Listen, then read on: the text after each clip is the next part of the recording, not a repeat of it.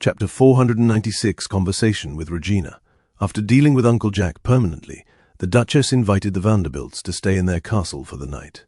Max, Lilia, and Bart experienced the most luxurious dinner that they had ever seen. Expensive fishes straight from Atlantis, hydra meat that only the draconian race consumed, the legendary griffin feathers, and a lot of other things that didn't even look edible. But they were definitely expensive for sure. Michael, on the other hand, was occupied because of the 4 royal grandchildren who pestered him for more soda. He spent the night making them each a barrel of soda and teaching them that it was better consumed with ice. They won't have trouble cooling it down because they had multiple mages on their employ. And as the night wore down, Michael was fetched by the Duchess out in the grass fields. He walked out of the veranda and saw her strolling in the grass as she observed the automobile up close and personal. "This is a fine piece of work," she marveled. "When Barnaby told me that there was going to be an upheaval in Metropolis soon because of this machine, I didn't believe him.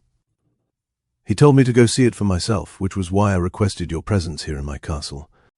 In hindsight, I should have delayed so that you wouldn't have had to go through that duel with Jack. But I guess it's all for the better now since you took him down." Michael walked towards her. "That's all in the past now," he said. "Let's get down to business. Would you like to inspect the automobile?" This was very important. Her verification was the only thing he needed in order to make his truck and his automobiles legal in the streets of Metropolis. "My twins have already told me about the automobile. I know it's safe. What I want to know is its capacity. I want to see the limits of what it could do." Michael nodded, knowing exactly what she was trying to say. "Would you like to try it for yourself?" he said as he tossed her the keys. The Duchess smiled as she took the keys and went inside the driving seat. And after he told her everything she needed to know to drive, she immediately stepped on the gas pedal and raced through the grass fields at high speeds. "I guess I know where Elizabeth's talent for driving comes from," Michael thought. Just like her, Regina was a natural at the wheel. Meanwhile, her Secret Service guards were inwardly biting their nails as they saw this scene unfold, but they couldn't do anything. She explicitly told them not to bother her during this time. 5 minutes later, the car skidded in front of Michael and came to a complete stop. The car's exhaust was almost panting, as if it couldn't keep up with its driver at all despite being a machine. "This is beyond my expectations, and to think that it only requires oil to function, it's a miracle," the Duchess claimed. "Once you put a carriage behind it to increase the loading capacity, then I can see the automobile revolutionizing Metropolis." Michael smiled, knowing that this was his chance to showcase another one of his automobiles. "There's no need to do that. The automobile is designed only for human transport. I have another one called a truck. That one is a lot larger and is designed to carry a lot of items. Would you like to see it?" The Duchess was surprised. She immediately agreed. Michael used his shadow skill to transport the large 6-wheeler truck into the Duchess grass fields in an instant. Because of its size and weight, the amount of mana in the air decreased significantly, to the point that even the Duchess was able to sense the difference. That is amazing. She had heard from her children that Michael was extremely talented in the mystic arts, but she didn't know just how much. Seeing it firsthand made her audibly gasp out loud, as she would have never thought that something as gigantic as the truck could be teleported with a spell. Why haven't the Guild of Arcana taken you in as the next big genius?" she asked genuinely. "If he had chosen the path of the mystic, then he would have been renowned across the entire world by now." "I'm not interested in that. I just want to build a world that I'm comfortable in," he answered her truthfully. "And this is how I'm going to do that. Set your sights onto our truck. It can carry weights up to 10 tons. That number was jaw-dropping. Transporting that kind of weight would have taken at least 100 carriages going back and forth through large distances. The labor and expenses for such a large task would have certainly halved the profits that a company would have made. But with this truck, one needed only one trip. And with its speed, the travel time would be reduced to a mere fraction." The Duchess' eyes glistened as all sorts of ideas popped into her head. She started to think about the problems of Metropolis and how the automobiles and the trucks would solve every single one of them. This was truly revolutionary. The Duchess felt like she was in the start of a new era, one where it was heralded by the rise of this automobile. Because of that, she knew that she had to jump on the bandwagon as soon as possible. "I want to purchase as many automobiles as you can produce," she declared. Michael smiled. He expected this. Almost anyone who saw the truck would want one for themselves. "Here's the problem, Duchess. I don't think that your roads are capable of withstanding the weight of this truck. A simple 4-wheeler truck is the limit. If you want bigger trucks like this, then you'll have to expand and fortify your streets." The Duchess was perceptive. She saw through the hidden message in Michael's words, I take it that you can provide stable enough roads for these trucks? She asked, amused. As a matter of fact, yes. My golden road has already been tested to withstand multiple trucks and automobiles riding through them without fail. You don't need to look further than Angora City to see how better their streets became after I implemented new roads. The Duchess couldn't help but smile as Michael made his pitch. The more she interacted with him, the more he looked like he wasn't a child at all. His business acumen rivaled and bested that of adults. Ha ha! Don't get so ambitious now, Michael. Let's start with your automobiles first. Once the roads need improvements, then you will be the first one I'll consider. Why not start now? He asked her. You're not ready for it, she told him. Your inventions may be good, but your company is not ready to handle such a task. After all, if I allow you to start renovating the entirety of Metropolis, it will look like you've become the sponsor of the territory. Your company isn't ready for that. Michael looked at her and saw wisdom behind her eyes. She was giving him advice, and it would be stupid of him not to take it. All right, he acquiesced. Then the automobiles first. Chapter 497 Duchess for a reason. The Duchess then flashed a smile as she looked at Michael. But if you really insist on wanting to increase your standing in Metropolis as fast as possible, then I can give you the contract to replace all our streets with your own design. Her offer looked really tempting, but Michael knew that there was a but coming. But I have a condition for that. I need all of your automobiles and trucks that you can produce, not just one, not just 10, all of them. If you can do that, then I'm willing to go out of my way and declare that your company is now our sponsor. Your rankings will immediately shoot up the Golden 500. What do you say? On the surface, this was a very good deal. Having a permanent contract with the Duchess herself allowed them to earn money perpetually. However, if Michael were to accept this deal, then he would think about his profits in the short term. But in the long term, this was a bad deal. If I accept this, then does that mean that I can't sell automobiles and trucks to the rest of Metropolis? He asked, already knowing the answer. That's right. It'll only be our property. This severely limited the scope and range of the automobiles. If he could only sell them to the royal family, then it would severely limit the future of automobiles as the leading transportation of the entire globe. That was not what he wanted. Michael hadn't even spoken yet, but the Duchess already knew what he was thinking about. This is the price of becoming the sponsor of Metropolis, Michael. Mind you, not even Alaric or any of the legacies have been given the privilege of hearing the price of sponsorship. Even if they give me their entire companies, I would still refuse them outright. But I'm willing to give this opportunity to you, Michael. I believe that your automobile has a high enough value to allow you to become a major partner in Metropolis. This is a once-in-a-lifetime deal. Do you accept it? Of course, Michael knew he had to say no. Metropolis wasn't his end goal. It was the entire world. He looked at the Duchess and saw an almost imperceptible glint on her eyes. It was almost as if she knew that he was going to reject the deal. She's shrewder than I thought. She knew that the deal wasn't good, but she still offered it because she wanted to see how I would react. It was a test. She wanted to find out if he could discern a good deal or not. And if I reject the deal, then she would find out that I'm as good of a businessman as she thinks. If I accept the deal, then she gets access to one of the most important inventions in the entire world. She would get sole access to the automobiles in Metropolis. A smile grew on Michael's face. I'm sorry, but I'm going to have to decline, he said to her, bowing respectfully. But if you want to buy my automobiles, then I'm afraid you'll have to wait until the auction takes place. I have an agreement with Barnaby that allows me to auction them off to the highest bidder. There was hidden subtext in his words. If you want to buy the automobiles, then you'll have to get in line, and you better make sure to prepare as much money as you can possibly take out. After a second, Duchess Regina couldn't help but laugh out loud once again. She immediately sensed Michael's words. Ha ha! All right, then I will wait patiently for the time to come. In the meantime, you better make sure that the automobiles are in good condition. I'll be using them immediately once I obtain them. The Duchess' words were straight and direct. She was going to get that automobile in the auction no matter what. There was a sense of confidence and power in her words that Michael dared not to doubt. Something told him that she would pull out all the stops just to show off her wealth to him. Even though she knew that this wasn't going to be the only automobile in Metropolis, and that Michael was going to be selling them wholesale in the future, the Duchess still wanted to have a show of power and wealth to everybody by obtaining the automobiles before everybody got them. That's gangster, Michael thought. Then does that mean that automobiles are officially allowed in the streets of Metropolis? He asked her. Yes, I've seen enough. Michael's excitement grew. Finally he could start his business and hopefully gain enough to get the ranking he needed to participate in the auction. Once they were done talking, Michael and the Duchess talked for a little bit more until it was time to sleep. And the next day the Vanderbilts prepared to return to their estate. The Duchess requested Michael's presence one last time before they left, and he had a good guess as to what she wanted to talk about. They met in her royal throne room, where she sat in a high chair overlooking the entire palace. Michael, I hope you had a good sleep. I've had better. The bed was far too stiff, and there wasn't any heating in the room to make himself completely comfortable. The Duchess laughed, knowing that the bed she gave him was worth 1,000,000 gold coins since they were made out of exotic duck feathers. As for me, I haven't had this good of a sleep in a long time, she said, as she looked fondly on the back where her children and grandchildren were happily frolicking in the halls. This is all thanks to you, Michael. Because of that, I want to give you what you deserve. The Duchess gestured for someone to come, and soon Angela came out of the shadows and kneeled to the throne. I have prepared for the item as you requested, she said, fixing her thin glasses. With a nod, Angela turned to Michael and presented him with a metal box. Upon first inspection, Michael thought it was a solid piece of aluminum. But as Angela handed it over to him and his hand made contact with the metal, he felt a tug in his heart. There was something inside the box that was calling to him. Could it be?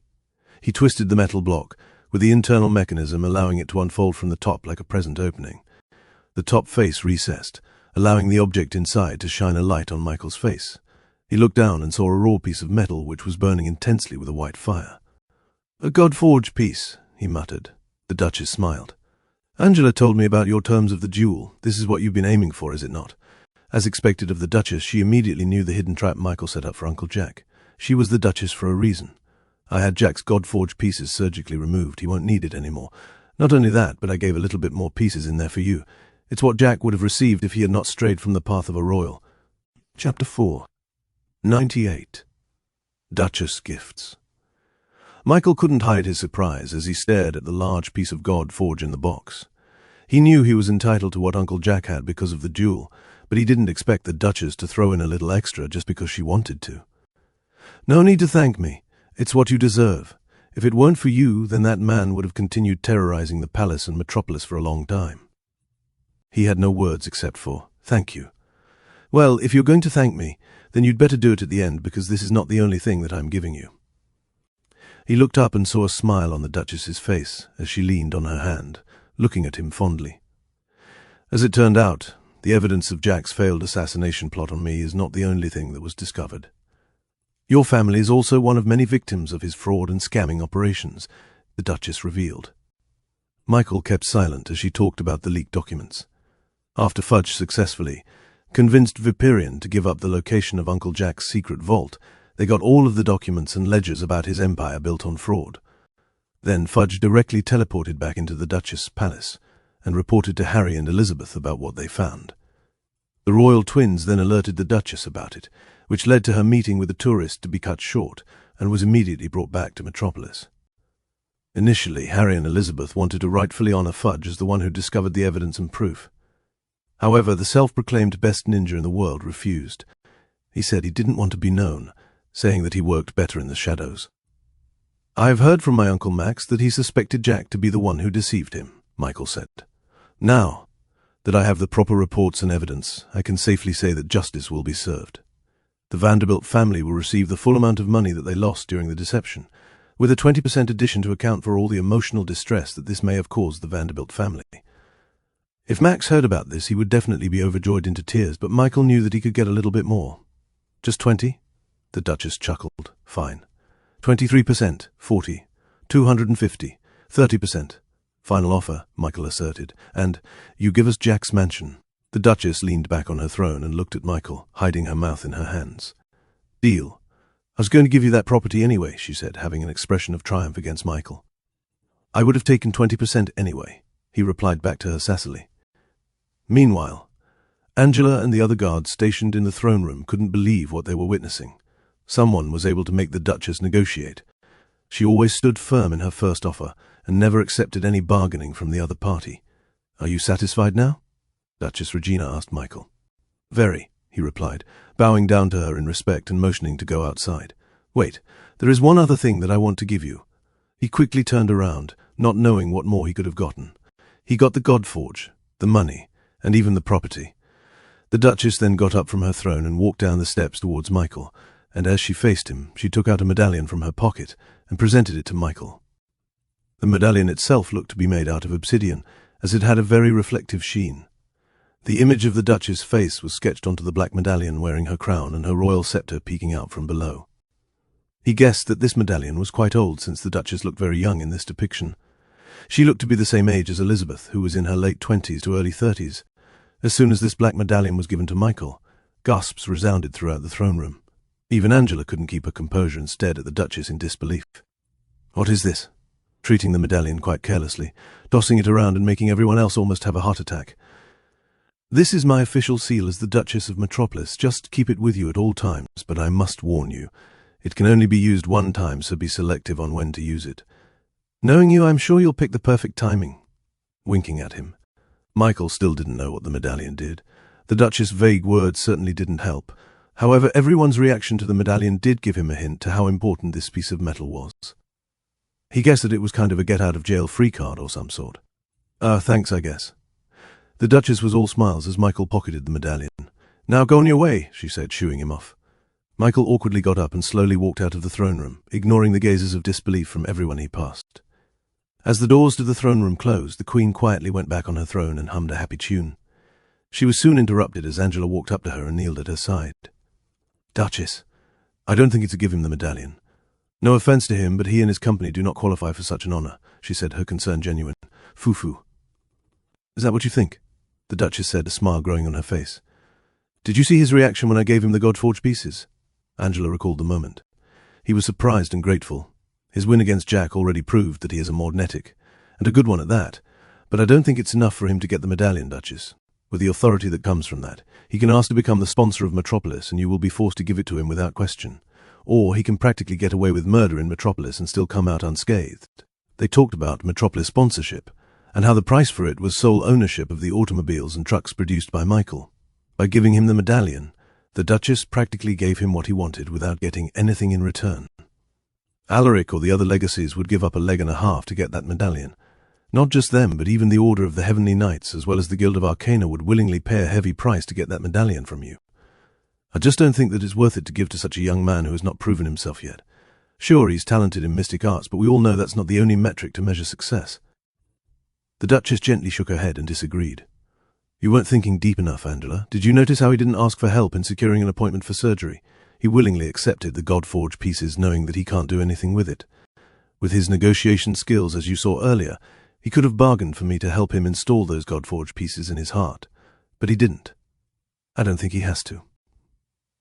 Angela's face contorted, as she couldn't understand what the Duchess was trying to imply.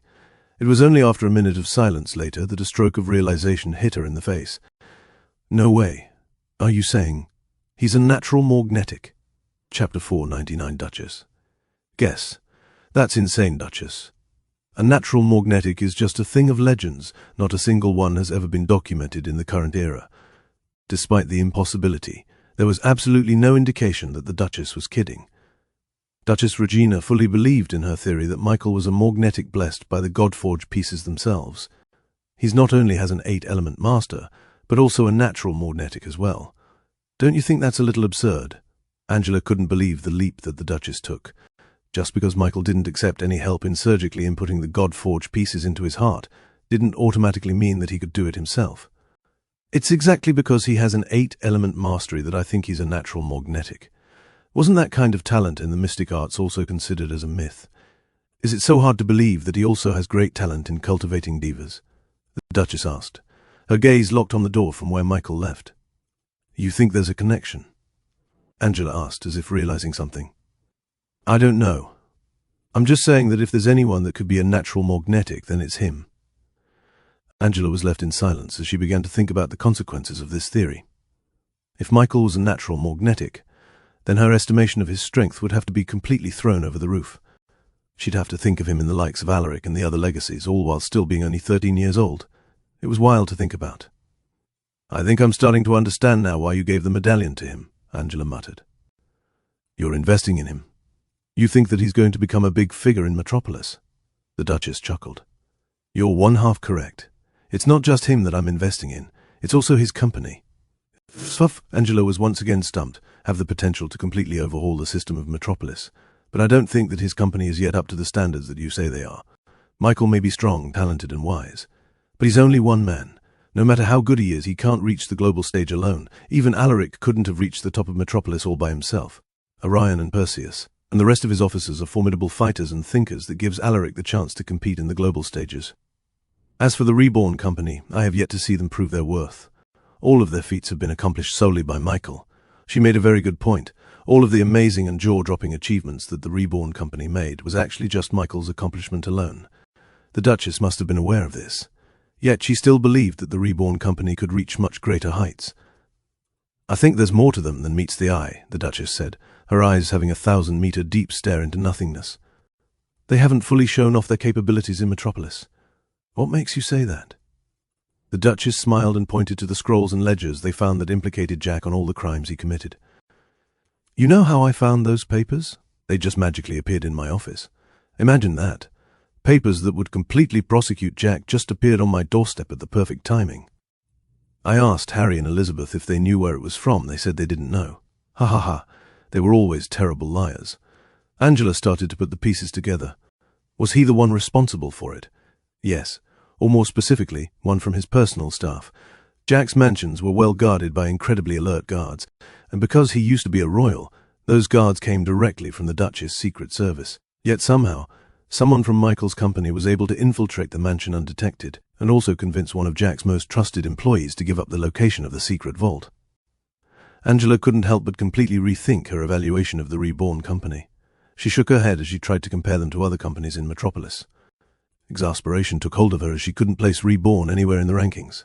They were a complete wildcard in her opinion. "Do you see now why I gave him the medallion? I'm excited. I want to see how he'll shake up the foundation of Metropolis." "Yes. I understand it now, Duchess." Regina then noticed a look on her attendant's face. "What's wrong, Angela?" "It's nothing, Your Highness. It's just that I remembered my sister." The Duchess remembered that Angela did have a sister. "Ah, yes. What was her name again?" "Eula." "Una, Duchess. She was instructed by our grandmother to go to the King's region and advance her studies in diplomacy. Last I heard, she seemed to have just arrived here in Metropolis." The Duchess didn't know why, but she found that quite amusing. "Have you reached out to her yet?" Angela shook her head. "She doesn't know that I took residence in your palace, Your Highness. And to be honest, I don't know how to break the news to her." "Why not just invite her here?" the Duchess asked warmly. "It'll be good for me to get to know her. Wasn't she considered a genius as well?" "Yes," Angela nodded, her face having a glint of pride. "Our grandmother has been raising her up to be her successor. If not for that, she could have become a heavenly knight in the order." The Duchess couldn't help but praise the genes of Gere Montgomery. Just then she thought of a silly little scenario. Ho ho ho. I wonder what would happen if the two of them were to meet. Angela raised her head. "Michael and Una." The Duchess clapped her hands. "Yes, wouldn't it be a perfect pairing?" "I'm not so sure about that," Angela muttered. "Our grandmother is not so fond of the Vanderbilts." "You don't know Gere like I do," said the Duchess, laughing. "If she meets Michael, I'm sure she'll like him just like I do. The boy has the same fangs as Wise, but is a completely different species from him. She'll be able to appreciate him, especially since it doesn't look like him and his grandfather have that much of a connection." Judging from the fact that Michael didn't use his last name all that often, the Duchess correctly deduced that he was trying to separate from the legacy of Yais as far away as possible. And that was what Gere exactly liked. Just then, the doors to the throne room burst wide open as the royal grandchildren came running inside and playing swords and shields. "My little cuties!" the Duchess warmly greeted them. The four children ran to their grandmother and began jumping up and down on her throne, completely disregarding her authority as the Duchess. She didn't seem to mind, though, as she fondly wrapped her arms around them. "Boss Mikey left. Now we don't have any more soda. Grandma, can we have more soda, please?" Grandchildren like this, Regina couldn't help but be curious. "What soda?" The children hurriedly exited out of the throne room and happily gave their grandmother a cup of soda from the barrel that Michael left before he returned to the Vanderbilt estate. The Duchess looked at the carbonated drink and cautiously took a sip. And as soon as she felt that fizz on her mouth, her eyes widened. Not a lot of people knew this, but she actually had a sweet tooth. She loved the soda immediately, just like her grandchildren. Chapter 500, Thinking of Soda Business. Michael and the Vanderbilt family were soon returned to their estate. Of course, they were once again escorted by the Duchess' personal guards, gathering a lot of awed looks from their neighbors. Max was the first one to get out of the carriage. His eyes looked dazed, as if he was in a constant state of shock. Tracy, his wife, walked up to the gate and saw her husband walking with his head down. Immediately, she thought that something had gone wrong. "It'll be okay," she consoled him. The other Vanderbilt family members got out of the gates and welcomed back their relatives. "What happened? Why did you meet with the Duchess? Do we have to leave the mansion? Should we start packing now?" Everyone looked towards Max, whose legs were jelly and had to hold on to his wife to keep walking. We got it," he muttered, unheard by the others. "What did you say?" "We got it back," Max murmured louder. "Got what back?" Tracy asked, staring at her husband. Max then stopped in his tracks and looked up at the skies. It was bright blue and full of hope. "We got it back," he shouted to the top of his lungs, surprising the rest of the Vanderbilt family. "Dad, what are you talking about?" his son William asked. "Our money, we got our money back," Max explained. "We found the culprit for the scam and the Duchess is giving us everything we lost, plus 30%. This time, everyone in the Vanderbilt family showed the same dazed expression Max had in the beginning. They had been hoping for this for so long that they completely gave it up. But now that it was here, they could hardly believe it. It was at that moment that the royal attendant that escorted them from the palace approached him. "Max Vanderbilt, the Duchess would like to personally apologize for any hurt that the royal family has caused you." Max immediately got down on his knees and waved his hands. No, the Duchess already spoke to me about that. I told her that I didn't blame her." The royal attendant then took out a scroll and read its contents right within earshot of the Vanderbilt family. "For compensation, Her Highness will give you the full amount of money you lost, plus 30%. She is also presenting you with the former territory of Jackie's mansion and all his belongings inside it. The Duchess knows that this is not enough to erase the hurt that you have suffered, but she hopes that it's enough to heal." Max was handed the official deed to Jack's mansion, as well as the keys to unlock it. The royal attendant then looked back at the soldiers and clapped. "Please bring the chests inside their mansion," he told them. "The Duchess." Royal guards began unloading heavy chest after heavy chests inside their territory, making every single Vanderbilt stunned into silence. Each time those chests hit the ground, the very satisfying sound of gold coins clinking against each other resounded out and made their jaws a little more dropped each time. "Dad, is this real?" William asked as he opened one of the chests and was met with a mountain of literal gold coins. Its shiny luster reflected onto the faces of the Vanderbilts, stunning them. "I don't know. It doesn't feel real," Max said. He quickly turned to Michael, the boy responsible for all of this. "I can't take this. You should have it. I didn't even do anything." Michael backed away, his hands refusing. "That's your money, not mine. It was just returned to you, with a little bit of extra." Max still wanted to give at least the 30% extra money to Michael for all he has done for the Vanderbilt family. "Trust me, brother. He doesn't need it," Bart said. "That's right. My boy wants you to have all of it, so you should get all of it," Lilia added. Max then looked at the deed in his hands and pushed it into Michael's chest. "How about this mansion? Michael, you should have it. You're the one who got the documents in the first place." Now, this new territory would be extremely useful for a budding company like Reborn. However, Michael knew that Max and the Vanderbilt family needed it more than him. He was quite content with what he had in Main Street. "That can't do," Max asserted. "You have to take this deed whether you like it or not." There was absolutely no changing his mind. Max felt that he had received enough blessings for one day. He would just feel bad knowing that he reaped all the rewards while Michael was the one who did all the work. Seeing his uncle's stubbornness, Mikhail thought of an idea. "How about we share it? I have a bit of an idea on how we could use the new real estate." Max wanted to immediately refuse and just outright give the deed to him, but Michael interrupted him first. "Now, this isn't a charity. This is a business deal between the two of us. I'm thinking of starting a soda business in Metropolis, and it just so happens that I need a new factory to mass manufacture these drinks. My idea is that we tear down the mansion entirely and build a factory there that produces soda. I'll be in charge of all the materials, the ingredients, everything. Meanwhile, your family is the one in charge of manufacturing. I'll essentially hire you all to make soda. How about it?" Now, usually for these kinds of products, Michael would have just chosen to create a factory back in the nation of Reborn, since they had unlimited real estate there. That was his original plan. But now that they were handed a new territory, it sounded like the perfect moment to create a new factory here in Metropolis. It would save him a lot of money with transportation. Not only that, but he'll be giving his relatives jobs to make a living. "What about it?" Michael asked him. Max looked back at his family and saw them all fawning over the millions of coins in the chest. "I accept," Max said, enthusiastically shaking Michael's hands. This was the chance he'd been waiting for. This was the chance for the Vanderbilt name to once again soar through the skies of Metropolis. And now, Max could be assured that they were in the right hands. In his heart of hearts, Max knew he wasn't fit to be a leader. He was more of a follower. And he had a feeling that following Michael was the right decision. It was the only decision. Michael had proved himself to be a terrific person and businessman. Max felt honored that he would get to be a part of such a company with very high potential. "This is great," Lilia cheered, clapping at this very special occasion. The other Vanderbilts were also brought near to tears as they heard about their new jobs at Michael's factory. They didn't know what they would be doing, but at least they could do something. And so, a feast commenced in the Vanderbilt estate until late in the night. But while everyone partied, Michael worked. It was now time to unleash the armada of automobiles in Metropolis. Chapter 501 automobiles deployed. Michael immediately transported himself back to Main Street in the Upperwood district.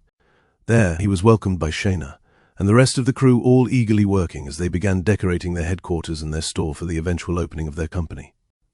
"Lord Michael, welcome back. How do you like the place?" Shayna asked, bowing. Michael looked around the room and felt like he was transported back to his previous world. The lobby of their new headquarters looked exactly like one of those high-rise buildings from large cities that were very spacious, had a modern and simplistic design, yet still showed luxury quietly. Still showed luxury to running in the background, powering the lights and all the operations needed like the plumbing and other such systems. At the very front of the lobby was a large signage of Reborn in all caps and had subtle yellow lighting on the background. "I like it. It feels very professional," he praised them.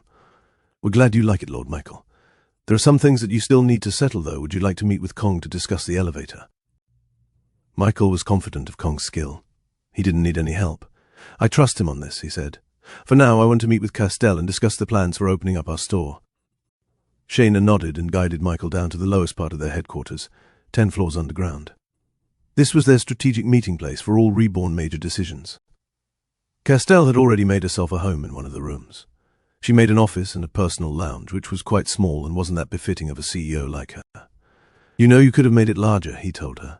"I'm fine with this, young master. I only need a bed to sleep in and I would be satisfied." Castell couldn't be argued with. Even after all this time, she still wore her Vanderbilt-made uniform, despite being the CEO and head of all operations of Reborn for a few years now. "Let's talk about our department store on Main Street. How is it going?" Castell took out a few papers from her envelope and began giving it to Michael. "We have prepared a specific list of items that we think are going to do well in Metropolis. This is compiled from all the customer information that the Shadow Orcs have gathered in the Upperwood district. We are of the opinion that we should be selling items that people are already familiar with. Of course, our products are a lot higher in quality, so people will naturally want to buy ours instead. This will get them through the door. Now, in order to distinguish ourselves from the other companies, we think that it's best if we now introduce them to items that they'd never seen before. This will leave them a lasting impression and allow the Reborn name to naturally be spread in the customer's mindspace." Michael looked at Castell's report and found nothing wrong with it. "Okay, let's go with your plan. Have you started the delivery of the items?" Castell nodded. "The trucks are on their way to Metropolis as we speak. We have taken them from our stockpile in Angora City, so they will probably arrive in 1 or 2 days tops." According to her reports, there would be about 10 trucks in total going to Metropolis, carrying all the items they were going to sell in the department store, and in the future about 5 more trucks would come every week in order to replenish their goods. And once demand goes up, they would probably have to increase the delivery of items even more. Thankfully, the Duchess had already assured him that the guards at the wall would allow them passage once they arrived. Now all he had to do was wait. "There is one more thing that I want to do, Shayna. I was just recently given stewardship of a mansion near the castle of the Duchess. I'm planning to build a soda factory there." Shayna's eyes widened. "Soda, Lord Michael. That is a very interesting product indeed. This is perfect," Castell claimed. "It will allow us a better foot in the door if we focus all our efforts in advertising soda to our customers." Since the Reborn company offered anything and everything, there wasn't really a distinct product that they were known for. This would make it hard for people to remember them, since they didn't know what they offered. Of course, this was no problem in territories that they already conquered, but for Metropolis, where they were unknown, one breakthrough product was all they needed to get their name in the zeitgeist of Metropolis. People would know Reborn for their sodas, and once they got to know Reborn better, then their other products would become popular as well. "Shayna, have our engineers design a factory for the sodas. I'll give them all the details, so please assemble a team for me." The white-scaled Dragonborn nodded, gave a list of the engineers she needed. With the help of the Shadow Orcs, those engineers were directly teleported to their meeting room. "Thanks for meeting with me," he said to them. "This is what we need to do." He told them the specifications of the factory, what they produced and what operations were needed to get that end result. After all, they weren't just making the sodas in the factory. They were also making the glass bottles needed to sell them. "This is doable, boss. Just give us a few days and we can get the draft done," said one of the engineers one day past. Back in the association headquarters, Claudia buried her head into her desk as piles and piles of paperwork came into her room. "Miss Claudia, the Crocodile Leather Company is requesting a duel with their rival, the Alligator Club. "Miss, two high-ranked wine companies are requesting their own sanctum duel. They wish to ask if we can get them ahead of schedule." Claudia groaned. "No, we are already backed up as it is." She was having trouble with the influx of jewels because everyone was in a hurry to prepare for the parade. And if the timing couldn't get any worse, the auction at Barnaby's vault was also close at hand, further increasing everyone's desire to stock up with as much money and power as they could store. Miss Claudia, there seems to be a commotion in our lobby. There's a lot of big shots requesting your presence," said one of her employees hurriedly. Claudia sighed and got up off her desk and walked to where the commotion was taking place. And as she got there, she saw that there were quite a few high-ranking company leaders waiting patiently in their chairs. They weren't at the level of the legacies, but they were still up there in terms of ranking. For example, the Crocodile Leather Company was in the 312th spot, while the Alligator Club was in the 325th spot. "Mr. Crocodile, Mr. Alligator, what have you come here for?" Claudia asked them. The crocodile man, wearing crocodile leather all over his body like a cowboy, tipped his hat at Claudia. "We're here to get a duel, ma'am. I want to get his spot in the product approval, Chapter 502 trucks." This was not the first time that Claudia heard this kind of term in a duel. After all, Metropolis was a well-regulated territory. Not just anyone can sell a product that was untested and unproven by their standards. The Duchess and her royal family ensured the safety of their citizens through this strict regulation method. Now, because of the pressure of the parade as well as the auction, many people were pressed to find better products to sell to the general public, as well as the tourists that were going to be visiting them soon. Many people know that tourists from another continent lived a completely different life. Therefore, the products that many people need here in the royal continent may not necessarily be wanted by the tourists that would be visiting them. It was very well possible that a rare product could be considered common in their continent, and vice versa. Because of this, many companies were starting to develop new products that could possibly allure those tourists into buying from their company. Now comes the problem for many companies. The sheer volume of people that are requesting inspections from the royal family was up in the tens of thousands. There were far too many of them. And given that inspections took about 1 day at the earliest and a week at the latest, many companies had to face the realization that they would probably have to wait a year or two to get their products verified by the proper authorities. That would be far too late. Of course, many people could choose to have their products unverified. Tourists would be more likely to purchase from companies that had the official seal of the Duchess. So people were still very much desperate to get their products checked. That was why many companies chose to battle it out against other companies to get a much better spot. "I'm sorry, but you will have to wait for your allocated time period," Claudia said, apologizing to the alligator man and the crocodile man. The two company owners pursed their lips and shook hands amicably. Just then, Claudia felt another tap on her shoulder. "What is it?" she asked, a bit exasperatedly. It was one of her employees, who Claudia assumed was about to tell her about another pair of companies wanting to have a duel. "Miss Claudia, there's been some commotion at the gates. Some are even saying that we could be getting raided." She certainly wasn't expecting that kind of news. Claudia immediately went on horseback and rushed to the south side wall entrance, where there was already a large crowd of people gathering around the streets. Using her authority, Claudia pushed through the mass and to the very front of the line, where a line of soldiers were keeping everyone at bay. "What's happening?" she asked them. One of the soldiers saluted before explaining. "It's because of those metal objects, madam."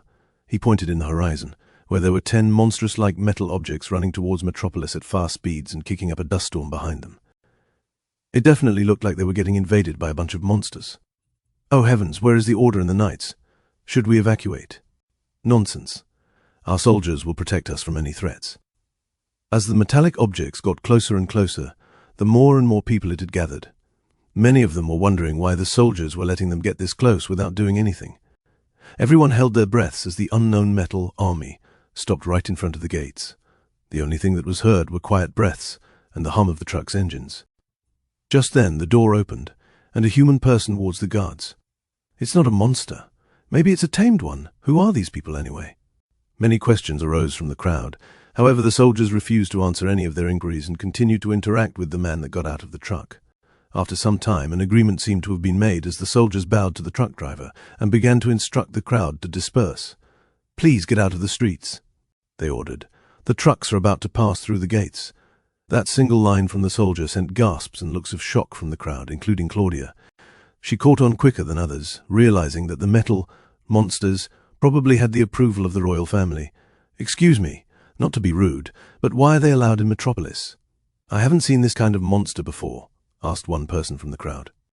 "It is not a monster," the soldier reiterated. "This is a vehicle that is permitted to enter Metropolis premises. Once again everyone was shocked. This was a vehicle. It was far too big and looked too heavy to be moved by ordinary means. Does that mean that this vehicle was approved by the royal family? The soldier nodded. That is correct. I haven't seen this vehicle from the waiting list of approval.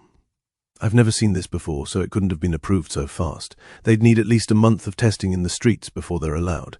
The one who asked that was a company owner who also had a product pending for inspection. So, he knew what he was talking about. This got everything talking to each other, which delayed the entrance of the truck even more. The soldier slammed the bottom of his spear into the ground and demanded everyone's attention.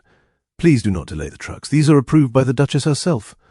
This sent waves of even more shock and disbelief. No wonder it didn't have to be tested in the streets for a month. The Duchess herself gave her seal to the vehicle. Because of this, the truck went from a strange, mysterious, and possibly dangerous vehicle into something that the general public was intensely curious about. What was good about this big vehicle that even got the Duchess approval?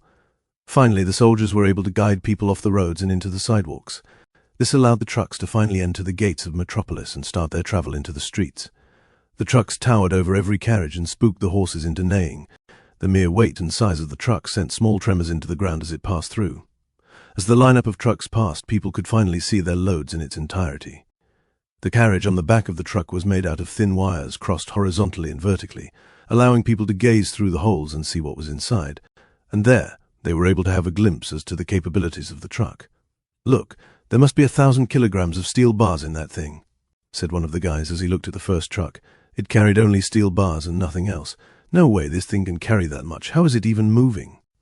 It would take at least 20 carriages to transport that much metal, but it only takes one for this vehicle. Chapter 503 Truck Sending Ripples. Many were in pure disbelief that a vehicle could carry that much. But their surprise didn't end there. What's that I smell? Is that weeding whisper? Gasped one of the spectators. One of the trucks carried exotic spices and herbs specifically only found in the King's region. Almost no one from Metropolis even knew what they were. But there were a few from the crowd who were knowledgeable about the spices and therefore were shocked at their appearance. "Brother, what's the big deal about some plants?" asked the guy beside him. "Weeding whispers can only be found in the King's region," he answered. Once everyone heard this, they muttered amazement underneath their breaths. The fact that this vehicle traveled all the way from the King's region meant that it was durable despite the long distances that it had to travel. However, for the knowledgeable man in the crowd, he didn't think that the people understood just how impressive this feat was. "You guys don't understand. Weeding whispers will wilt once it's plucked from the ground within half a month, yet the plant here is clearly still in good shape." Those that understood his words gasped at the realization. If the truck contained weeding whispers that were still in proper condition, then that meant that it had traveled all the way from the King's region to here in Metropolis in under half a month. This was unthinkable in their terms. Even the best carriages equipped with the best horses could only go from the King's region to Metropolis in about 3 to 4 months. Of course, rather than thinking that the trucks could travel that fast, most people would rather believe that they were assisted through magical means in order to achieve a time that fast. With a 7-star or 8-star mage helping speed up the travel or delay the spoilage of exotic herbs and spices, then it was more than possible for those trucks to achieve what they had achieved. That was why most people thought that the trucks were possessed by one of the legacies. After all, only they had the money and resources to fund such an extravagant way of transporting items. Do you guys think that there's a mage inside that? I think there's a tamed monster inside that metal thing. That's probably how it's moving despite being so heavy. I wonder who it is. Are they from the Guild of Arcana? I heard that there's a strong mystic arts user from the Alarix Gilderan Company. It could also be from the Quench Company. Bobby's the only one that can create such a magnificent work of metal. The general public made their opinions. A lot of people followed the truck to its destination and found it in an abandoned mansion near the Duchess Castle. There, the trucks made their stop and people began to unload all of their cargo. The Rebornians quietly worked, using their unique skills to easily transfer all the steel beams, fresh ingredients and herbs, and other construction materials needed for their new soda factory. Does anybody know who owns this land? I didn't even know people were in this mansion. I always thought it was abandoned. It only took a few minutes before the trucks fully unloaded all of their cargo, and soon after that, they exited out of the mansion estate and went on their way back to the Metropolis walls. The trucks left just as fast as they arrived. Although these trucks appeared for less than half an hour inside Metropolis, the commotion that they created reverberated through every nook and cranny of the territory. Practically everyone heard of it. Now this was a place that didn't have social media. Everything spread through word of mouth. Many thought that they were a hoax or a myth that people created to gain attention. However, too many people witnessed the trucks for it to be a lie. Not only that, but the fact that the Duchess herself gave her approval for the truck's entrance meant that the rumors about it were most probably true. The Magic Tower, for instance, were once again in disarray, as they discussed how a truck like that would be feasible. Gentlemen, do you think that it's possible for those trucks to be powered by magic? If the rumors about the trucks are true, then they should be. There's no other explanation. How could a vehicle that large and heavy be able to travel from the King's region all the way here in Metropolis? If so, then what kind of magic would be able to do that? The mages and wizards thought in silence as they tried to think up of any known magic spells that could accomplish what the trucks had accomplished. Maybe an object flight spell. It would significantly lower the travel distance since they wouldn't have to go through obstacles. That's just not feasible. They'll need 10 7-star mages casting that spell for a full day to make that happen. The room once again was enveloped in silence. "We have to know how this is possible," said one of the senior wizards. "We'll be able to solve our problems in procuring ingredients for our potions. We'll be able to save a lot of money and possibly even increase our cultivation by more than twice. If they had access to the loading capacity of the trucks, then they'd be able to transfer items from all over the continent to help them with their studies, therefore helping them break through to the next star realm." This was the reason why they were fixated on finding a way to replicate the trucks with magic. However, even with all of their brain power combined, they couldn't find a way to make something as heavy as the truck moving at such fast speeds. It was simply impossible and inefficient. How are they even able to do this? Could there be a new breakthrough in magic that we don't know about? Maybe there's really a tamed monster inside those things to make it move. Just then, the door to their meeting place burst wide open as a mage in a black robe and tilted wizard hat came rushing in. "Ha, sir! I was able to find a magician that witnessed the trucks move for himself," said the rookie wizard. Another man in civilian uniform bowed to the officers of the Magic Tower before describing what he saw in the trucks in detail. "Sir, I'm sure that there is absolutely no magic involved in those vehicles." His controversial words sent the meeting into an uproar. "That simply cannot be possible. Perhaps you were mistaken. Maybe they were able to use a magic spell to hide the mana coming off." However, to prove his point, the man simply just presented a crystal ball to the wizards. It was completely transparent with no color at all. "I touched the truck myself using this crystal ball, and as you all know, this ball will glow into a different color once it comes into contact with any magic spell, no matter how hidden it is." The ball was indeed transparent, leaving the senior mages and wizards unable to say anything else. Finally, they all turned to the Tower Master. "What do you think, Tower Master?" Chapter 504 Magic Tower's Participation. All this time, the Tower Master had his eyes closed and his lips pursed. He went into this meeting without announcing presence at all, as if he was nothing but the wind. Everyone thought that he was simply concentrating on trying to find a solution for the truck's mystery. But in truth, the Tower Master was afraid. He was afraid that if he opened his eyes, he would see a piece of paper magically transported in his hands. After hearing about this truck, there was a sinking feeling in his heart that this was related to that boy, that genius boy, who seemed to have no limit in his talents, that boy that destroyed all common sense regarding the mystic arts. He didn't know why, but he had a premonition that he would soon find out the mystery behind those trucks. Tower Master. Each one of his senior wizards looked at him expectantly. Eventually, he knew he had to find out the truth. He opened one eye warily, peeking out into the fray. Then he looked down at his hands, trembling at the thought that his dear old friend would once again give him some very timely news about this Michael boy. As he slowly opened his eyes more, he saw his hands completely laid flat on the table. He opened his eyes fully. There was no letter. "Yay!" he cheered out, surprising everyone in the meeting room. "What is it, Tower Master? Have you figured out what kind of magic they used to power that vehicle?" The Tower Master shook his head. "I don't know," he said jovially. At this point, everyone couldn't help but look at the Tower Master, wondering if he was still right in the head. They knew that mystic masters of the Guild of Arcana were always usually eccentric and weird, but their Tower Master never exhibited this kind of behavior before. "Let's not talk about those vehicles anymore. We don't know how it works, and we'll probably never know. And just like what this young man said, it's possible that the machine never used any magic at all, making it useless for us to try and decipher." Hearing those words from their leader, the senior wizards finally decided to leave the topic closed for now and simply revisit it at a later date.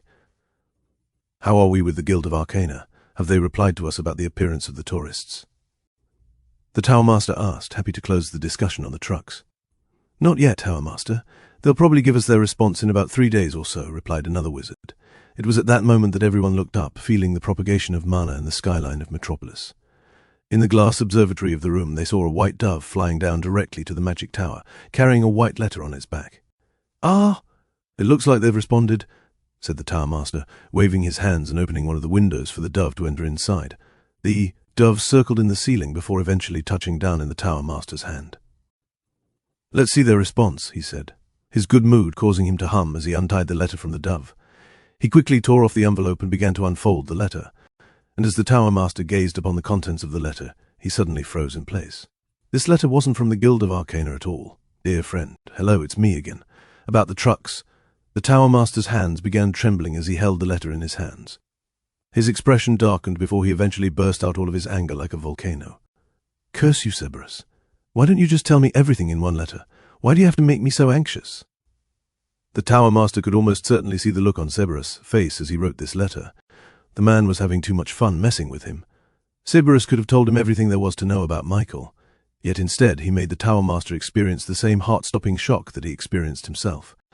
And just like he suspected, the genius boy Michael was the one responsible for the trucks, and this time there wasn't any magic involved in it at all. Still, the fact that a boy could be this mystically gifted while being talented in machinery could be considered way too unfair. "Did the goddess play favorites?" "Tower Master, is something wrong?" the wizards asked him. He slammed the letter on the table, getting everyone's attention. "We don't have to figure out the secret of the trucks. Even if we had 100 years, we won't be able to solve it." The other wizards expressed their disappointment. They really needed those trucks. "Then what shall we do?" "We'll just buy them. The trucks will be for sale in the auction on Barnaby's vault." This lit a fire of excitement in everyone's eyes. Acquiring those trucks was now their only priority for this auction. They were even considering just skipping the auction this year round, but after knowing that they could buy the trucks, they were now fully engaged in the idea. "That's great, Tower Master. But if other people know about this, then they'll be fighting for the trucks as well. I'm sure that the word has already been disseminated all around Metropolis about their uses and capabilities. It wouldn't be an exaggeration to say that the entirety of Metropolis would be fighting for those trucks. Its uses were universal, meaning that everyone could stand to benefit by acquiring them for their own company. The trucks could probably triple or quadruple any company's current sales, which meant that they would fight that much harder in the auction to get it. If they had to give up everything they had, it would still be worth it. This meant that even a faction as powerful as them would have to fight tooth and nail to obtain it themselves. The legacies will definitely participate. Alaric will stand to gain so much from getting those automobiles. That's probably the reason why the Duchess approved it herself. She must also be planning on buying it in the auction. The knights will show up. Trucks will revolutionize their way of fighting wars. With the Magic Tower, they were the 6 major factions in Metropolis. It was very likely that one of them would win the trucks in the auction, given their immense power, money, and influence. The Tower Master nodded. "We'll have to ask for help from the Guild of Arcana. Send a message to them as soon as possible." The wizards in his command nodded. "What shall the message contain?" "Tell them to send one of the Mystic Master pupils. Braxton will suffice." The other wizards were surprised. They knew that this was important, but they didn't think it would be this important to even employ a pupil. "Are you sure about this, Tower Master?" "Yes," he nodded. "This will be very good for his development." Pupils of Mystic Masters were very talented. Only the best of the bests were given the chance to become a Mystic Master in the future. Because of that, most of these pupils tended to be lonely. They were at the peak, meaning they had no one there beside them. But this time, it would be different. The Tower Master was excited to see the interaction between Michael and Braxton. Those two would find themselves in common company and allow each other to push themselves to greater heights. Chapter 505, Legacies Wanting Trucks. The Magic Tower wasn't the only planning on increasing their power to compete in the auction. In the Knightly Court, just beside the Duchess' Palace, squires and knights were in deep training to prepare for the eventual fight in the auction. Their territory had 2 concentric circle architectures. The bigger circle was made for the squires and the knights in training. The whole area of the circle was equally divided into 10 parts, which was equivalent to the 10 ways that a knight could take in their cultivation. Although every way in the Knightly Court was supposed to be equal, this specific court in Metropolis couldn't help but have one way stronger than the other, and that was none other than the way of the axe. They had the superior number and power than the rest of the ways here in their branch in Metropolis. This was due to one single person. Kruger. He was one of the 10 heavenly knights in the order, meaning he had reached the peak of his cultivation and had no equal in the way of the axe. His mere presence allowed other knights and squires who trained in the axe to become so much better than they were before. His mere presence oozed the essence of the axe. And since he was a heavenly knight, the inner circle of the knightly court was reserved only for him and his personal students. Knock knock. A knight wearing full metal armor knocked on the door of the most powerful axe user in the world. "Sire Kruger, I have got something to report to you, sire." "Come in," answered Kruger. The knight opened the door and entered the Heavenly Knight's abode. There, in the corner of the room, he saw him. An orc with his tusks coming out from his lower jaw and twisting back outwards like it was his own personal face mask. His green skin was littered with battle scars that showed the history of how he achieved the title of the best in the world. "What is it?" Kruger asked, his arms crossed on his chest while looking out the window. "It's those vehicles, sire. We were able to find that they are going to be sold in the auction in Barnaby's vault." Kruger pensively looked at the window towards the court. His mind was running with thoughts of the future. Becoming a Heavenly Knight was not a title worthy for those who only have brawns. One must have brains to become one as well. He had correctly deduced that the value of these vehicles would cause the entirety of Metropolis to be engaged in an intense auction war. He began to think about the current situation of the knightly court and tried to estimate if they were capable enough of becoming the eventual winner of the auction. The legacies will go all out. They stand to gain the most out of all other major factions, Kruger muttered to himself. The Duchess will be a formidable foe, not just inside the auction but outside. As for the Magic Tower, they'll have to ask for help from the Guild of Arcana. He easily guessed the Tower Master's moves. After all, there was always a certain friendly rivalry between the Order and the Guild of Arcana. If he was thinking about going all out, then the Tower Master must be thinking that as well. Now, although he was a Heavenly Knight, there were certain prohibitions towards him when it came to things like this. He was far too powerful to participate in the auction. It would be unfair. Still, the importance of the trucks were far too big for him to simply just stay inactive. He knew that he had to move. If not him, then someone that he personally trained. "Sire Kruger, your students are asking which one of them you will send in for the auction," the knight asked. Kruger scratched his chin. "Tell Potball to sharpen his axe. This will be a good chance for him to make his sword heart stronger." In Kruger's opinion, Potball was the perfect man to send for the job. He was one of the most talented axe users that he was teaching, if not the most. The boy may be young, but he was able to keep up with his much older peers very easily. In a few years, Kruger could see Potball becoming the strongest knight in all of Metropolis besides him. He was trying to hit two birds with one stone. He would stand to have a better chance to get those trucks, and his student would also be able to harden his sword heart and improve much faster than normal. This auction would be a meeting place for geniuses and prodigies alike. He couldn't wait to see what would happen. Because of the unexpected appearance of the trucks, 3 of the strongest people in Metropolis gathered in one place to talk about their plans. They all gathered at a circular table. At the top was Alaric Goldman. His wavy hair up to his shoulders was now balled up into a bun. Because of this, his golden earrings were very visible to Bobby and Aerith, who was sitting opposite him. "Whoa. I can see you weren't prepared for this meeting," Aerith teased. "Who isn't?" Alaric replied. "The auction of this vehicle is important enough to stop my preparations for the parade." Aerith laughed, her pink ponytail hair swinging side to side. Foo. I can take over for that if you'd like." "Me first." Bobby raised his hand. "Joking aside, what are your opinions on the automobile?" Alaric asked. "I think that it is very important that at least one of us will be able to get it." "That I can agree with you," Bobby said. "Being able to transport 1,000 kilograms of steel at a time is very important to my business. As for me, even though my business isn't related to transportation, I will still benefit a lot from having such a large cargo load," Aerith answered. Alaric nodded. "It is important for the 3 of us. That is why I propose that we have another coalition." "A coalition? What if I don't want to? I have the proper strength to get it for myself," Bobby said straightforwardly. He wasn't bragging, just stating facts. "Yes, we all have the ability to fight it out for ourselves, but I'd like to remind you all that the other 3 factions are also fighting for these vehicles. The Magic Tower and the Knightly Court are both factions that have a much deeper source of power because of the organization they belong to. And the Duchess, while only having power in Metropolis, is not one that should be taken lightly. It's very much likely that all of them will pull out all the stops in order to get those vehicles. If we fight it out individually, our chances will only be about 16.67%. But if we group up, then our win percentage goes up to 50%. The Duchess, the Magic Tower, and the Knightly Court are already established. They don't need these vehicles. We do. Imagine how much better our golden roads will be through those machines." Chapter 506, Similar Backgrounds. Alaric's words got their attention. The Golden Road was their end goal. It was what their parents, their grandparents, and their family pushed them to achieve. This competition between heirs would ultimately end once a dominant Golden Road had been established in the royal continent. Alaric, Aerith, and Bobby were already starting to set up their own golden roads. And if they obtained those vehicles, then they could finally graduate from Metropolis and compete at a much bigger stage deeper in the Queen's region. These trucks would be their advantage against the other older and much more established companies further north.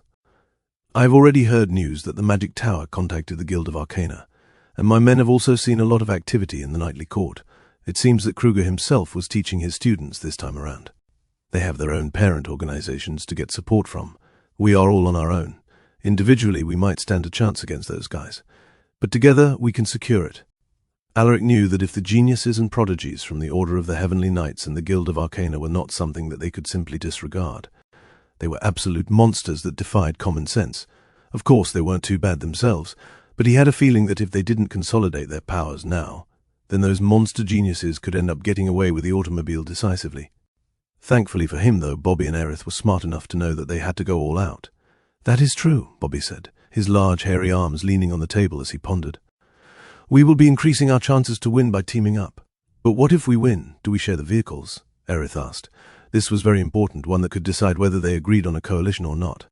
"It's up to you guys. We can either share it for ourselves or we have our own duels to see who will eventually win the vehicles." Alaric presented them with a choice, and from their expressions it seemed that the answer was simple. "Do you even have to ask?" Aerith chuckled. "We'll have our own competition at the end."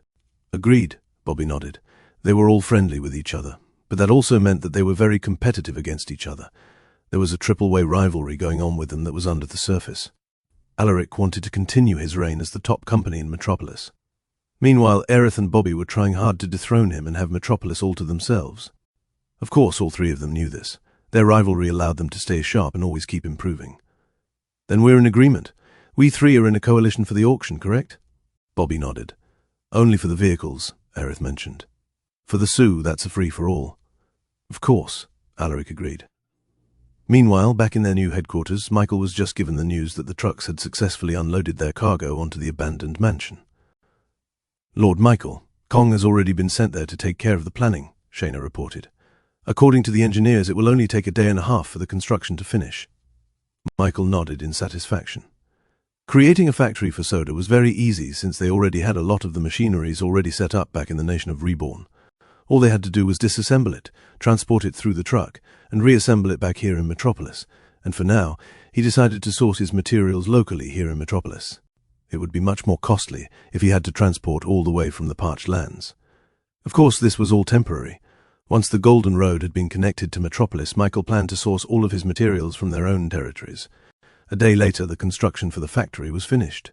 He visited the place with Shayna and Castell, touring the entire process from the creation of the glass bottles to the mixing of the soda juice, carbonating it, and putting it in the bottle. Of course, Michael chose the iconic design from his previous world, having a metal cap that made that satisfying pop sound when it was opened.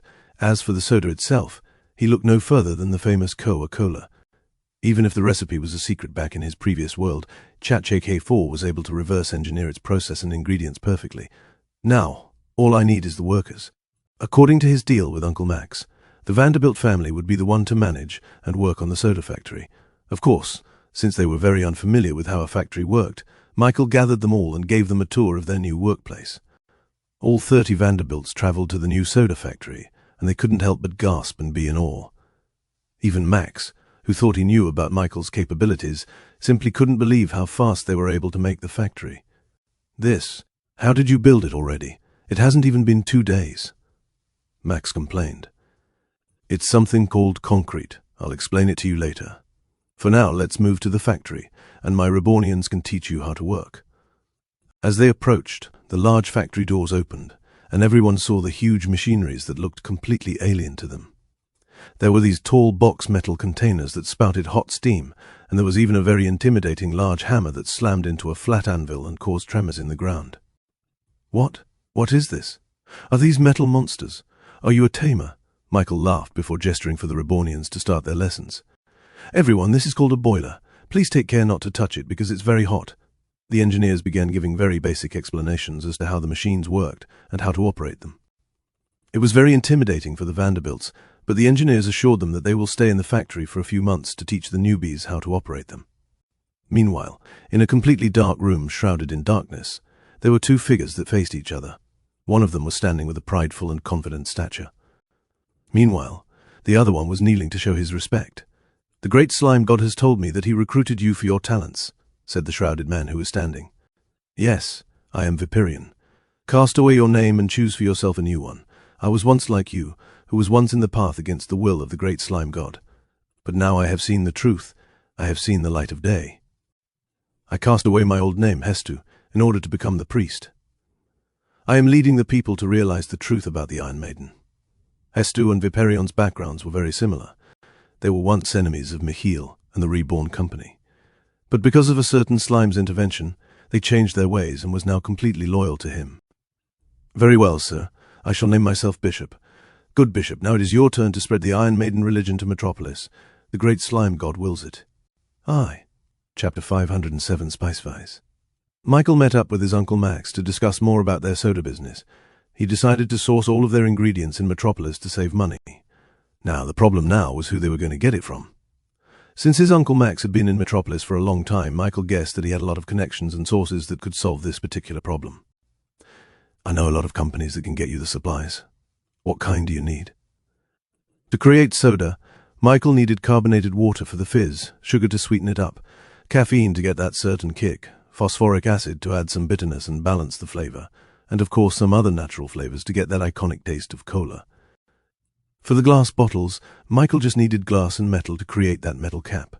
Of course he knew that some of these ingredients weren't all that well known in this world, and Metropolis as a whole. That was why he had ChatJK4 give him the basic components needed to create those ingredients. "I need sugar first and foremost." Max's face lit up as soon as he heard that. "That's great. I know a guy whose company sells a lot of sugar and spices. I was in business with them a couple of years back when the Vanderbilt business was at its peak. Come on, I'll take you there." Max and Michael traveled through the streets of Metropolis and eventually landed on a different district altogether. Michael noticed that the architecture of most buildings was similar to that of granaries in the countryside. The smell of wheat and spices were very pungent, probably because there were a lot of buildings whose sole purpose was to store herbs and other natural ingredients. "This company is called Spice Vice. The owner and I go way back. Knowing him, he'll even give us a discount for the sugar," Max said as he led Michael to a tight alleyway in between a lot of stalls containing mounds and mounds of spices. Despite the tightness of the path, there were a lot of people crowding the stalls. They bargained with the sellers about the price of the spices, threatening to go to another place if they didn't lower the price. This place has a Middle Eastern vibe, Michael thought to himself. The fact that most of the people here had tanned skin made it even more familiar. "They almost have complete control over this district," Max said with a hint of bragging, as if he was proud of his friend. "You must know them. They have a branch in the Upperwood district." Michael did remember that Spice Fires were one of the biggest companies during the festival. He recalled that they were within the top 10 in a list containing the Quench Company and the Pyramidic cuisine. "It's over here," Max said as they finally entered an open place, with the same bustling spice stalls but now wide enough for camel, like creatures carrying baskets of spiced across the streets. Max led him to a large palace made out of limestone and was walled off from the rest of the district. They approached the entrance with the name Spice Fist chiseled on the archway. It looked like they weren't the only ones visiting this place, since there were a lot of people clamoring for the guards to open the gates and hear their plea. "Looks like we have to wait in line," Michael muttered. "Pshh," Max muttered. "Just watch this."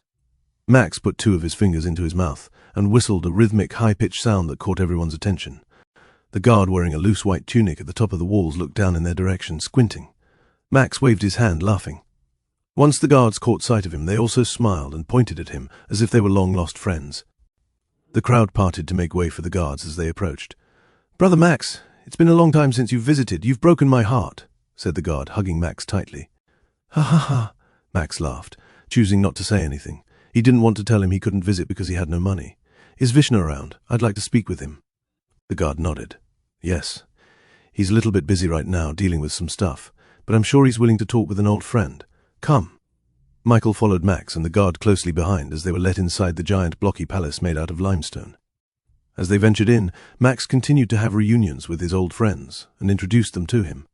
They greeted him with the same warmth and camaraderie as Max once they found out that he was his nephew. Eventually, they reached the main room guarded by men wearing loose white clothes and wielding a shield and a spear by their side. Their guide knocked on the door before opening it. "Sir Vishnu, Max Vanderbilt is here to see you." Michael looked ahead and saw a middle-aged man who had an olive complexion and a bushy black beard. "Max, I thought you were gone, you bastard." Despite his harsh words, Vishnu opened his arms wide and welcomed Max as if he was a brother. "By some miracle, I'm still here," Max said with a smile as he shook hands with Vishnu. "What brings you here?" Max gestured for Michael to come closer. "This is my nephew, Michael Vanderbilt. Michael, this is Vishnu. Right after I was scammed, he was the one who helped me keep my business afloat." Immediately, Michael's perception of spice feasts rocketed to the skies. It spoke a lot about a man if he was willing to help another man during his lowest points. And it looked like Vishnu was a prime example. "It's really good to see you again, my friend."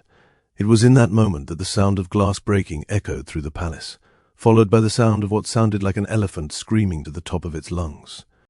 Vishnu immediately opened his windows and looked down at the streets below. There, everyone saw an elephant with a long tusk standing up on its hind legs as if it was spooked by something. Its owner, the one holding its leash, was trying to get his mount to calm down. But no matter what he did, everything seemed to only scare the elephant even further, to the point that it started thrashing its head around, destroying the spice stalls with its giant tusks. The people near the elephant were screaming for help, afraid that they would get trampled by this beast. They're trying to run away from the scene as fast as possible, but this had only caused a stampede in the streets because of the crowd. "This is dangerous," Vishnu muttered. "That horned elephant is a 6-star monster that can cause a lot of damage. They are usually very docile, but once they're angry, they can't be stopped." Michael knew that he had to do something. His feet glowed as a magic circle appeared underneath his soles, but just as he was about to move, someone else got there first. They saw a figure jump down from the roofs above, somersaulting in the air before eventually landing perfectly on the elephant's back. Chapter 508, Rising Pride. Michael felt the manna in the air stir because of this person's appearance. His eyes widened once he realized that they were at least a 6-star wizard, judging from how strongly the manna in the air were wrapping themselves up on the figure. The horned elephant, feeling someone on its back, began to thrash even harder. Its stomps began creating reverberations in the ground that caused spices and fruits to roll out of their stalls and into the streets. Still, the figure wearing a fully green tunic and a green scarf over their entire head kept their balance on top of the elephant perfectly. The elephant's body began to glow with a red glint as it readied itself to use one of its strongest attacks. It roared, releasing a shockwave that would have left most people's eardrums broken. But just before it could fully release its power, the hooded figure ran up to the elephant's head and began to slide down towards its trunks, and using their momentum to slam it down towards the ground, stopping its attack. "Pow!" The elephant's tusk began to glow as its natural magic began to sharpen it even more, enough to rival that of a blacksmith's knife. Anyone who didn't have a strength in the 6-star realm would be sliced into pieces just from a single contact with those tusks. The hooded figure jumped in the air as they dodged from a trunk. But the horned elephant, displaying an intellect above that of a monster, perfectly maneuvered its head to skewer the hooded figure above. Finally, the figure took out 2 scimitars from their back and parried the elephant's tusk. A magic circle appeared on their wrists, supplying the figure with enough power and strength to rival that of the beast. In retaliation, the beast raised its trunk and began to inhale everything in its path. It was like a superpowered vacuum, sucking in everything that the trunk was pointed at. Because of that, the hooded figure felt themselves shooting down towards the elephant like a magnet. The elephant caught the hooded figure before wrapping them into a coil, attempting to crush this stranger who tried to fight it. Seeing this, the crowd gasped and cried out. This brave hooded stranger tried and failed to save them from the rampaging beast. "Should we go down and help?" Max asked, worried. The beast was a 6-star monster. If they don't help now, then the situation could end up in hundreds of casualties. Michael, who had been observing the fight carefully, noticed something that most people didn't notice. He saw that despite being the elephant's clutches, the hooded figure didn't show any signs of being in pain. They were able to create a defensive spell that allowed them to withstand the crushing force of the elephant's coiled trunk. This is weird. They should have enough power and magic to defeat a beast like this, Michael pondered. The hooded figure had the capacity to defeat the beast by now, yet they weren't. Just then he saw a glint near the elephant's mouth. Upon closer inspection, it was a small metal pin that was lodged near the elephant's teeth. This was probably what caused the beast to rampage in the first place. He realized now why the hooded figure wasn't fighting the elephant. They were trying to save it. Finally, the hooded figure burst out with power and forced themselves out of the elephant's coiled trunk. The beast recoiled and screamed out in pain. And it was at that moment that the hooded figure shot forth towards the elephant's mouth and took out the metal pin that gave it pain. As soon as they did that, the elephant stopped in its place, its eyes returning clear with lucidity. The elephant had been neutralized. Vishnu began clapping his hands in applause. "Bravo, my daughter!" Finally, the hooded figure took out the green scarf that covered her face, revealing herself to be a young woman of age, only a couple of years older than Michael. She had the same olive skin as Vishnu, with her eyes thin and like a viper. As soon as the crowd in the streets saw her face, they began to cheer and shout her name. "It's Rena! She saved us! I knew she could save us, as expected of the rising star. Mom, I want to be like her too." Vishnu laughed heartily as he looked down at the people crowding her daughter. "Ha ha ha! As compassionate as always, my daughter. Did you see how she didn't want to hurt the elephant? She could have easily killed it if she wanted to." Max shook his head in disbelief. "That's Rena. She's all grown up now." "That's right," Vishnu said proudly. "My little daughter has grown up to be even better than I am. Did you know that she's part of the Rising Six?"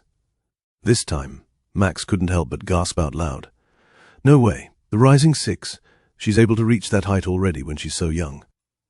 Michael, clueless, asked Max about what this Rising Six were all about. "What's that?" he asked curiously. "The Rising Six is a title that is only reserved for those young talents that have the potential and momentum to become part of the major factions in Metropolis." This didn't give Michael any clarity. He didn't even know that there were major factions in Metropolis. Thankfully, Max saw Michael's confusion and explained. "There are 6 major factions. There's the Gilderan Company, headed by Alaric, the Quench Company, owned by Bobby, and the Sinclair's Elixir branch that is managed by Aerith. All 3 of them are called the Legacies, and they're the first part of the major factions. The second part of the major factions consist of organizations like the Guild of Arcana, the Order of the Heavenly Knights, as well as the Duchess Secret Service. The 6 of them consist of the major factions and are the top companies groups that are located in Metropolis. They are the top dogs, the apex creatures of the marketplace. Below them are the minor factions. They are the companies that are big and successful in Metropolis, but are still below the level of the major factions. These are the companies like Pyramidic Cuisine, Crocodile Leather, and many more. There are a lot of companies in the minor factions, about 20 of them, so I won't list them out right now. But you have to know that Vishnu's Spice Vice is one of the top contenders in the minor faction. Of course, many companies wish to break through from the minor factions and ascend to the major factions. Because of this, we have the Rising Six. They are the 6 talents in the younger generation who are said to have the potential to take their company and ascend it to the major factions. Max's surprise and shock about Vishnu's daughter was for good reason. There was a good possibility that in the next 10 years, Spice Vice could be thought up in the same conversation as Alaric and the other legacies. I am very proud of my daughter, and I'm sure that in the next auction at Barnaby's vault, she'll be able to get what she needs to ascend to the next level. Chapter 509, Sugar Acquired. Vishnu peeked out of the window and waved at his daughter. "Vishnu, come meet our guests." However, the young woman just looked at her father and shook her head no. "Ah, looks like you won't be able to meet my daughter.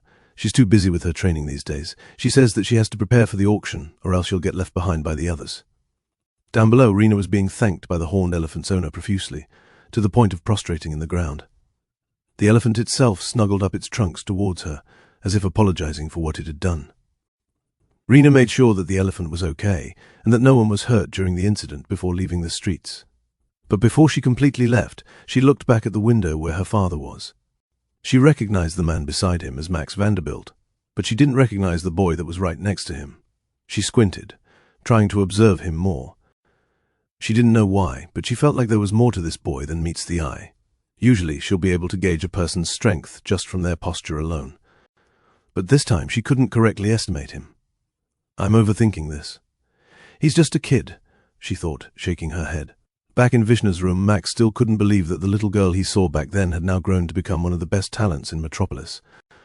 "Congratulations, Vishnu. Looks like your company is in good hands." "Ha ha, damn right it is," Vishnu laughed. "Brother, my company is going to be up there with the legacies soon. How about we have a little arrangement, huh?" he said, winking. "What arrangement?" "My daughter is already of age. How about we engage your son with my daughter, a union of our families?" Vishnu laughed, and Max awkwardly laughed with him. Knowing Vishnu, the guy was probably joking since he knew that Max's son was only a little kid.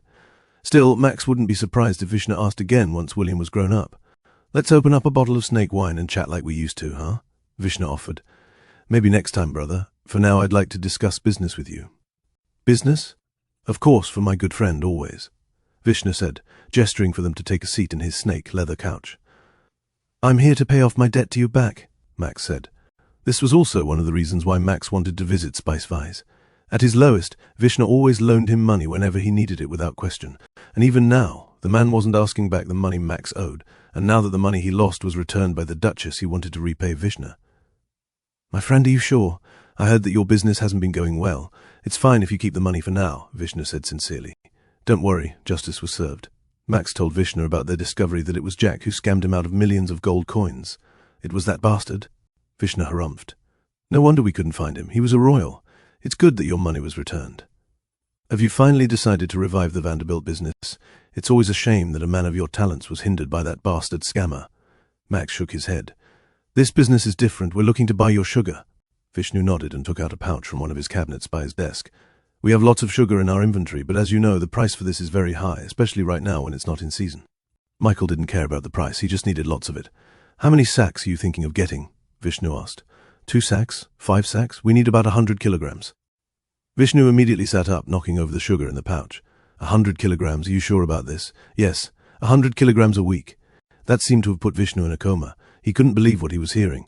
Because of the price, most of his customers only bought sugar a few grams at most. The only ones who bought kilograms of sugar from him were the big companies like the Pyramidic Cuisine and other food-related businesses. "You do realize how much that would cost, right?" Michael nodded. "Yes." Max had just gotten his money back, but Vishnu didn't think he would spend it all on sugar alone. "Are you sure this is the right use for your money? What would you even use sugar for? From what I know, the Vanderbilt business does not dabble in the food industry." "Oh, I won't be buying it. This is my nephew's business," Max corrected him. "Really, Michael boy, are you sure you need all that sugar?" Michael nodded and used his shadow skill to transport 3 chests full of coins. They landed on Vishnu's carpet with a thud, the sound of heavy coins clinking around. Vishnu couldn't believe that a boy like him had possession of so much money. This was enough to buy tons and tons of sugar. He thought that the Vanderbilt family was struggling to keep up. But if they were willing to give up this much money for sugar, then everyone's perception of the Vanderbilt business was wrong. They weren't on the downfall. "I'm planning on making a soda business. It's kind of like an exotic juice," Michael explained. Vishnu forced himself to calm down. "A juice business. The Duchess has strict policies regarding exotic food. They will need verification that it's safe to consume fist before they allow people to sell them." "Don't worry. The royal family already gave us their approval," Michael explained. Vishnu felt like he wasn't looking at a kid, but an adult instead. He was much better at business than other adults he had been dealing with. "Max, who's your nephew?" "He's a Vanderbilt that came to Metropolis from the King's region," Max explained. "The King's region? And now you're starting a company here in Metropolis?" he asked, incredulous.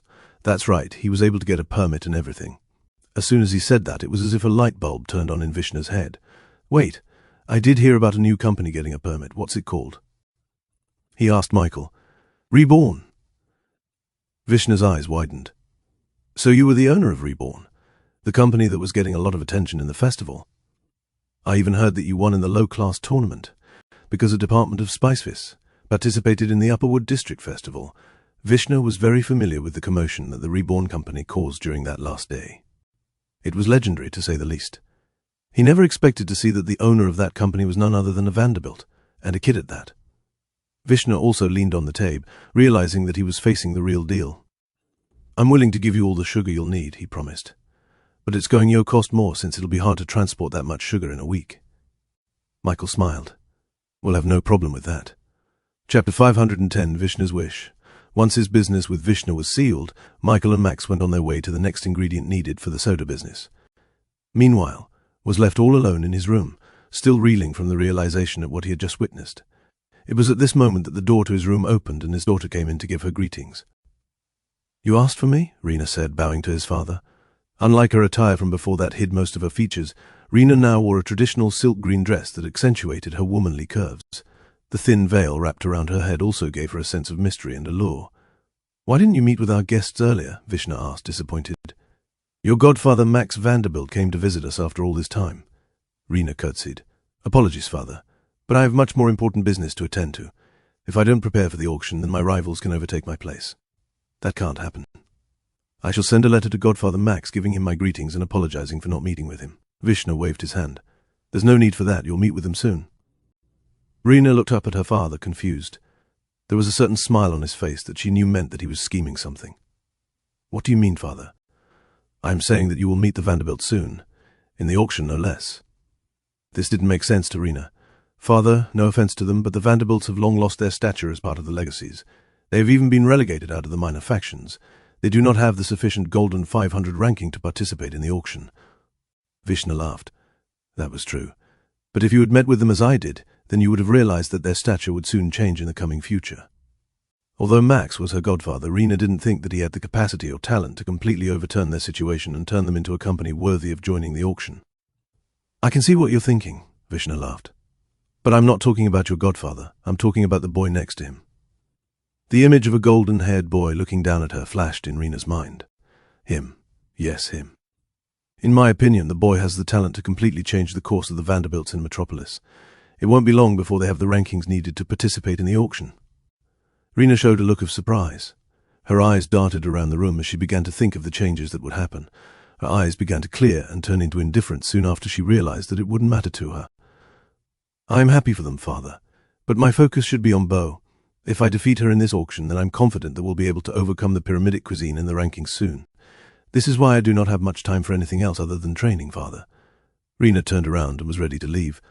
I wouldn't be so sure about that. This boy not only has the potential to enter the auction, but also achieve great success in it as well. You may even find yourself on the losing side when confronted with him. This immediately sent a fiery flame of pride in Rena's eyes. She faced her father, almost offended that he would imply that someone else could beat her. Father, have you no trust in your own daughter? The only ones that I have to worry about are the other Rising 6 competitors. But if my preparations go smoothly, then even they are not ready for my performance. Vishnu walked over to his daughter and held her cheeks. Of course, I trust you, Rena, but I am simply saying that you should not underestimate that boy. From my estimations, he could become part of the Rising 6 in the near future. This truly surprised Vishnu. Her father's intuition was rarely wrong. It was what helped Spice Vise to become the company that it was now.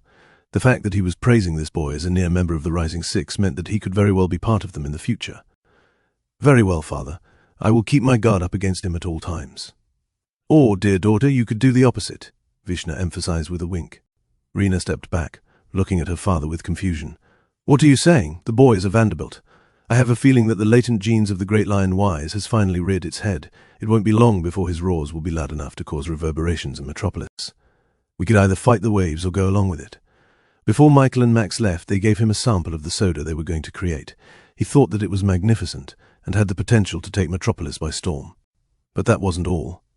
Michael revealed that he was going to take care of the shipping of the sugar through the trucks.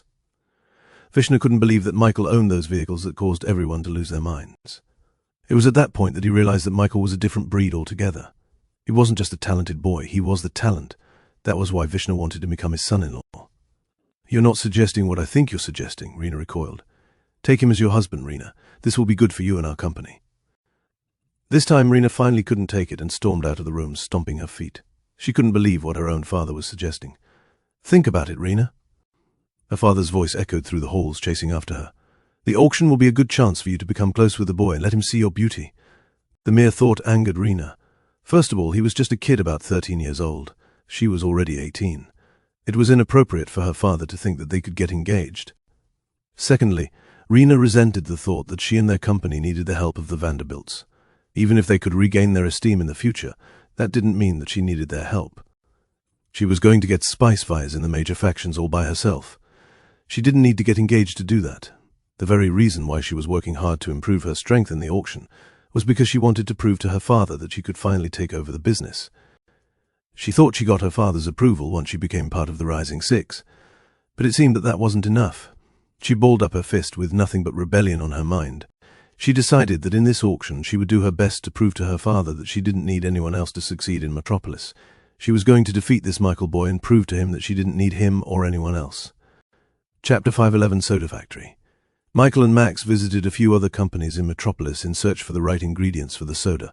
It took them the whole day, since everyone exhibited the same surprise and shock as Vishnu. They all thought that the Vanderbilts had no capacity to buy the bulk amount of materials they were looking for. Of course, all Michael had to do was pay up front, and they quickly changed their tune and processed the sale very easily. They were even so apologetic about their initial offense that they ended up delivering the materials right into Michael's new factory without any fees at all. Because of this, the production of the soda was finally on its way. At this point, the other Vanderbilts had gotten a satisfactory level of mastery over the controls over the big machines. The engineers designed it so that they were user-friendly, so it was intuitively easy to learn. They would be able to keep the factory running day to day without much trouble. "Good morning, everyone," Michael said as he stood in front of the group of the Vanderbilt workers. "As you can see behind me, these are the materials that you are going to be working with. If you need sugar for the mixture, you take it from that large chest over there." He pointed at the barrels of sugar that Vishnu provided for him. "That much? That must have cost a fortune. I didn't think that we'll be using premium ingredients for this drink." "Nephew Michael, how are you able to afford all this stuff?" Michael shrugged. "My company's doing well in the King's region, so I'm not tight on budget." They all nodded to themselves, proud of their relative that he was able to accomplish this much. In fact, they praised his bravery. The fact that he was willing to risk his savings to build up a new business in Metropolis meant that he had nerves of steel that weren't fazed by the unknown. "We'll make sure not to waste a single ingredient, Michael." "Yeah, we mastered these metal machines enough to make sure that we'll have 100% efficiency. We'll make sure you won't get bankrupt." They all rallied with a cheer, which added to their motivation for working hard. Michael awkwardly scratched his chin. "Do they think this is all I can afford?" he thought to himself. "Ahem. Anyway, for the first few weeks we'll be producing only less than 10,000 bottles a month, but after that we'll probably be ramping up production even more. I've already planned for an expansion for the factory. Don't be surprised if we produce 100,000 bottles a day in the near future." Everyone's jaws were on the floor. 100,000 bottles a month. This meant that they would need 10,000 times more materials than right now. They couldn't fathom the price that those ingredients would cost. Not only that, but Michael told them that this expansion was set. He was going to ramp up the production of the soda no matter if soda was a success or not. They didn't know if Michael was simply that confident in his product, or he had a lot of money to spare. "Are you sure? Why don't we just wait a bit before increasing the number of bottles we produce?" "Yeah, if we see that it's selling well, we'll increase it little by little. Max, why don't you advise our nephew so that he doesn't waste his money?" They all turned to Max. After all, his impatience was what ultimately led the Vanderbilt business to almost go bankrupt. They didn't want Michael to repeat the same mistakes he had. However, Max just raised his hands, choosing not to interfere. Just like them, he thought that Michael was just a talented, budding young businessman with a lot of ideas and products to sell. But as he got to know more about Michael, he began piecing together some bits and pieces of the truth. The automobiles, the elemental mastery talent, the endless amount of money, and most of all, the rumored nation of Reborn that he overheard Bart and Lilia talking about. If he King's region all the way to Metropolis, then it could only mean that he had already conquered it with his company. Michael didn't say it outright to him. He didn't have to. He just let his indifference to spending a lot of money talk for itself. Michael wasn't a rising star. He was already blazing through the skies. However, his initial brilliance was only seen on the other side of the world, which was why most, if not all of Metropolis, knew nothing about Michael. However, Max knew that it was only a matter of time before Metropolis caught up with Michael's brilliance. "Guys, trust Michael. He knows what he's doing. Even if he wastes 100,000 bottles of soda, it won't make a dent on his pockets." The other Vanderbilts were speechless. They looked at Michael, who was silent and didn't deny the claim. It was at that moment that they finally realized how much they didn't know about Michael. Just how rich was he? The soda factory finally started its production. The sounds of heavy metal pounding into another metal resounded through the walls. The scent of bubbling soda wafted through the air and out the vents. And most of all, the feeling of that satisfying pop echoed as the caps were installed inside the glass bottles. The Vanderbilts manually loaded the soda bottles onto the crates and stacked them on top of each other. By the end of the day, there were almost 1,000 bottles of soda produced in the factory. This would be enough for the opening day tomorrow. He thanked the Vanderbilts for their efforts before they all went on their way back to their estate. And just as Michael was about to leave, he heard the sounds of hooves clacking on stone slabs echoing through the streets. He looked at the corner and saw a single horse rider wearing a uniform of white and gold. He recognized him as the royal man who brought them into the Duchess' palace the other day. "Greetings, Sir Michael." The man got off of his horse and bowed at Michael. He then took out a scroll from his pockets and began reading it out loud. "On behalf of the royal family, dearest congratulations to the successful production of your magnificent soda. The royal twins would like you to know that they would be visiting your establishment early in the morning to be your very first customers. They hope that you made enough soda to fill an ocean." Michael chuckled to himself.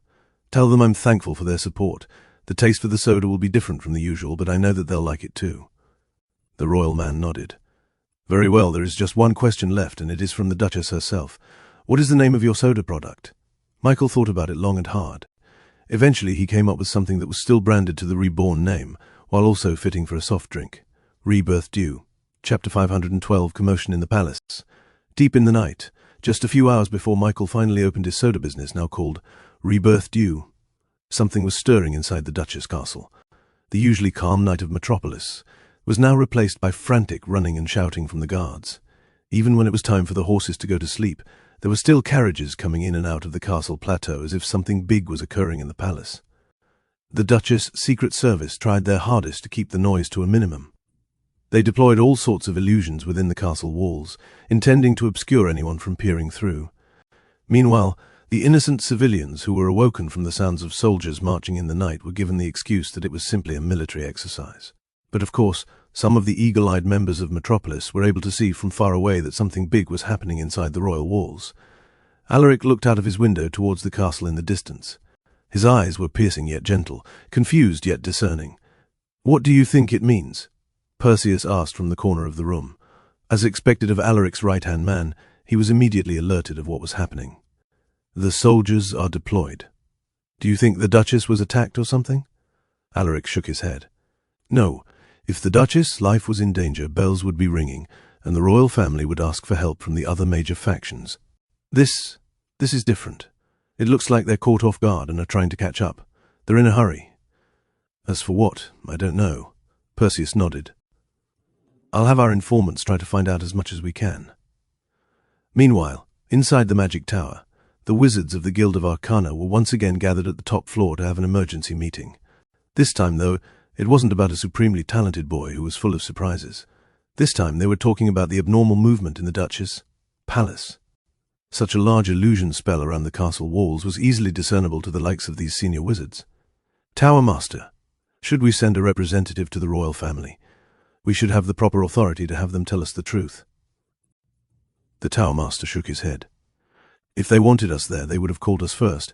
If they wanted complete and total privacy, they would have asked me to create their illusion spell. We wouldn't even be talking about a commotion right now if I did it. The fact that they didn't ask for me means that the matter is of extreme secrecy that even I am not privy to." The other mages turned silent. They could use their magic to peer through the veil and find out the truth through brute force, but that would sully their relationship with the Duchess. It was not worth it. "I have a feeling that we'll find out about it soon enough," the Tower Master said, closing his eyes. It was at that moment that the door to their room burst open, and another senior member of the wizard group came inside in a haste.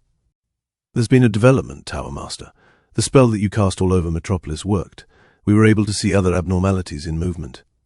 And the exhausted wizard gulped. "It seems that Barnaby Stinson was personally asked by the Duchess to visit her castle at this very moment.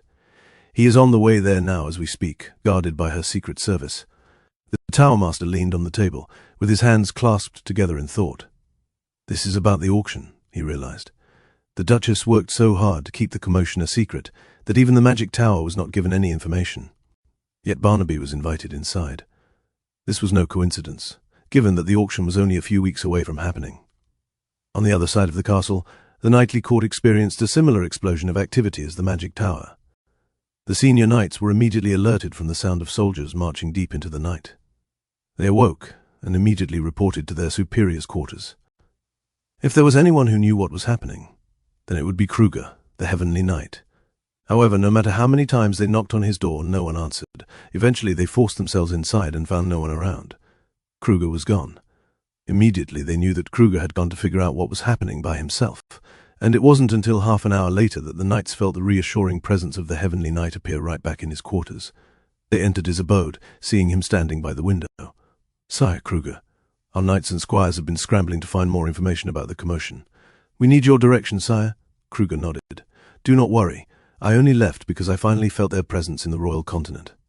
"They, sire." "The foreigners," Kruger clarified. "I felt the beat of the wyverns. Wings touched down upon our soil. They have arrived." Meanwhile, back in their headquarters in Main Street, Michael was sleeping peacefully when all of a sudden he felt a heavy object bounce on his chest. Master. He opened his eyes and saw Fudge in his rogue ninja attire bouncing on his chest and trying hard to wake him up. Fudge looked like he was dying to tell him something. "What's wrong?" "Master, I just found out some really bad news." Michael sat up. "What is it?" "I was just doing my business, surveying Metropolis, when all of a sudden I heard soldiers and guards marching in the Duchess' palace. Master, I know that I wasn't supposed to be spying on them, but I couldn't help it. I also saw Barnaby there. so I went into his shadow and eavesdropped on their conversation. Michael used his supreme skill and was able to see the large illusion spell on the castle itself. It was actually an 8-star spell, which would have fooled most people. With how much the Duchess was trying to hide it, he was actually surprised that Fudge was able to eavesdrop on their conversation without being caught by her secret service. What did they talk about? The Duchess said that some of the tourists arrived here ahead of schedule and that they have decided to participate in Barnaby's auction. Because of that, Barnaby was pressured by the Duchess to hold the auction earlier than expected. Michael frowned. This wasn't good because he still hadn't got the ranking needed to enter the auction. It's okay, Michael consoled himself. My estimation for our sales will give us enough sales to increase the ranking. The best-case scenario was that the auction would be held a week from now. He was confident his soda would catch on with the general public. As for the worst-case scenario, he didn't want to think of it. He had a bad feeling. When? Fudge then jumped on top of his head. At the same time that the Duchess guests will arrive, tonight. Chapter 5, 13-Day Rush. Early in the morning, before the sun had even risen, Michael had Jimmy and the rest of his crew come down to his room to discuss their current situation. Of course, he told them about the dire situation that they were in. What is the ranking we need to participate in the auction? Jimmy stifled a yawn and muttered, at least in the top 400. Now, in Jimmy's opinion, the Reborn company was already in the top 400 of the rankings. However, the Daily Metro, the newspaper company who decides the ranking for the Golden 500, refused to accept his articles about the Reborn company's feats in the King's region. I've asked around and was able to find out that the 400th company is able to accomplish about 5,000 sales in a day. I think that as long as we surpass that sale, I'll be able to prove to the Daily Metro that we can get that 400th spot. Castell looked at the papers in her folder and spoke up. If it's just 5,000 sales in a day, then we already accomplished that. Reborn is still popular in the Upperwood district because of the festival. Once we announce to them that we've opened our doors, we can expect double that amount in half a day. Jimmy shook his head. I'm afraid that's not going to work. We only have one day, scratch that. We only have about 18 hours to get that ranking. If we're given enough time, then I can easily convince the Daily Metro to give us the appropriate ranking. But if we demand them to change our rankings within a few hours, we'll really have to show them that we deserve that spot, without a shadow of a doubt. If we just do the bare minimum, they won't accept it.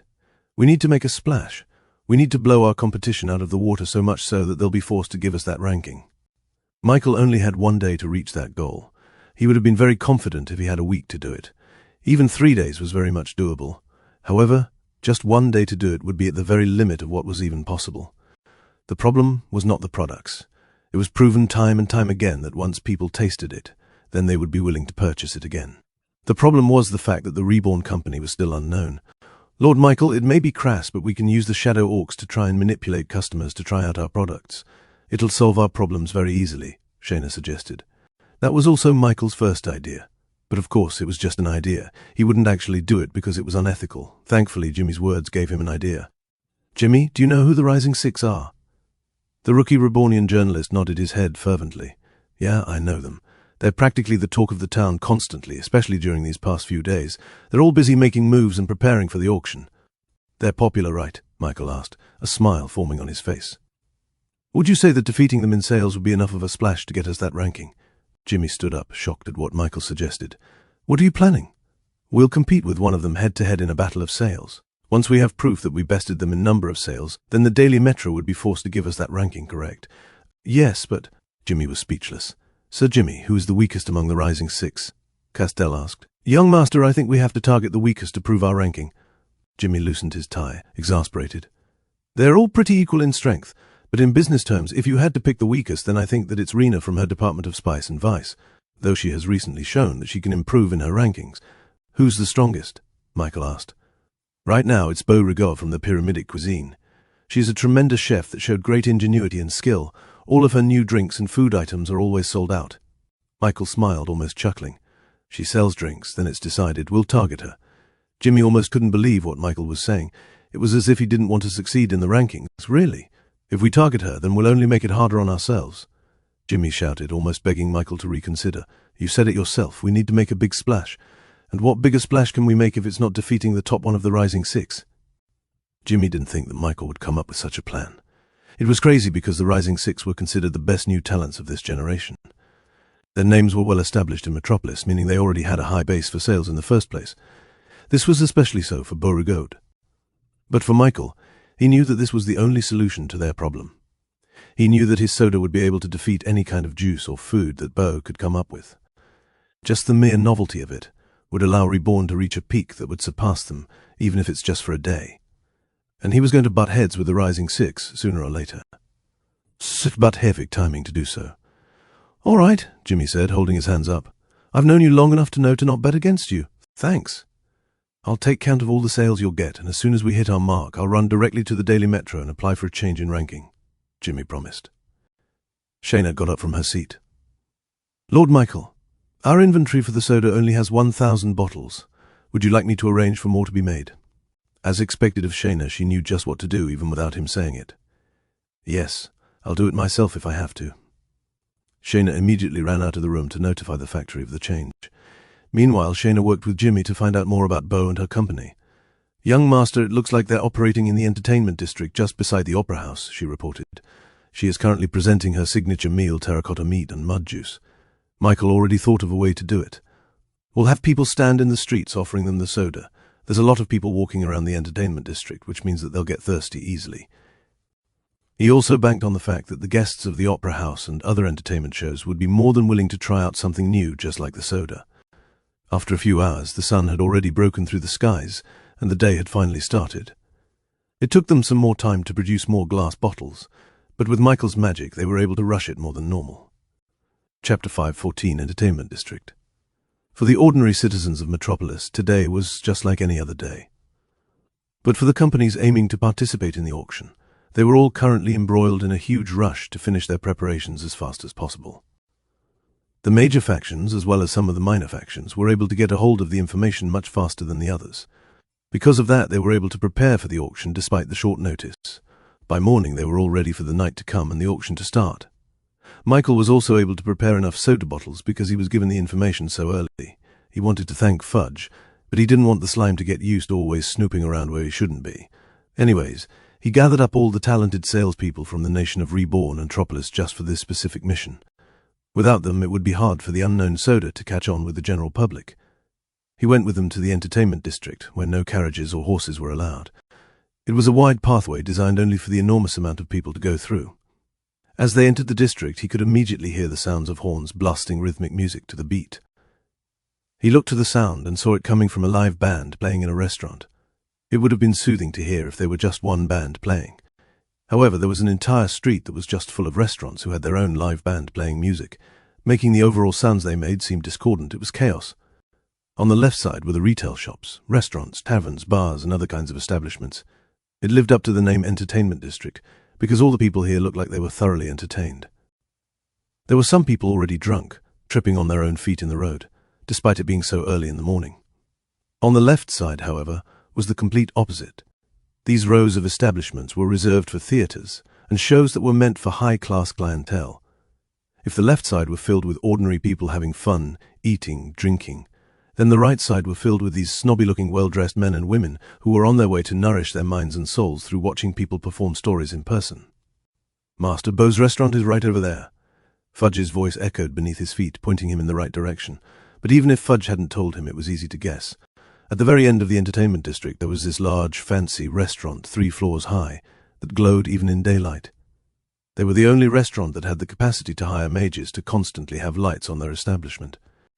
This was the premier destination for anyone who wanted to have a fine dining experience. All those high-class people who just finished watching the theatre of the opera would only choose to dine in this specific restaurant. After all, this was one of the main branches of the pyramidic cuisine. Not only that, but it was personally resided by the famous Beauregard, the proclaimed best of the Rising Six. Everyone wanted to eat what she was cooking. But of course, not just anyone can reserve a seat inside. Michael and the other Rebornians positioned themselves at the very opposite side of Beau's restaurant. This place was actually abandoned. There was no tenant in this street because no one wanted to compete directly with one of the minor factions. But of course, this gave Michael the perfect opportunity to set up his stall. "Ready the bottles," he said to the Rebornians. These salespeople wore a cylindrical metal container on their backs, with a tube that connected from the bottom of the tank to their hands. After finishing their preparations, the 6 Rebornians set off into the streets and began to approach anyone they could see. "Hello, good sir. Would you like to feel a new sensation? It's a soda called Rebirth Dew," said the Rebornian as he presented a random male citizen the glass bottle. The man looked intrigued at the strange container as well as the eye-catching graphic pasted on the side. However, he was completely unfamiliar with the drink. I don't know. Is that even drinkable? It's dark brown." The Rebornian didn't get discouraged. He smiled and presented the man with a wooden cup. "Would you like to try it out, sir? A free sample." He used the tube and poured a small bit of soda onto the wooden cup for the man to see. "You know what, I'm kind of thirsty after all that walking, but I want something cold. That looks hot since it's bubbling." The Rebornian smiled and pushed the wooden cup to him. "Try it out, sir. It's cold." The man eventually accepted the free sample. He then took a small sip just to taste it, and as soon as he felt that fizzy sensation in his mouth, the man was hooked. "What is this? I've never felt like this before." The man finished the free sample and downed it in one go. "Ah, that's good. I want more." The Rebornian then offered him a glass. "Here it is, sir. Thank you for purchasing." The man's gasp actually caused a few more passers-by to become curious with the drink. And of course, the Rebornians gave them a free sample to taste, and just like before, they too were hooked once they felt that fizzy sensation in their mouth. It wasn't long before they had 20 sales in just about 20 minutes. It was like a domino effect. The first few minutes of them selling the soda was slow. However, as more and more got a taste of it, they were enamored with its taste and wanted to purchase it themselves. Eventually, a crowd had gathered around the Rebornian salespeople, all wanting a free sample. And just like that, Michael's business was on par, if not better, than the restaurants that were in the entertainment district. But despite this, Michael didn't celebrate just yet. By his estimations, they still wouldn't be able to meet the criteria for getting the rank upgrade. He'd been keeping tally, and Beau's restaurant was still getting more customers than him by the minute. This isn't good. Although the growth of the soda customers is good, it just isn't enough if he wanted to beat the best of the Rising Six. He noticed that despite getting a lot of attention from the left side of the district, there was absolutely no one coming from the right side to at least sample his soda. The classy, high-class clientele refused to sample something that they knew nothing about. "Sir, would you like a sample?" asked the Rebornian. "Sorry, no, I don't want to ruin my appetite. I want my taste buds to be ready for Beau's terracotta meat and mud juice." Michael realized that they were the key to his victory. Beau's restaurant only accepted high-class clientele. Meanwhile, his soda only attracted the normal working-class people. If he wanted to defeat Beau, he had to attract both customers. Just then, Michael realized that the answer was staring right in his face all along. "I forgot to tell them I changed my venue." Michael chuckled to himself. They were the key to his victory. Chapter 515, Sodalicious. Half an hour later, the entertainment district experienced a disturbance as a white and gold carriage pulled by two stallions passed through the no-vehicle streets.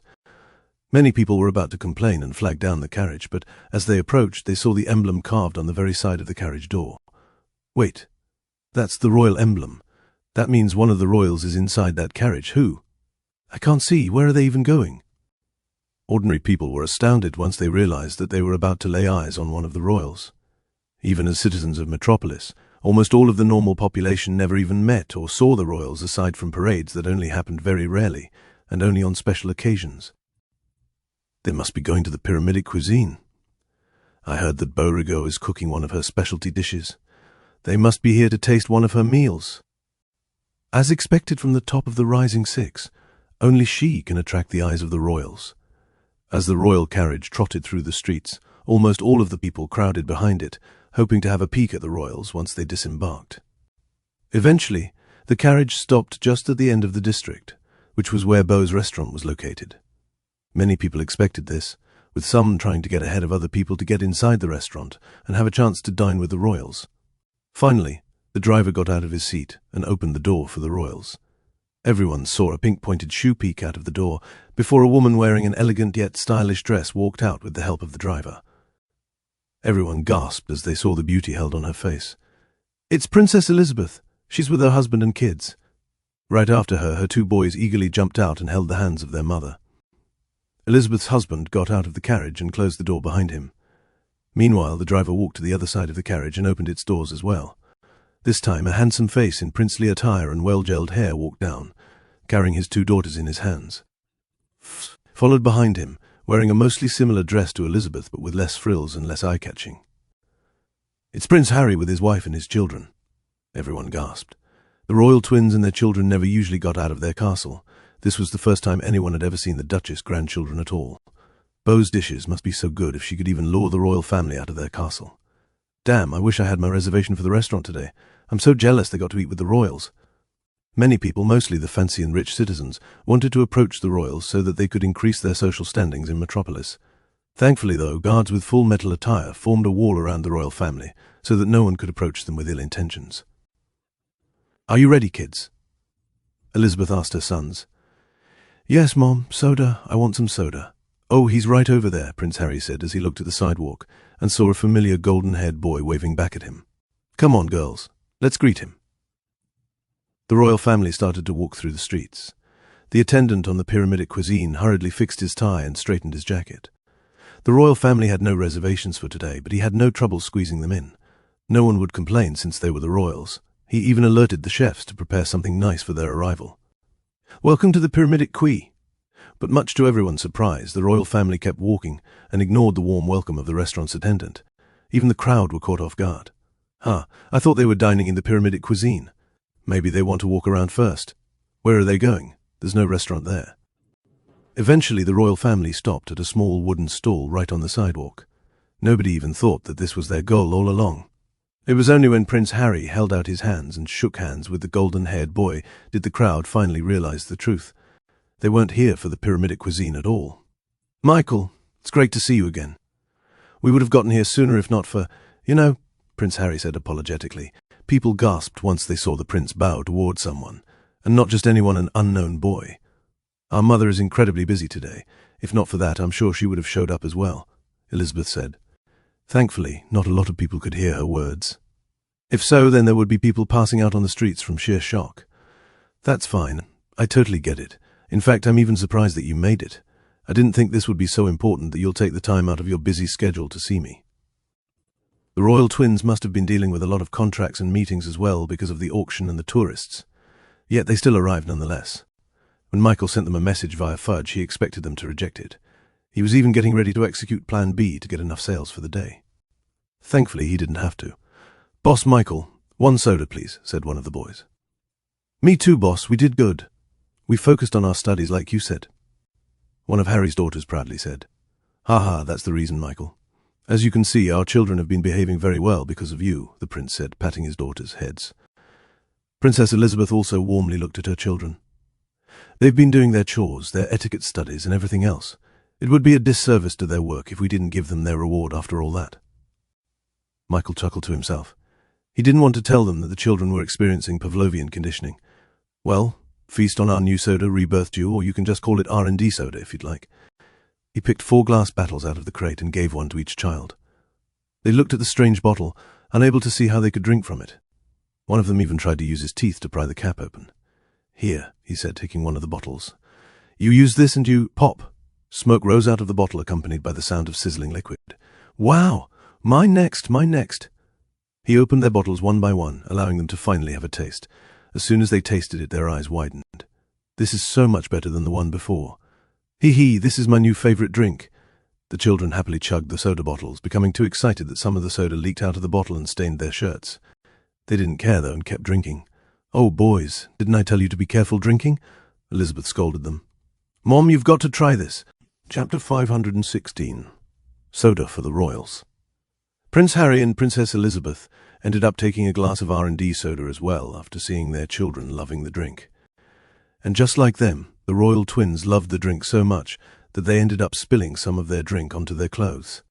Ha! Mom, you're doing it as well." Elizabeth's cheeks flushed as she hurriedly wiped the soda from her mouth. Ahem, now children, that was not good etiquette, burp. After drinking that much soda in one gulp, Elizabeth belched out a very satisfying burp, surprising everyone and even herself. "Oh, dearie me."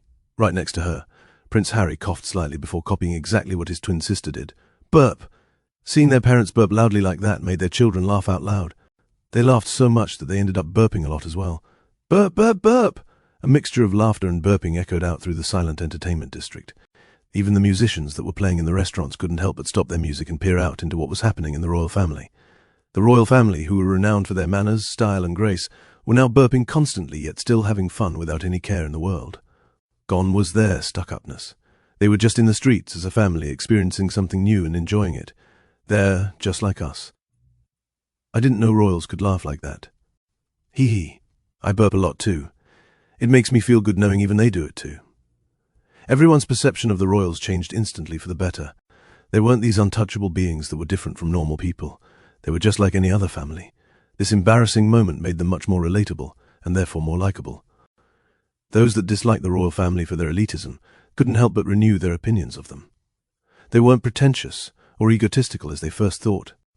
And because they were likable, many people wanted to become like them, or at the very least do what they did. Their influence as the royal family led them to become sort of like influencers from Michael's previous world. Anything that they did, the public wanted to do as well. What are they drinking? That drink must be something special. This must have been why they visited this district in the first place. I want to drink it too. I want to burp like them. Somehow burping became cool. It was the new trend. And because of that, many people eyed Michael's soda bottles like they were made out of gold. They couldn't wait to purchase themselves. And the fact that they could only see about 100 bottles or so made them think that it was a limited quantity. This drove their desire to get the soda even more than before. However, the royal family was positioned at the stall, meaning they couldn't approach the owner to buy some soda. And it was at this moment that the Rebornian salespeople came in. They struck while the iron was hot. R&D soda here, come get your own bottles. Free sample for everyone. Does anyone want some R&D soda? Come and drink what the royals are drinking. Everyone quickly turned towards the 5 Rebornians with hunger in their eyes. Me, I want one. Give me 5. Me too, me too. Hey, don't be greedy. Save some for the rest of us. Those that were closest to the salespeople immediately shouted out their order, and as expected of a professional, the Rebornians multitasked very easily. They took everyone's order, memorized them, got their payment, and gave them change, all while 100 people were shouting at them and crowding around them. To fulfill everyone's order, they reached down into their shadows and took out the appropriate number of R&D soda bottles to their customers. This was possible because their shadows were inhabited by the shadow orcs, who acted sort of like a spatial inventory for them. The entertainment district became like a wet public market, with all the screaming and pushing from the crowd. Their customers had now tripled or quadrupled what they were getting before, and it was only growing more and more as people began to find out that the royals drank R&D soda. This time Michael's customers weren't just the normal, ordinary citizens. He was even getting the attention of the high-class and rich clientele that only the pyramidic cuisine could get. If the R&D soda was good enough for the royals, then it was good enough for them too. They used to treat R&D soda as a low-class refreshment and didn't give it a second look. They treat it as exotic and hip. It won't be long before it becomes the rage in the upper-class circles. And this sudden burst in popularity was all what Michael needed. Once more and more people got a taste of soda, the more people realized that this was a completely new taste and experience. They were curious because of the royals. They stayed because of the taste. Harry approached Michael and gave him a pat on the back. "Congratulations on the success. It's all thanks to you guys," he said genuinely. Elizabeth shook her head and disagreed. "Your products are already good. They would have done well regardless if we were here or not. Still, as thanks to you, I'll send you guys 10 crates of soda bottles for free." The children cheered and celebrated like they had just won the war. Of course, he had to remind them to keep studying, or else he wouldn't be sending them more soda in the future. "We promise, Boss Michael." After that, the royal family went back to their carriage and set off back to their castle, with the children peeking out of the windows and waving their goodbyes at Michael. Even after the royals bid their goodbyes to Michael, people still came into his stall to purchase the rumoured R&D soda. He actually sold more bottles after the royals left. It wasn't long after that did they finally reach their goal mark. 10,000 soda bottles sold in only 12 hours, and half of those hours were before the royals showed up. He had also been counting the sales that the pyramidic cuisine made throughout the day, and he estimated that they made about 8,200 sales. He beat them, fair and square. And if he had more bottles of soda ready, then they would have definitely sold more. Either way, Michael was happy that they got what they needed. And once he presented the sales number to Jimmy, the rookie journalist couldn't believe the news. "This is so good," he exclaimed. "This is enough evidence to say that Reborn deserves a rank in the top 400s. The fact that the royals showed up will give us even more credibility. Don't worry, I'll get us that ranking." Jimmy immediately went over to the Daily Metro to report the sales that Reborn just accomplished during the day. As he entered their premises, he saw a lot of people running all over the place. Many of them were rushing to deliver articles after articles, with many revisions in its publication. He then looked at the very end of the office where the head editor was located. Chapter 517, Report to the Daily Metro. One of the head editors of the Daily Metro sat at his desk and grabbed his short pepper hair with such force and grip that one would think he wanted to go bald before he turned the age of 40. His head was currently filled with numerous thoughts, alarm bells, and shouting as he tried to keep up with the insane schedule they had today. "Knock, knock, knock!" He turned to the door with a glare. He told his people not to bother him once he was inside. "What is it?" he asked grumpily. His secretary peeked out of his door and meekly showed a gentle smile. Sir Kronk, there's a Jimmy here to see you about a company rank upgrade." Before she even finished her sentence, Kronk had already waved her off. He didn't have time to go through all the hoops of a rank upgrade at this moment. After all, it would be an understatement to say that the Daily Metro was currently experiencing an extreme rush to push out newspapers as fast as possible, as if their very life depended on it. Today was just too eventful for them to catch up. Early in the morning, Kronk was awoken by one of his informants that the Duchess was currently embroiled in something big. As a journalist and an editor for a newspaper company, of course he was going to try and be the first one to cover this story. Unfortunately, though, the Duchess' security was far too strict for them to get any information. Because of this, Kronk was up very early in the morning, having not even slept a single hour trying to wait for more information. However, that information only came when the sun was already peeking out of the clouds and the day had fully started. After the day started, the Duchess finally took off the illusion curtain that covered her castle and finally allowed reporters from the Daily Metro to learn about the sudden change in the auction schedule. And just like most companies who only heard about this news right after they just awakened, he and the entire Daily Metro rushed to get out an article as fast as possible. Sleep-deprived, and on a time limit, Kronk forced his journalists to write articles upon articles covering this story. He wanted to find out everything before writing the front-page news that would be sent out throughout Metropolis. And although all of them were rushed, somehow they were able to make a decent enough newspaper article regarding this day. However, just when Kronk thought it was over, he was suddenly informed that a new development took place in the entertainment district. In the midst of the upcoming auction, the tourists, and everything that came with it, the royal twins and their children decided to go out of their castle and visit an unknown establishment in a far-off district. And that wasn't all. There were rumors that they drank some unknown liquid refreshment that made them burp out loud, which some would say was unbecoming of someone from their stature. Yet, from what he could tell, there were only positive reactions from it. This was almost front-page news-worthy.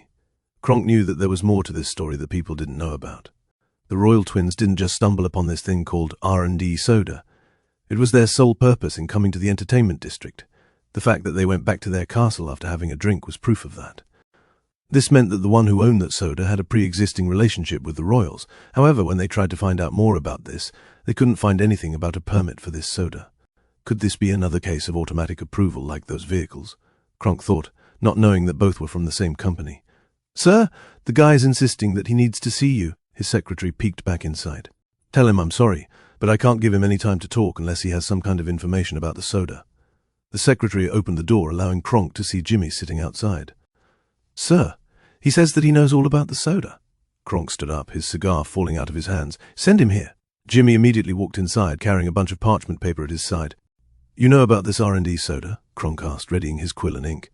Now that Jimmy was closer, Kronk realized that he had seen this guy before.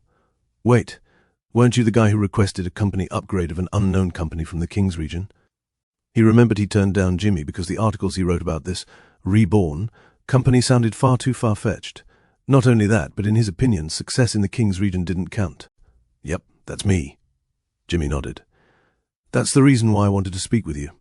I'm here to report that the Reborn company has shown all the criteria to be upgraded in their rankings. Here's the proof." Jimmy slid the proof of sales to Kronk's desk. The pepperhead man lit up another cigar before he began skimming the papers. His eyes widened as he realized what he was seeing. "The Reborn company owns the R&D soda?" Kronk didn't wait for an answer as he began scanning the page before his eyes ultimately landed at the very bottom. His jaws slacked with his newly lit cigar dropping to the floor. 10,000 sales," Kronk sputtered out. He thought he was imagining a few zeros in the number, but it was real. Kronk immediately ran out of his office and gestured for his secretary to come. Find out how much the pyramidic cuisine got in sales during the day. Jimmy turned around, still sitting in his chair, and reported the number. 8231. The secretary looked through her papers before eventually looking back at Jimmy in surprise. "Yes, sir. It had 8,231 sales. He's right." Kronk got back in his office and sat back down in his chair, completely stunned. An unknown company beat a restaurant from one of the Rising Six. And not just anyone. It was Bo, who had both the strength and intellect to eventually lead the pyramidic cuisine to the major factions. "So can we get the ranking officialized now?" Jimmy asked. Kronk was still busy digesting the information, but Jimmy didn't have the time to wait. The auction was about to occur in an hour. Right, Kronk said, his hands searching for something in his very cluttered desk. He eventually found the special ink that he needed. Using this magical ink, he wrote down a few words in the paper and signed it with his own blood. There. Congratulations. The Reborn company is now ranked 399th in the Golden 500. Jimmy smiled as he received the paper. He wanted to celebrate, but he knew that he needed to give this paper to Michael. This was the proof he needed to be let inside the auction. And just before Jimmy got out of the door, Kronk called out to him. "Wait. Is the Reborn company participating in the auction?" he asked. Jimmy nodded, before rushing out of the Daily Metro and back to Michael. Chapter 518, Kronk's Realization. Kronk sat back at his desk, still unable to process what he had just seen. He leaned back on his desk and sighed. And it was at that moment that he saw something from the corner of his eyes. The sales report of the R&D soda was sprawled all over his desk, disorderly. There must have been about 5 pages filled with nothing but numbers in there. But strangely enough, there was one page at the very end that was different from the rest. It was a page that was filled with words and sentences, structured just like any other newspaper article that they were writing. He quickly took the paper and began to read it. The Reborn Company in Metropolis, written by Jimmy. Then he realized it was indeed a newspaper article, but one solely focused on the Reborn Company and their achievements. "There's more to the soda," Kronk said to himself. This article detailed the exact moment when Michael, the Reborn Company's leader, stepped into Metropolis and began their expansion. Here, he learned about Michael's record-breaking permit test, accomplishing something that not even the Legacies had accomplished. 4-element mastery. He's the mystic genius kid. Not only that, but Michael was instrumental in the downfall of Basilisk Ores and their network. He was the one who practically found out about their scheme to try and cheat their way into getting a part of Main Street. Cobra? No way? He was defeated by Michael? Kronk's eyes widened once he realized that Michael beat the infamous Cobra one-on-one in a sanctum duel that Cobra solely designed. But it seemed that his surprise didn't end there. Wait, Vanderbilt, he's a Vanderbilt, he shockingly realized. As a major editor of the Daily Metro, he thought he knew everything there was to know about the Vanderbilts in Metropolis. With the kind of talents and gifts that he was showcasing, Michael's name should have been famous all over the Queens region. It was then that he realized something unbelievable. If the boy was being raised and helped by Yeezer Vanderbilt, then everyone would have known about him by now. Yet Michael's name wasn't even being spoken by any other Vanderbilt or eyes. Maybe he did it all by himself, without the Vanderbilt's help. This realization put him completely stun-locked. He had to put the article away to take a break. After all, even the Legacies, Alarith and Bobby couldn't have made it this far, this fast without the help of their conglomerate ties. There were always inheritances, connections, and other things that let them have an advantage over other startup companies. Yet Michael did it all by himself. Learning about this lit a spark of curiosity in Kronk's journalistic heart. He knew he was looking at the story of a lifetime. He began to read more, learning about how got the honor of being guided by the Duchess' personal guards towards their castle. Then the article talked about the Vanderbilts getting their justice after learning about Jack's fraud. After that, Jimmy wrote about how Michael got the personal approval of the Duchess to release his products in Metropolis. A novice company got the seal of approval from the Duchess. That's impressive. What kind of products did Michael sell? Oh, was it the R&D soda? It would make sense as to why all twins and their children visited his stall today. Wait, it's not about the soda, then what is it? Auto. As he read the description of this automobile, Kronk audibly gasped out loud, getting the attention of his secretary. "Sir Kronk, are you all right?" The secretary looked at their main editor and saw him look completely ashen, as if he had just seen a ghost. "Oh my God, are you having a heart attack?" Kronk looked at her and finally released the breath he'd been holding in. "Ha! I very well may have had a heart attack after reading this." As it turned out, Michael was the one who owned and produced the vehicles that got the whole of Metropolis scrambling to get one. From what he heard, the vehicle was the second to last item that was going to be auctioned off this evening, meaning it was part of the main event. The major factions would spend all they had to obtain those. Kronk sat back down in his seat and rubbed his aching head. Hearing about Reborn almost made his heart explode. If they accomplished this in Metropolis, then what the hell have they been doing in the King's region? It was just then that Kronk remembered something. Jimmy begged him back then to read his articles about the Reborn Company and their accomplishments in the King's region.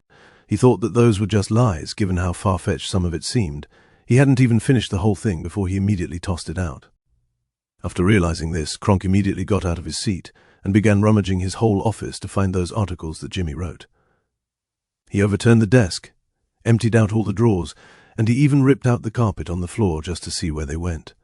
The other journalists saw this from the outside and thought that their main editor had finally lost his mind. But thankfully, after a few more hours and some help from his secretary, they were able to find the crumbled-up papers that Jimmy wrote. Kronk mentally prepared himself, lighting up another cigar, before diving into the entire history of the Reborn company. An hour later, his jaws were aching. From the very start of the article, he was speechless. Everything he read felt like fantasy, and if he hadn't just witnessed Reborn work their magic in Metropolis, then he would have dismissed it as nothing but hearsay. But now, Kronk believed that everything in the article was true. They were so exaggerated that no one could have thought of it. Immediately, Kronk fixed his desk and brought out his quill and ink. For the first time in 20 years, he was going to be writing an article for the newspaper. Usually, he relegated writing to his staff and simply just supervised them. However, this piece of news was so important that he decided to write it himself. He spent an hour furiously writing on the paper, writing down all of his thoughts and opinions about the Reborn company into one concise text that the citizens of Metropolis would love to read. In the end, he was satisfied with his work. He immediately wanted to publish this and have the word spread out to everyone who had eyes and ears. However, as he looked out the window, he realized that the sun had already gone down.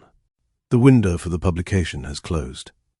"Sir Kronk, we have already released the newspaper article about the auction," his secretary reported. Kronk could only curse his luck.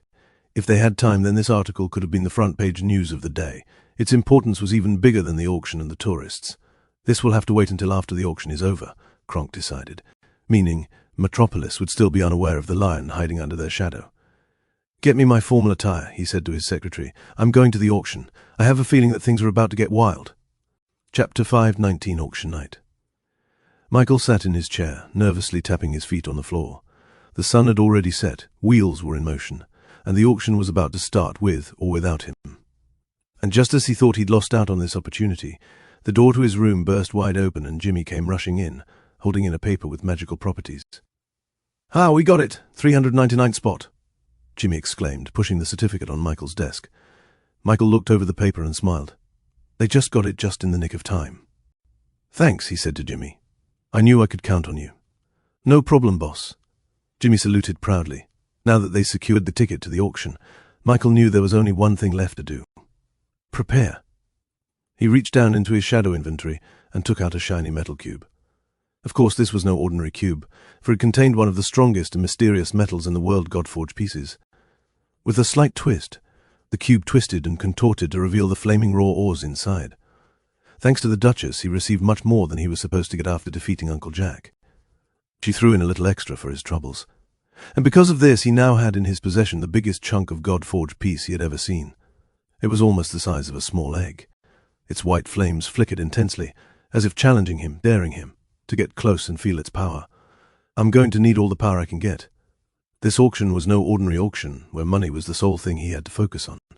He didn't know how or why, but Barnaby's auction included duels and fights in the bidding process. If he wanted to get the spirit of old, then he'd need enough power to beat all the major and minor factions in Metropolis. He'd need to beat well-established organizations like the Magic Tower, the Knightly Court, and all the other legacies whose foundations were much deeper than him by manyfold. It was a tough task, and he didn't know if he was going to succeed or not, but he knew that he was going to try his damned hardest to do so. He raised his hand and let his own Godforge pieces communicate with the pieces in the box. They started to vibrate and slowly wedge out of their secured positions in the box. They were attracted to him, so much so that they became more excited as they got closer and closer to his skin. The metal box, unable to hold on, burst into 1,000,000 fragments as the Godforge pieces shot directly through its side and towards Michael's heart. The force caused Michael to shoot backwards. The mere quantity of the Godforge pieces that entered into his system almost became far too much for him to bear. He would have slammed his back into the glass door if it weren't for him planting his foot down and skidding his soles into the flooring. Inside his heart, the Godforge pieces turned into liquid as they bypassed the skin, the veins, the muscles, and the bones before eventually reaching the heart. They accelerated to near light speed as they shot towards its rightful place, splattering into the valves of his heart and painting it with the color of Godforge. It took a few seconds as these new pieces supplied Michael with enough power and energy to make his body slightly glow a white color. His diva, a full right arm and a left fist up to the wrist, manifested above him. Nanoparticles appeared out of the air before swarming over to the diva's uncompleted left arm like bees. And just like before, the nanoparticle swarm morphed and conjoined together to form electrical circuitry that acted as the diva's veins. Then came the bones, which were made out of some kind of black alloy that absorbed absolutely no light at all. The left arm continued to grow, growing from the wrist up to the elbow. But it didn't end there. The God-forged pieces he received were enough to push past the elbow and form more of its mechanical biceps and triceps made out of synthetic fibers, until finally it reached the shoulders and reached completion. Michael's diva finally had a complete set of arms. He looked up and felt a little bit more in tune with his abilities, and if he wanted, he could even move the arms just like his own. It followed his every movement, making it seem like his diva was shadowboxing behind him. But of course he knew that this wasn't possible because divas couldn't interact with the real world. They acted just like a projection, meaning if he tried to punch someone with the diva, then it would only pass through the target. It was at that moment that Michael's ears twitched, as if he heard something. Huh? He looked around, searching for the source of that sound. He wasn't even sure if he heard something at all. He then looked to the side and saw Shayna right at his door just as she was about to knock on his door. Shayna opened the door and bowed at him. "Lord Michael, our shadow orcs say that the auction is about to start. Plenty of people have already entered the venue, including the major factions." Michael nodded and thanked Shayna for informing him. "I guess I was just too nervous about this auction," he thought to himself. Thankfully, though, he came prepared. Now his diva was finally in the 4th stage of body formation. Judging from his previous encounters with other Morgnetics, this meant that he could easily defeat someone on the same level as him. And for his opponents who were in the 5th stage, then he had a solid chance of winning against them if he played his cards correctly. But as for opponents in a much higher realm than that, he didn't know the answer. He had never encountered someone 2 levels higher than him. This means I got to be careful and pick my fights. He looked down at his pockets and felt the box frame of his folded drone. As long as he had this weapon, then he could be sure that he had an advantage that no other Morgnetic could have. "I'm ready," he said to Shayna. The white-scaled Dragonborn smiled and nodded at him. "Very well, Lord Michael. We shall see you at the auction." A magic circle appeared beneath his feet as he used his shadow transportation skill to directly come over to Barnaby's vault. His body slowly descended into his own shadows before completely disappearing into the void. Michael ascended into the ground in a dark alleyway filled with nothing but shadows. He had his formal attire on, wearing a tuxedo with a loosened tie. He didn't want to restrict his own movements too much. He then walked out of the alleyway and found himself staring at Barnaby's vault shining deep in the night. There were wizards and mages constantly casting light spells in the air to keep everything visible even during the night. Chapter 520, Very Important Person Guest. There was already a large crowd near the entrance, filled with civilians, fans, and some newspaper journalists. The whole road was occupied with lavish carriages as one by one, the guests entered the venue showing off their pearly white necklaces, dresses made out of exotic threads and fur coats. As expected of an auction, this was just basically a way for people to show off their wealth and statuses. Michael stood in line at the entrance while the attendant checked the identity of the guests to see if they belonged inside or not. "Look, that's the owner of Black Time Incorporated with his wife. This is the 5th time they've been invited to the auction. Wow. That's mildly impressive. But how about the Gentle Tool Company? They've finally been invited to the auction after 8 years of trying." Just then it was Michael's turn to enter the venue. "Whoa, who is that kid? Why does he seem familiar? I think he's lost or something." Usually most companies entered the venue with flair and style. They showed off their extravagant wealth with their gem-adorned carriages and exotic stallions. But Michael was different. He just appeared out of nowhere and lined up like Barnaby's vault was just a normal restaurant. "Good morning, sir." The attendant stopped in his tracks once he saw Michael in front of him. What's your name, sir? Do you have your parents inside?" Michael shook his head. "I'm here on my own and on behalf of my company. My name is Michael." The man tried his hardest not to look judgmental as he scanned over the list of guests in his paper. And just like he suspected, there was nothing in there about Michael. But just as he was about to politely ask Michael to leave, he suddenly remembered that there was another list that Barnaby gave him. He looked at the different parchment papers in his desk until he saw one completely colored red. This was the guest list for the VIPs. The names inside this list included the likes of Alaric Goldman and, of course, the Duchess of Metropolis, Regina. He didn't even know why he was looking through this list, but his professionalism knew that he had to be thorough, or risk offending someone he shouldn't have. And as he got to the bottom of the very short list, he saw it, Michael Vanderbilt. Not only was he on the list, but his name was also circled multiple times by Barnaby himself to emphasize his importance. They were all instructed to treat the boy with absolute respect, the same way that they would treat the Duchess of Metropolis. They were even told to inform Barnaby of his appearance so that he could personally welcome him. The attendant's eyes widened as he realized the mistake he almost made. He quickly stood up ramrod straight and bowed at Michael at a near 90-degree angle. Welcome, Sir Michael Vanderbilt. I apologize for the confusion. Please wait a little bit as Sir Barnaby will welcome you personally. Michael was about to tell him that there was no need since it was excessive, but the door suddenly burst wide open, and Barnaby rushed outside with a big warm smile. "Michael, I'm glad you made it." Barnaby greeted Michael, cupping his hands together. "I forgot how fast this guy is," Michael remembered. "Hey, Barnaby, I got the ranking that I need. Here's the permit," he said, about to take out the paper from his inventory. "There's no need for that now," Barnaby quickly said. "I had my people stationed in the Daily Metro for the news of your company's new rankings. After all, without you, this auction would only be half as spectacular as I want it to be."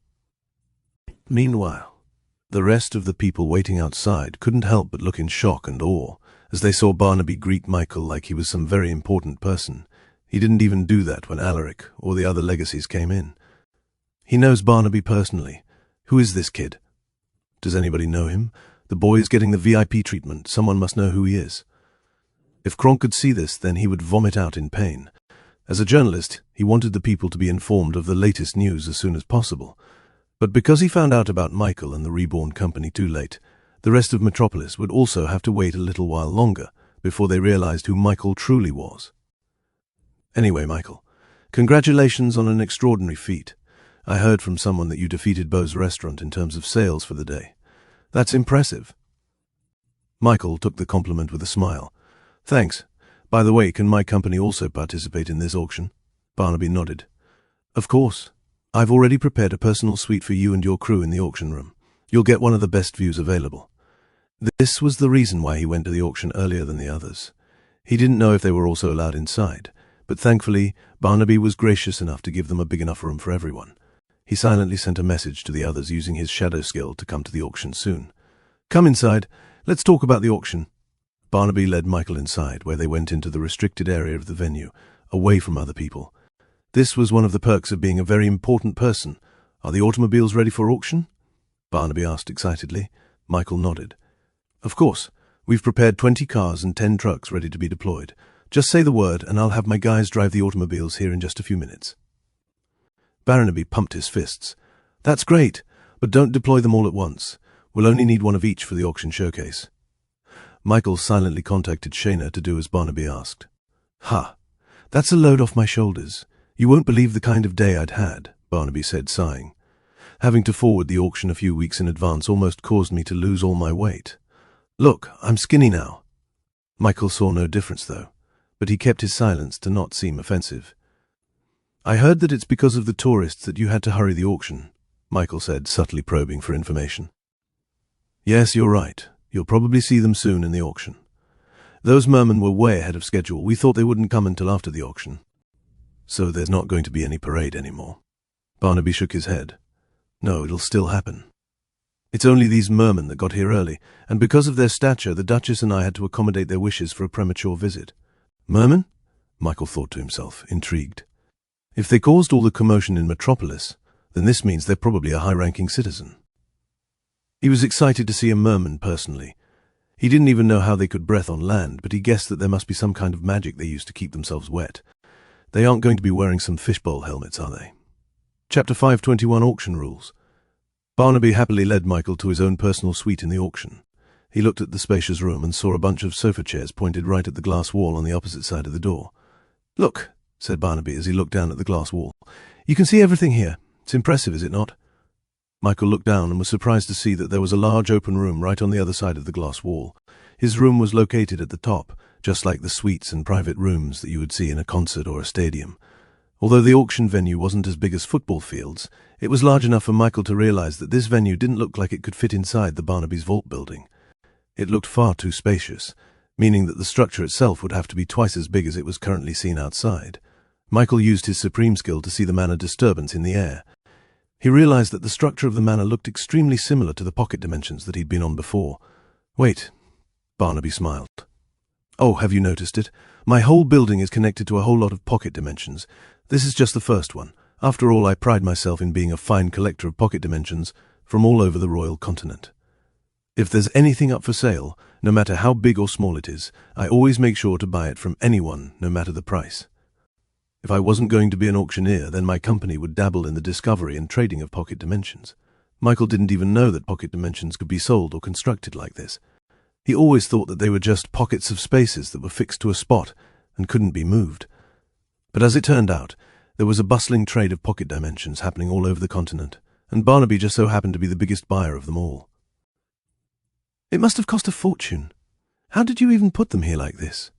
Barnaby laughed and wagged his finger.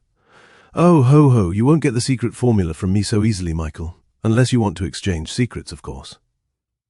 Michael definitely considered the offer.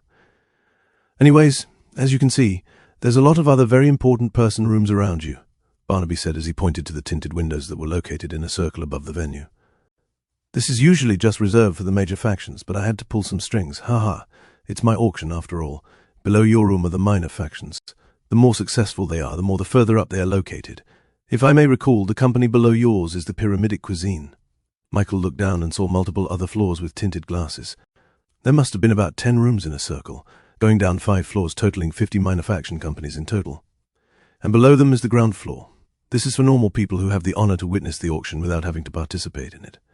That's why they're located right next to the stage, right where all the action will occur. There was a white rectangular stage in the middle of the venue, surrounded by what must have been hundreds of seats in total, all occupied by men and women wearing fancy suits and dresses fit only for the high class. "Isn't the stage a little too big? That's just where the items are going to be displayed, right?" Michael asked. It was strange because it looked about as large as a basketball court. Ho, that's not all. Like I told you, that's where all the action will occur. To explain it simply, money isn't the only thing you'll be bidding in the auction. Action? What do you mean? Barnaby then pointed at the stage. "You see, in a normal auction, one would have to bid an amount of money that is bigger than anyone could afford, right? Now ask yourself this question, why?" Michael thought of the only answer he could think of. "Because many people want the item for themselves, so they spend a lot of money on it." Barnaby shook his head. "That is wrong. The reason why people do that is because the seller wants their item to be appraised at the highest level possible. If they just wanted to sell it, they could have sold it in any other store. Why an auction? The seller wants the best money for their item, and that's enough for them. But for me, that's just half of what's necessary. Normal auctions miss something completely power. In my auction, one would have to not only prove themselves that they have the money to properly value the item, but they have the strength and power to keep it to themselves." Michael was surprised at the boldness of Barnaby's thinking. Upon first glance, it sounded excessive. Why fight if money could solve the problem? But then he remembered that in this world, strength mattered just as much as money. If you had enough strength, you could duel someone and obtain what you need without buying it. This auction had the same principle as that. So then how does the auction work? Do you bid money, or do you fight someone to prove you're worthy of it? Barnaby smiled. "Both. During the auction I will pose 2 questions. How much do you want to pay and who do you want to play? Your bid into the auction has to come in 2 answers. 1 is your bid, and 2 is the name or names of the people who will fight for possession of the item." Michael knew what Barnaby was saying, but he couldn't understand it fully. Bidding the money was easy, but the second part was hard to comprehend without seeing it for himself. "Just follow the lead of others," Barnaby suggested, seeing him slightly confused. "And don't worry. I'll tell everyone what they need to bid in order to participate in the auction. If you want to participate in the bidding, and you think that you can accept the conditions of the bid, then you can tap on the glass and I'll know that you're in." Michael nodded. That sounded easy enough. He was only planning on bidding for the Spirit of the Old, which would only appear at the very end of the auction, so he had the whole duration of the auction to figure out its rules. "Anyways, I have to go. Everyone awaits for the auction. Good luck, Michael. I'll be rooting for you," Barnaby said, before rushing out the door with the speed of an Olympic runner. Michael was left all alone in his very important person suite, looking over all the other tinted rooms beside him. From what he recalled, there were only 6 companies or organizations in the major factions. The 3 legacies, the Magic Tower, the Knightly Court, and the Royal Family. And including him, there were 7 VIP suits in total, but, as he counted them, he realized that there were actually 7 of them all in all. Chapter 522, Mermen. That must be where the Mermen were located, Michael guessed. Are they participating in the auction or just watching? He was kind of excited to see them in person. People had to fight for the items, meaning that if the Mermen wanted to participate in the bidding, then they would have to show off their powers as well. He didn't know if Mermen worked the same as humans or demi-humans, so he was curious at what kind of power they had in their bodies. Should I? Michael contemplated using his supreme skill to peer through the glass and see the light mana signature in their bodies. It would be easy for him to know which room they were located in if he could see their bodies. Unable to restrain his curiosity, he activated his supreme skill and changed the way he saw the world. He could see Mana clearly. It was as if he was transported in their world and acted as if he was a Mana himself.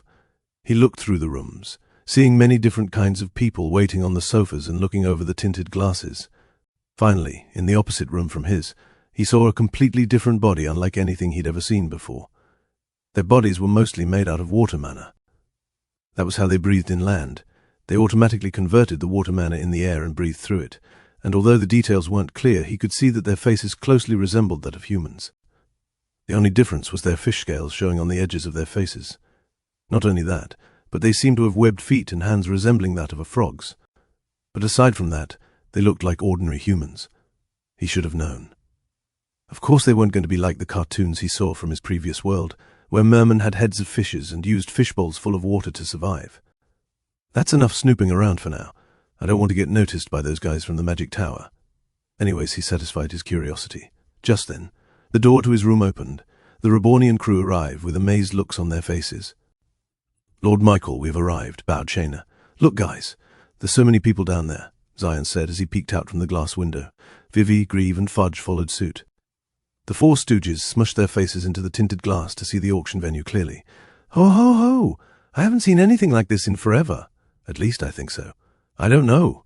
I don't have any eyes, ho-ho." "Yummy emotions," Vivi salivated.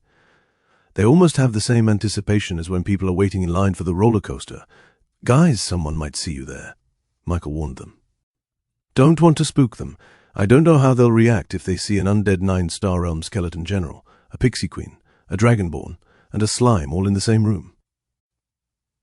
Meanwhile, Yaku already occupied one of the couches for himself and took a nap. Umisu quietly sat beside him, silent and looking forward to Michael's commands.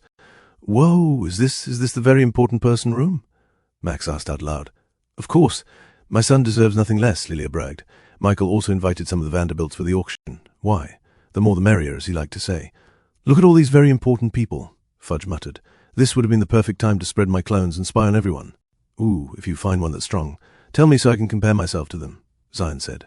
Michael was about to tell them to settle down, when he heard the sound of a large gong echo throughout the walls. Bong! He looked down and saw Barnaby at the center stage, wearing a full white suit that made him look larger than life. A magic circle appeared beneath his feet, which Michael deciphered to be some kind of voice amplification spell. "Welcome everyone to the annual Barnaby's Vault Auction." His loud announcement sent waves of applause from the people seated at the ground floor. They cheered like they were a crowd about to watch a world title boxing match. This almost sent Vivi into a frenzy as the emotion from the room reached its peak. "First of all, I would like to apologize to everyone about the sudden change in schedule. Some of you may deem this as unfortunate, but it is for a good reason. As some of you may not know, we are given the privilege of being visited by one of our dearly beloved neighbors from the other side of the world, the merman from Atlantis." The crowd gasped and awed before looking up at the VIP suits. Of course, the major factions already knew about this, so they weren't that surprised. However, about 80% of the minor factions were completely caught unaware by the news. Barnaby kept silent, letting the crowd process and digest the information he just gave them. He knew that there would be lots of discussions taking place within the tinted glasses, especially for those companies who were wholly unprepared from the merman's appearance in the auction. "Ahem. Ladies and gentlemen, the merman would like you all to know that they are sorry for the inconvenience they had caused. Because of this, they are willing to give something to the auction that I think all of you would like." This time, Michael felt some disturbance from the very important person suites. It looked like even they didn't know that there'd be a gift from the merman. "I know that there have been rumors swirling around that the final item of the night will be none other than the spirit of old." Everyone turned silent, waiting for Barnaby's next words. "And I would like to confirm that yes, we are indeed auctioning off 5 drops of Sue during the final part of the auction." Michael knew that this was the goal for all companies, especially so for the major factions. But Barnaby let the silence linger. He was a master at capturing the crowd's attention. "The merman would like to announce that they are willing to give 15 drops of the spirit of old as compensation for the inconvenience that they caused. This will bring the total Sue drops to be auctioned off to 20 whole drops." The whole auction venue went into an uproar. Excited shouts, gasps, and even some howling echoed out as every single company got excited from the news. Even the major factions were caught off guard. Alaric, Aerith, and the other leaders frantically set up an emergency meeting with their team members to try and formulate a plan on the spot. The only ones who didn't look surprised were the Duchess and the royal family.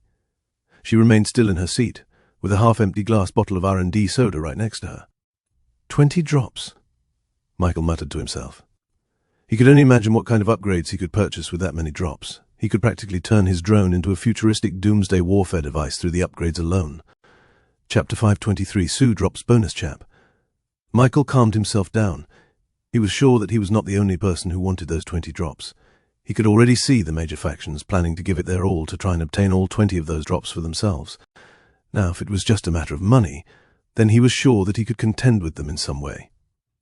He had a lot of funds back in the nation of Reborn, with hundreds of millions of gold coins located in their treasury, ready to be spent. However, this auction was different.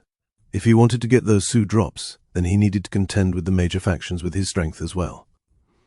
Now, he might be talented and strong for his own realm, but he wasn't delusional enough to believe that he could defeat the major factions all by himself. They definitely had fighters whose cultivation levels were very far above him. Just Alaric, Aerith, and Bobby alone, he knew that those three were close, if not right at the top of the body formation realm. And it wasn't just them. The Magic Tower and the Nightly Court were from very large organizations whose strengths were incredibly deep. They were probably even stronger than the Legacies. Now, I know what some of you are thinking. Barnaby, why do we care about Sue when we know that the major factions are the ones who will end up winning them anyway? And my answer to that is, do not worry. I will be taking away 5 drops and allowing the minor factions to contend with them, without the major factions interfering. Barnaby's controversial decision led a lot of companies from the minor faction to become excited. Meanwhile, the major factions had an understandably less than positive reception to this, because they felt that they deserved all 20 of those drops. Now, before you go on and complain, I shall tell you that it's not me who suggested this. It's the mermen themselves. This was one of their conditions in selling off 15 drops of Sue. After hearing this, Michael's perception of the mermen changed. They're not here to participate. They're here to be entertained, he realized. Letting the minor factions fight for the Sue would add a lot more excitement during the auction. This would allow the minor factions to show off their strength without worrying about the major factions stomping them through force. It would be boring if the one who kept winning were the major factions. But this is good. This is my chance, Michael thought.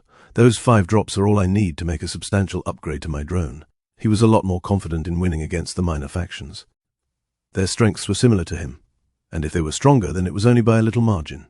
As long as he played smart, then he could find the winning play in the end. Of course, Michael wasn't the only one thinking that. At the layer right below the very important person suites were the rooms for the top 10 minor factions in Metropolis. This included the Rising Six. That included the Pyramidic cuisine. Bo Rigo sat in her seat, her bountiful blonde hair curling up over her shoulders. She blankly stared at the glass wall, seemingly looking over Barnaby and the auction venue itself, but in truth she wasn't concentrating on the auction at all.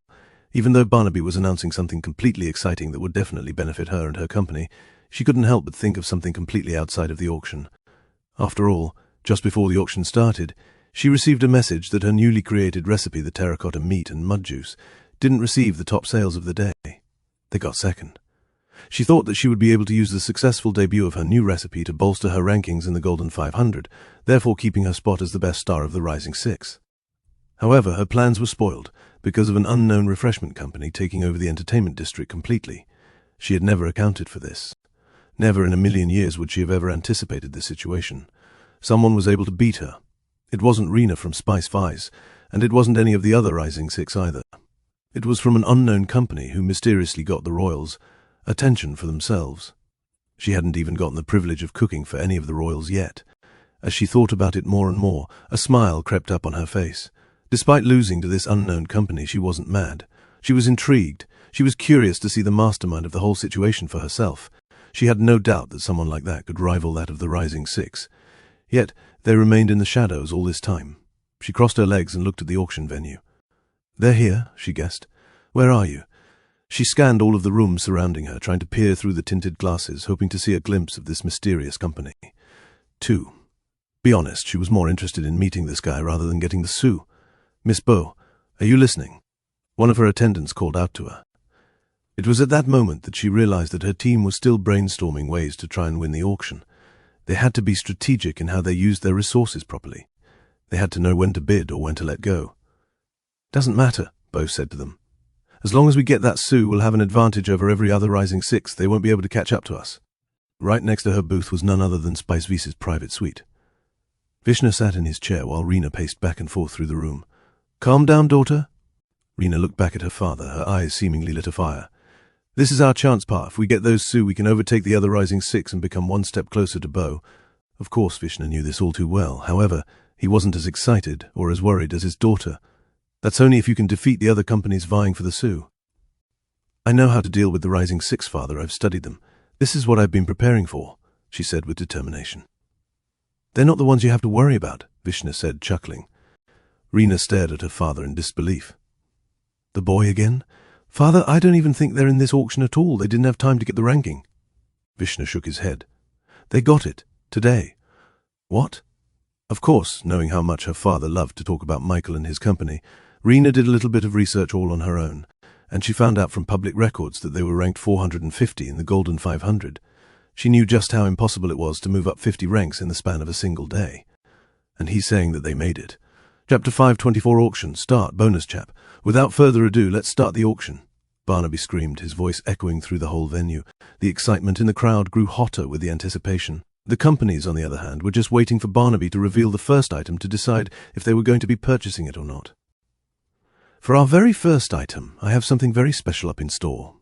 Barnaby stepped away from the center stage to make way, and suddenly a platform suddenly levitated out of the ground, revealing a rectangular box the size of a human person to appear. The item itself was covered in a red linen that slightly obscured its true nature. Still, one could clearly make a guess at what the item was because of the familiar shape and edges of the object. Ladies and gentlemen, I present to you. Barnaby pulled down the red carpet. A full set of dwarven armor, sword and shield. Everyone feasted their eyes upon a magnificent piece of metal work. Even from far away, the clarity in the unblemished metal made the whole armor look like it was ripped straight out from heaven. It's not just one. It's not just two. It's not just 3, but 10 whole sets for you and for your crew. Companies, please place your bids, starting at 100,000 gold coins. As soon as Barnaby said those magic words, companies started knocking on their tinted window glasses to place their bids. Judging from the sounds of knocks, it looked like every single company from the minor factions placed their bids immediately. After all, 1 set of dwarven armor was good. 2 sets were great. But 10? That was a game-changer. Being able to arm their major officers with supremely crafted metal armor would not only help them in the long run, but also in the short term, mainly the auction itself. Barnaby, even with all the chaos from the knockings, knew who was the first one to place his bid. 110,000 from the Talon speak. 120,000. The knocking continued, leaving Barnaby not even a chance to voice out the bids. Knock! Barnaby excitedly pointed at one of the top rooms in the auction venue. We got a 1 million bid from Spice Vice. It was at this point that the other minor factions decided to bow out and refuse to bid any higher. The cacophony of knocks that plagued the auction now turned silent. The dwarven metal set was good, but it wasn't that good. They had better ways to spend their money. A 1 million bid. Is there anyone that can top that? And as if accepting Barnaby's challenge, a knock immediately resounded out just right next to the Spice Vice booth. We got 1.2 million from Crocodile Leather, Barnaby exclaimed, but it wasn't long after another knock resounded through the venue. Oh, a huge jump. 1.5 million is now the top bid, coming straight from Alligator Company. The crowd on the ground floor looked up in awe at 3 companies vying for the bid. They expected this. After all, they were all in the Rising Six. Whoa, the Rising Six are going to be spending that much on dwarven armor sets. It's not just the armor. It's the knowledge ingrained into those armors. I see. So they're actually vying to bid for a chance to learn how to make armors as good as the dwarves. Another knock echoed in the venue. Another contender. 1.6 million is now the bid, thanks to Angelic Crafts. It wasn't long after that did another bid come from another one from the Rising Six. 1.7 million, courtesy of the Mountain Movers, exclaimed Barnaby. Spice Vice came up with another offer, 1.8 million, a 1.9. 2 million. The Rising Six went back and forth on their bids, refusing to get outbid by the other. Meanwhile, as the very heated auction was going off, Michael and the other Rebornians looked down at the glass and couldn't help but be disappointed at what they saw. That's it, Zion scoffed. They're paying this much for run-of-the-mill armor sets. I don't even think it's in the dwarven quality, Yaku commented, peeking with one eye open and the other asleep. The dwarven king would be very pleased to know that the armor that leaked out of their kingdom is only of low quality, Shayna said, smiling. The other Vanderbilts were speechless when they heard what the Dragonborns were saying. The dwarven armor wasn't good. If Max or the other Vanderbilts got a hand on one of those armor sets, then they would treat it like a treasure and pass it down to the next generation like it was a priceless heirloom. Yet for these Rebornians, they didn't even consider it as passable. If they thought that way, then what kind of armors were they used to back in their territory? Of course, Michael and the other Rebornians were so used to extremely high-quality dwarven materials from the best of the best that their criteria of good was completely skewed. The armor set was perfectly fine and had no imperfections, but for them, it was one of the worst quality dwarven smithing they had ever seen. "Michael, are you sure you don't want to bid?" Max asked. Michael looked back at him. "Why? You want one?" Max immediately waved his hand and refused. No, that's way too pricey for me, but wouldn't you like something for you or your friends here?" "Foo-foo," Lalia chuckled. "Brother-in-law, that kind of metal isn't worthy of my son." Michael then noticed that little William was looking over the dwarven armor with stars in his eyes. The boy clearly wanted one for himself. He approached him and squatted down. "Do you want one?" The boy looked meekly at Michael before nodding his head. Michael smiled and looked at Shayna. She knew exactly what to do even without him saying it. She contacted the shadow orc inhabiting her feet and gave him some directions. It wasn't long after that did the orc show itself to the group with a new and shiny armor set in his hands. "Here, try it on for size," Michael said as Shayna handed the armor over to William. As his son excitedly put on the new armor, Max couldn't help but gasp out loud once he realized the extremely beautiful quality of metal that it was made out from. "Michael, what is that?" He shrugged. "Oh, don't worry. This is just some ordinary armor we had in store back in the parched lands." Max gulped. Once he got a closer look at the armor, it bore a close resemblance to the one being auctioned off below, but compared to this, that one looked like a cheap imitation copy that a 5-year-old made by himself. "That wouldn't happen to be dwarven make, right?" "I mean, dwarves did make it, so yeah, but don't worry, it's not that valuable. We have a lot of dwarven apprentices looking to practice their skills. This is just one of them." Max almost collapsed down into the couch. Even the other Vanderbilts had their jaws completely fallen to the floor. Chapter 525 bidding commences. Max asked, astounded. "Yeah, me and the Dwarven King have a business agreement with each other. They give us Damascus steel, we give them beer. You should come visit the nation of Reborn soon so that you can see them for yourselves." Max and the Vanderbilt family were flabbergasted to find out that Michael had connections with the infamously antisocial dwarves. While everyone was fighting for the great quality Damascus steel armor in the auction, Michael had so many of them that his lowest quality armor was something that even the major factions would covet. It was a culture shock to see how much the Rebornians treated this treasure, worth more than 2 million gold coins, as something worthless. 2.5 million bid, Barnaby shouted excitedly to the crowd. "The pyramidic cuisine has finally entered the bidding, ladies and gentlemen." Finally, after this enormous bid, the knocks stopped completely. No one was willing to increase the price even more than that. 2.5 million. That's pretty good, Michael thought to himself. He was kind of regretting not putting a few of their dwarven items up for auction, seeing as how valuable they seemed to everyone in Metropolis. Going once? Going twice? Declared? 2.5 million is now the accepted price for the auction bid. The crowd clapped and cheered, turning their heads up to look at their private suite. So, do they get the armor now? What about that dual aspect that Barnaby was talking about? He noticed that despite the auction bid reaching a peak, there weren't any celebrations from the pyramidic cuisine at all. In fact, even the other companies were behaving even more seriously, leaning forward with focus, as if the real fight had just begun. Now comes the amazing part. Will anybody else bid 2.5 million gold coins to fight against the pyramidic cuisine? Barnaby asked, looking around the venue. It was at that moment that a knock came from the tinted glass right next to the pyramidic cuisine's room. Crocodile Leather has joined the fray, everyone. They are more than willing to pay out 2.5 million gold coins. What's happening? Another company is also offering a 2.5 million bid, Michael asked himself. He thought that the bidding was over since no one could top the pyramidic cuisine's high offer. It wasn't long after before another knock came. Looks like Mountain Movers have decided to battle it out as well. Is it going to be a three-way fight, or will more companies have the guts to fight it out against the Rising Six? Barnaby's words were directly challenging all the other companies to make a bid. The more of them that joined, the more exciting it was to watch. Knock, knock, knock. In an electrifying turn of events, the other Rising Six companies also decided to put their names forward with a 2.5 million bid. Going once, going twice, declared. Wow, ladies and gentlemen, I didn't think that we'd get to see a fight between the Rising Six so early in the night. Barnaby beamed. And now comes the second part of the auction. Barnaby stepped away from the podium and walked down into the stands. Once he was completely away from the white platform, he signaled with a bell for his workers to activate the spell, creating a large magic circle that completely encompassed the stage. Mana poured onto the magic circle from 5 wizards around the auction arena. The stage suddenly split in half, revealing a bright white light that seeped out of the cracks. The platform continued to crawl out of the arena, showing a very deep hole in the center of the auction. The crowd gasped with awe and wonder as they peeked out of the bright blue hole.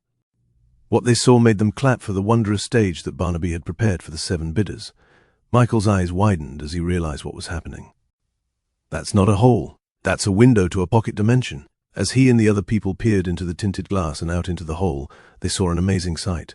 It was as if the auction itself was located high up in the heavens of the earth, among the clouds, tens thousands of feet above the ground.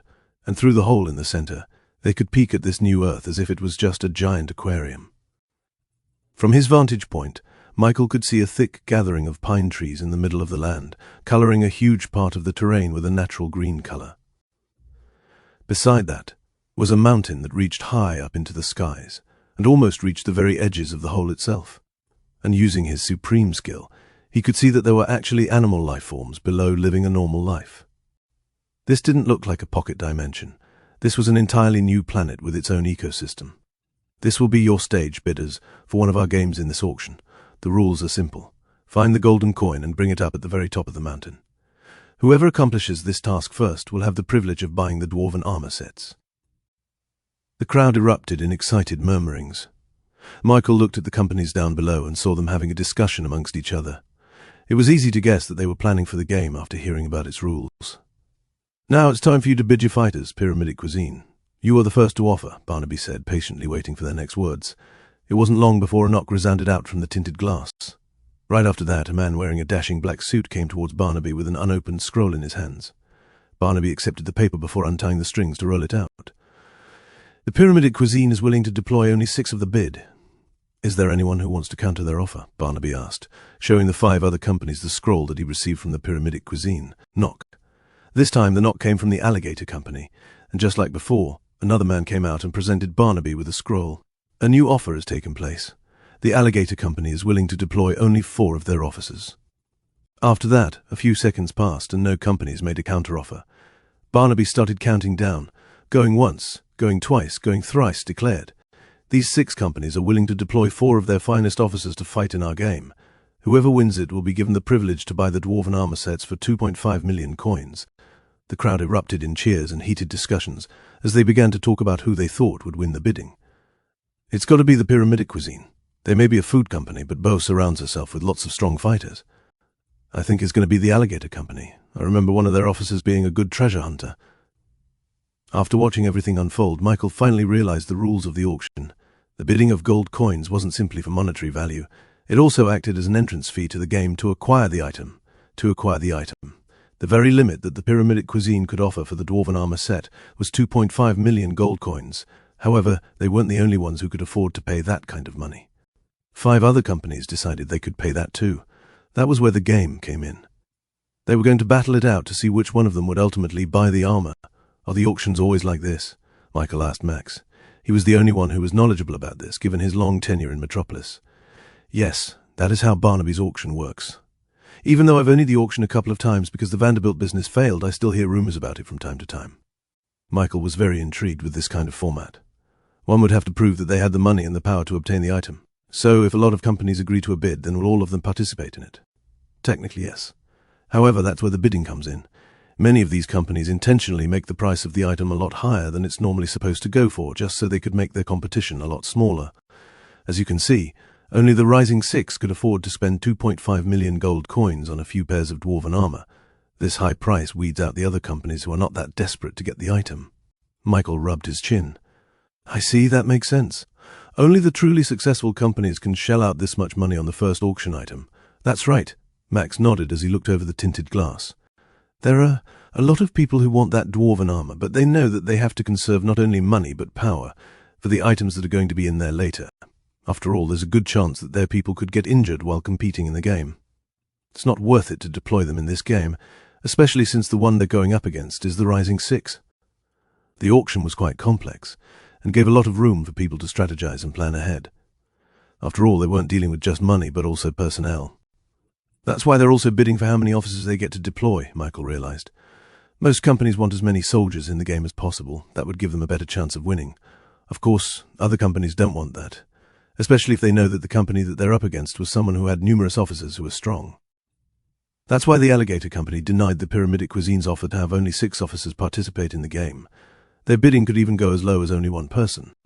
Of course, not a lot of companies want to do that because it would lower their chances of winning, so they all agree to have more officers for a better chance. Michael was starting to understand the rules of the auction now. Players, please come down and enter the pocket dimension when I say so. It wasn't long before people arrived coming from the back doors and into the center stage. There were 24 of them in total, grouped up by 4. Each of them wore a uniform that distinctly showed allegiance to the company. Michael, if you're going to participate in one of the auctions, then I suggest that you also start using uniforms for your crew, Max advised. Some of the pocket dimensions that Barnaby owns will transport you and your teammates in completely different locations.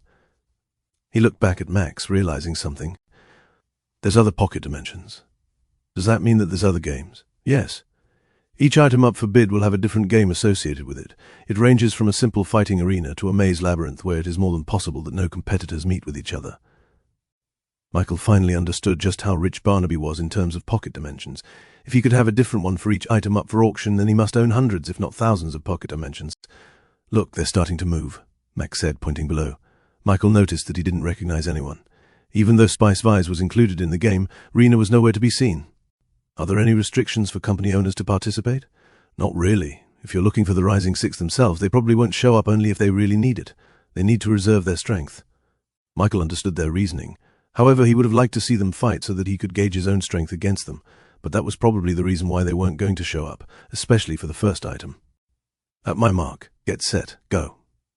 Upon Barnaby's signal, the participants jumped into the hole and disappeared into the pocket dimension. It was at this moment that the crowd began to take out fancy binoculars from their pockets. This was what allowed them to see what was happening down below. Michael used his supreme skill to observe everything with clarity. He saw that each team were all separated from one another, appearing in completely random spots inside the terrain. They all frantically tried to search for the gold coin in the ground, unearthing stones, wrecking bushes, and even felling trees in an attempt to get a better light from the skies. Our game has gone off to a great start. Who will be the first one to see the gold coin, I wonder? Barnaby commented on everything he saw unfold. Look at the second quadrant. The Alligator Company and Crocodile Leather have spotted each other. Will they ignore their rivalry to search for the coin, or will they try to take each other down? As more and more people scoured the lands for the gold coin, fights inevitably broke out. Barnaby did a good job figuring out which fight was interesting and pointing it out to the crowd. He gave them background information, like their name, their affiliation, as well as the power difference between them. Oh my gosh, 2 fighters from Mountain Movers have been knocked unconscious. Oh wait, look, someone found the coin. A lucky fellow from the Pyramidic Cuisine held in his hands a shining gold coin with Barnaby's face stamped on it. Immediately they rushed towards the mountain. However, the other players seemed to have noticed this and tried to stop him in his tracks. The lucky guy had to fight his way to the foot of the mountain, with several people trying to get the gold coin out of his hands. Thankfully for him, he had his own backup who successfully warded off any stealing attempts from the other players. It wasn't long before the guy used his skills to jump through boulders and icy terrain, eventually reaching the peak of the mountain and winning the first item for his company. Congratulations to the Pyramidic Cuisine, Barnaby shouted, with the crowd howling and praising the winner for an exciting show. Even Max couldn't help but clap for the Pyramidic Cuisine. Bo's officers were incredibly strong and extremely skilled. It was a powerful show of force, telling everyone that it wasn't just Bo who was talented, but also her crew. Michael, do you see how good they are? That's what you should keep in mind later. Bo's surrounded by very powerful. But as he looked at Michael and the Rebornians, he saw that none of them were even paying attention. Chapter 527, Max is done with Rebornians. That's why Bo's at the top. Even her officers are the cream of the crop. She can even arm all of her officers with mithril relics. No one could have won against that team. As soon as they got their hands on the golden coin, I knew no one would be able to steal it. But props to the rest of the Rising Six. Their officers were no joke. It's just everyone's unfortunate luck that the coin ended up in the chef's hands. Anyone and everyone was praising the Rising Six for their stellar performance in the golden coin game. The battles were intense and nail-biting. Boulders were destroyed, forests turned bald, and even the skies were assaulted by powerful magic from the fighters. Many of the minor faction companies who witnessed this heaved a sigh of relief. If that's who we would have fought against, then I'm lucky I didn't continue bidding. I knew they were strong, but I didn't know they were that powerful. Those chefs especially are extremely skilled with their cleavers. This would have demoralized me, but it's actually good. At least now they're a little bit tired. We'll have a chance on the other items because of this. Even though none of the leaders from the Rising Six fought in this game, the strength and power that the fighters showed was completely above what some of these companies could even do. Practically everyone was amazed by the fighters. The only ones who weren't impressed were the Rebornians. They even looked a little bored. "Why aren't you guys reacting?" he asked them. "If you're going to compete in the auction, you'll eventually have to compete with them in the future. This is a chance for you to study their movements and get an advantage over them." Max was just giving them an earnest advice because he wanted Michael to win in the auction. The leaders of the Rising Six were almost impossible to defeat, but their officers could be taken down with the right amount of planning. He thought that this was the only way they could beat them in a fair match. "What's there to look at?" Jakku asked, still laying on the couch, eyes closed. "Yawn, I would rather sleep." "Huh? Sleep? Yeah," Zion butted in. "I'll just punch my way into victory. No need to worry about plans or stuff like that." Max couldn't believe what he was hearing. They were talking about the Rising Six crew, as if they were just run-of-the-mill fighters that could be found off the streets. But the truth was the exact opposite. Those people were hand-picked to be the best of the best. Some of them even had the ability to create their own large company if they wanted to. So Max, as much as I hate to agree with my brothers, they're right. There is no need to plan ahead. Strong or weak, we'll beat them if we need to, Shayna said confidently. Their sheer confidence left Max speechless. He then looked at Michael, who nodded while laughing. "Don't worry, Uncle, they know what they're doing." It was at this point that Max started to wonder. Who were these people? He had never seen their species of demi-humans before. They looked like a mix of salamander and Komodo dragons, which gave him no indication of their inherent strength. It also didn't help that most demi-humans were inherently bad at magic. Because of this, he thought that they were weapon fighters. However, they didn't even have their weapons on hand. Meanwhile, down below in the auction venue, the stage slowly crawled from underneath the stands and slowly came together to form the platform, covering up the hole for the pocket dimension. "Ha-ha! Looks like I'll have to pay a lot of money to clean up that mess they've left behind," Barnaby joked. "But jests aside, congratulations to the winner. The transaction and retrieval of the item will take place after the auction is over. Now it's time for the second item up for grabs." The rest of the auction items up for sale weren't as big or as exciting as the first one. None of the Rising Six or the major factions participated in this slew of items. Although many of them were valuable items that were rarely seen in public markets, it was something that big. Companies already had a lot of, given how big and successful their company was compared to others. For example, one of the items up for auction was a mithril relic in very good conditions and minimal wear. It was a pair of gauntlets that only had a few rusted metal parts near the wrist, which wouldn't affect the power that one could create while using it. As soon as Max saw this, he immediately urged Michael to bid for it. "You should get this one, Michael. The Rising Six will definitely sit out on this one. They don't need it. But you and your crew could certainly use something like this." However, as he turned around and the other Rebornians busy playing some kind of game by themselves, "Uno," shouted Shayna, putting in her second-to-last card in the pile. "Change the color. We can't let her win," Zion said.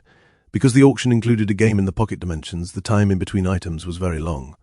Some of them could even take hours in between. They had been waiting for like 5 hours at this point, so Michael and the rest of them decided to simply play some board games to pass the time. Even Max's son, William, was caught up with them. "Aren't you guys going to bid?" Max asked hurriedly. He could already hear the knocks from the other companies down below. The price of the mithril relic had already reached its peak, around 1.1 million gold coins. Barnaby was now asking the other companies to place identical bids to see who among them would participate in the game. The window for their bid would soon close, yet Michael still wasn't paying attention to the auction. Max was very much tempted to simply just knock on the door for Michael. In his opinion, this was what they needed to get an edge over the other Rising Six. But it seemed that he was the only one who thought that, as Michael and the others let the bidding close out. Max walked towards them, downtrodden. "Why didn't you bid? Don't you want mithril relics for yourselves?" Michael finally looked over to Max. "We already have something better." The Dragonborns reached down into their own shadows and find out their mithril artifacts into the open. Each of their weapons glowed with power, brighter than any of the weapons that Max had ever seen before. And he had seen the weapons of the Rising Six and the Legacies before. None of them were as bright as this. Those are mithril relics. Mithril artifacts. It's the original version without all the rust and degradation. Max bent his head low and started laughing. "Ha, ha, ha, ha!" Dealing with Reborn's antics seemed to have finally broken Max's sense of reality. On the bright side, Cerberus would finally have someone in common with. Chapter 528 Land Back. The auction continued, but Michael found no item that struck his fancy. Either they were completely useless to him, or something he already had plenty of, Michael continued to play Uno with the others to pass the time. Our next item is something that I'm sure all of you will appreciate. We'll be auctioning up a prime location in the Barons District, 42nd Street. Max immediately stiffened up as soon as he heard that. He looked back at his wife, Tracy, who showed him a regretful expression. Hearing those words again felt like a stake pierced directly through his heart. Michael noticed this immediately. "What's wrong?" "That used to be one of our territories," Max confessed, sighing with regret. "We were going to use that land to build our family home, but we ended up selling it to pay off our debts." Contrary to Max's expression, Michael was hopeful. "Then why are you all gloomy? This is a chance for you to buy them back. Didn't the Duchess give you your money?" Max steeled himself. He'd been wallowing in sorrow for too long that he completely forgot that his whole life had changed because of Michael. They were no longer the Vanderbilts that were in the very bottom of the bottom. "You're right, Michael. We can bid for this," Max said with resolve. Michael walked up to the glass and knocked on it for the first time in the auction. Knock. Barnaby looked up, realizing that the bid came directly from Michael's very important person suite. His eyes flared. The dark horse had finally entered into the fray. He couldn't wait to see Michael completely overturn the auction on its head with his overwhelming talents. "We have our first bid at 4 million gold coins, courtesy of the Reborn company," Barnaby announced with gusto. A few seconds passed before another knock echoed coming from one of the lower rooms. 4.01 million is the next offer. Is there anyone going to top that?" And just like before, a few seconds passed before another knock resounded in the auction. "Okay, 4.05 million. Keep them coming." Despite Barnaby's encouraging words, there weren't that many bids for this item at all. The price only went up slowly at a snail's pace. Michael was surprised. He would have thought that a piece of property in Metropolis would be coveted by a lot of people. "Why aren't there people bidding?" Michael asked Max. "It's not really a good commercial property. It's surrounded by other buildings, so it's quite hidden from the customers. However, it would be really good for a residential building. That's why we wanted to move there. Someone tried to put a store there, but they ended up becoming bankrupt. That's probably why it's in the auction right now. If it was a good location, then it wouldn't have been sold at all." The people that participated in this auction were businessmen. Of course, they were going to be thinking only of profits. They must have calculated that the value of the property wouldn't exceed more than 4 million, which was why the bidding had nearly stalled on that mark. But of course, one man's trash was another man's treasure. Michael was in dire need of property in Metropolis. It didn't matter if they weren't profitable today. With his skills and his advantages over other companies, he could turn the whole territory into a multi-million real estate property in the future. "This is good," Max rejoiced. "I only have a budget of around 5 million coins, so this means I can get my land back." However, as if his words had brought in bad luck, one of the upper rooms knocked into the tinted glass and submitted their bid. "What an amazing bid! 6 million coins coming directly from the Pyramidic cuisine." Max's hope was immediately shattered upon hearing that dreaded name come up in the auction. That was way out of his price range. Their bid was like a hammer that sounded out a warning signal to everyone. Immediately, everyone stopped bidding. The knocks that had been ringing out in the venue turned into muted silence. At least before, the bids came slowly but surely. This time there was no other bid. They weren't willing to fork over that kind of money for some unprofitable land. Michael looked down at the Pyramidic cuisine's room and wondered why they would bid so much for a land so unsuitable for their type of business. They dabbled in restaurants and fine dining. It was essential for them to establish their business where people could see them. This territory was the exact opposite. Michael saw no reason for them to buy this land. Why? He asked himself, peering through the glass and seeing the light manner signatures of everyone inside. By the tiniest of margins, he could see a woman sitting in her chair, moving her mouth up and down as she talked. "Chat JK4, can you read lips?" "Certainly, creating closed captions for you now." And just like that, subtitles appeared on the bottom of his vision, just as if he was watching a movie on a television screen. "Miss Bow, why are we buying this land?" "It's of no use to us," said one of the attendants next to the woman in the chair. "Why? Because we can. Real estate is still real estate. One man's trash is another woman's treasure. I have a few million coins to spare anyway, so might as well get a land for me to store our inventory in." The reason why the Pyramidic cuisine wanted the territory was purely because of a whim. They didn't need it. They could just afford it. Hearing this lit a fire in Michael's eyes. He walked up to the tinted glass and knocked. "Oh, we have another bid from the Reborn company, and it's a whopping 7 million gold coins," Barnaby said, smiling. He knew exactly who made this bid. The audience began to wonder about this unknown Reborn company. They'd never heard it before, but clearly they were big enough to afford 7 million gold coins. "Who are they?" "I don't remember them being a part of the minor factions. They should be in the high rankings if they can afford that, but I don't see them anywhere at all in the list. Never mind that, but are they really going to go against the pyramidic cuisine? Bo sat in her seat, twirling her blonde curly hair while she was in deep thought. Like the others, she'd never heard of this Reborn company before. After contemplation, she knocked on the door and submitted a bid. The pyramidic cuisine makes a counteroffer of... But before Barnaby could even finish his sentence, Michael knocked on the glass wall again. Oh my goodness, ladies and gentlemen, the Reborn company now offers 8 million gold coins for the land. Gasps and looks of shock permeated through the crowd. They never expected the Reborn company to take such a leap in the bidding. Their perception for the Reborn company went from being mildly amused at their confidence to simply at awe at their boldness. Knock. The pyramidic cuisine. And, before he could even finish his sentence again, Michael knocked on his tinted glass wall. 10 million gold coins, Barnaby exclaimed. Chapter 529. Bidding War. Discussion erupted around the auction. The crowd and the companies were starting to wonder about the Reborn company.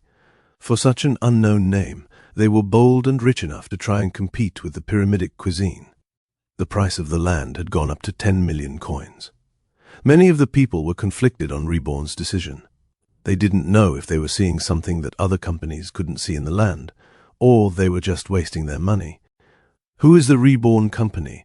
I haven't heard of them, so they're probably new to this sort of thing. Maybe they just got caught up in the atmosphere. That was the prevailing sentiment for most of the companies and the crowd watching the auction. Even the people who knew Michael personally were also surprised with their decision. In one of the major factions, private suites, Bobby and the rest of his officers in the Quench Company were discussing amongst themselves about the nature of Michael's bid. Was it smart, or was it wasteful? Bobby turned to Dickie, who was acquainted with Michael and knew some of his true capabilities. Did you know that Michael had this kind of money? Bobby asked. Dickie shook his head. I knew he was strong, but I didn't know that he had 10 million gold coins to spare. Truth be told, I never really thought much about his company's history outside of Metropolis. I heard that they came from the King's region, so I assumed that their business wasn't that good. But if they could afford 10 million on a worthless piece of land, then it must mean that they're incredibly successful there. Bobby then asked him another question. Do you think that the Reborn company has a chance of winning this bid? Of course, some of his officers immediately knew the answer.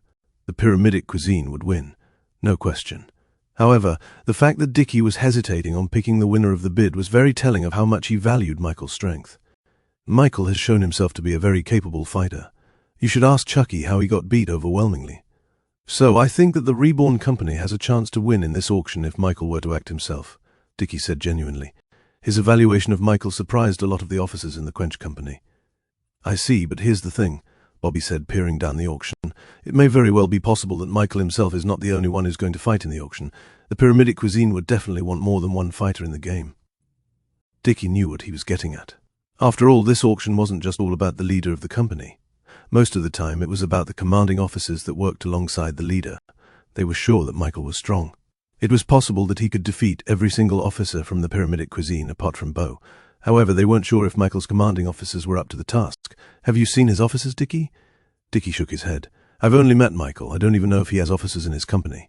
Do you think that Michael can hold his own against 4, or maybe even 2 pyramidic cuisine officers by himself? Bobby asked again. This time, Dickie wasn't sure. Even if Michael could do it, it wasn't ideal because he would be wasting his strength. Because of this, Dickie now had a question. Why are they so confident? Michael may be strong, but he can't win alone against the pyramidic cuisine. Meanwhile, in the private suites of the Spice Vice Company, Rena was shocked to learn that the Reborn company was this wealthy. Can they really afford that? Or are they just biting off more than they could chew? Rena asked her father. And to her question, Vishnu just chuckled to himself. Oh yes, he can definitely afford that. He was already rich before, and he'll be even richer in the future. He was one of the few people who knew that Michael owned the automobiles, and judging from the excitement and eagerness from everyone at this auction, he had a feeling that the bidding for the trucks would go up to astronomical heights. Vishnu saw that his daughter's eyes were starting to change as she realized more and more that the Reborn company wasn't just some random backwoods organization. Come on, daughter, be with him. Rena immediately shook her head. Father, I don't decide my love for someone because of what they're worth, and besides, I don't think that they can fight with the pyramidic cuisine on this one. I can accept that Michael is strong, but he's alone. He can't defeat Bo's strong officers all by himself. Vishnu pursed his lips. She made a good point. After all, even he didn't know if the Reborn company had good foundations or not. It was very possible that it was only Michael who had the power to fight against the other companies.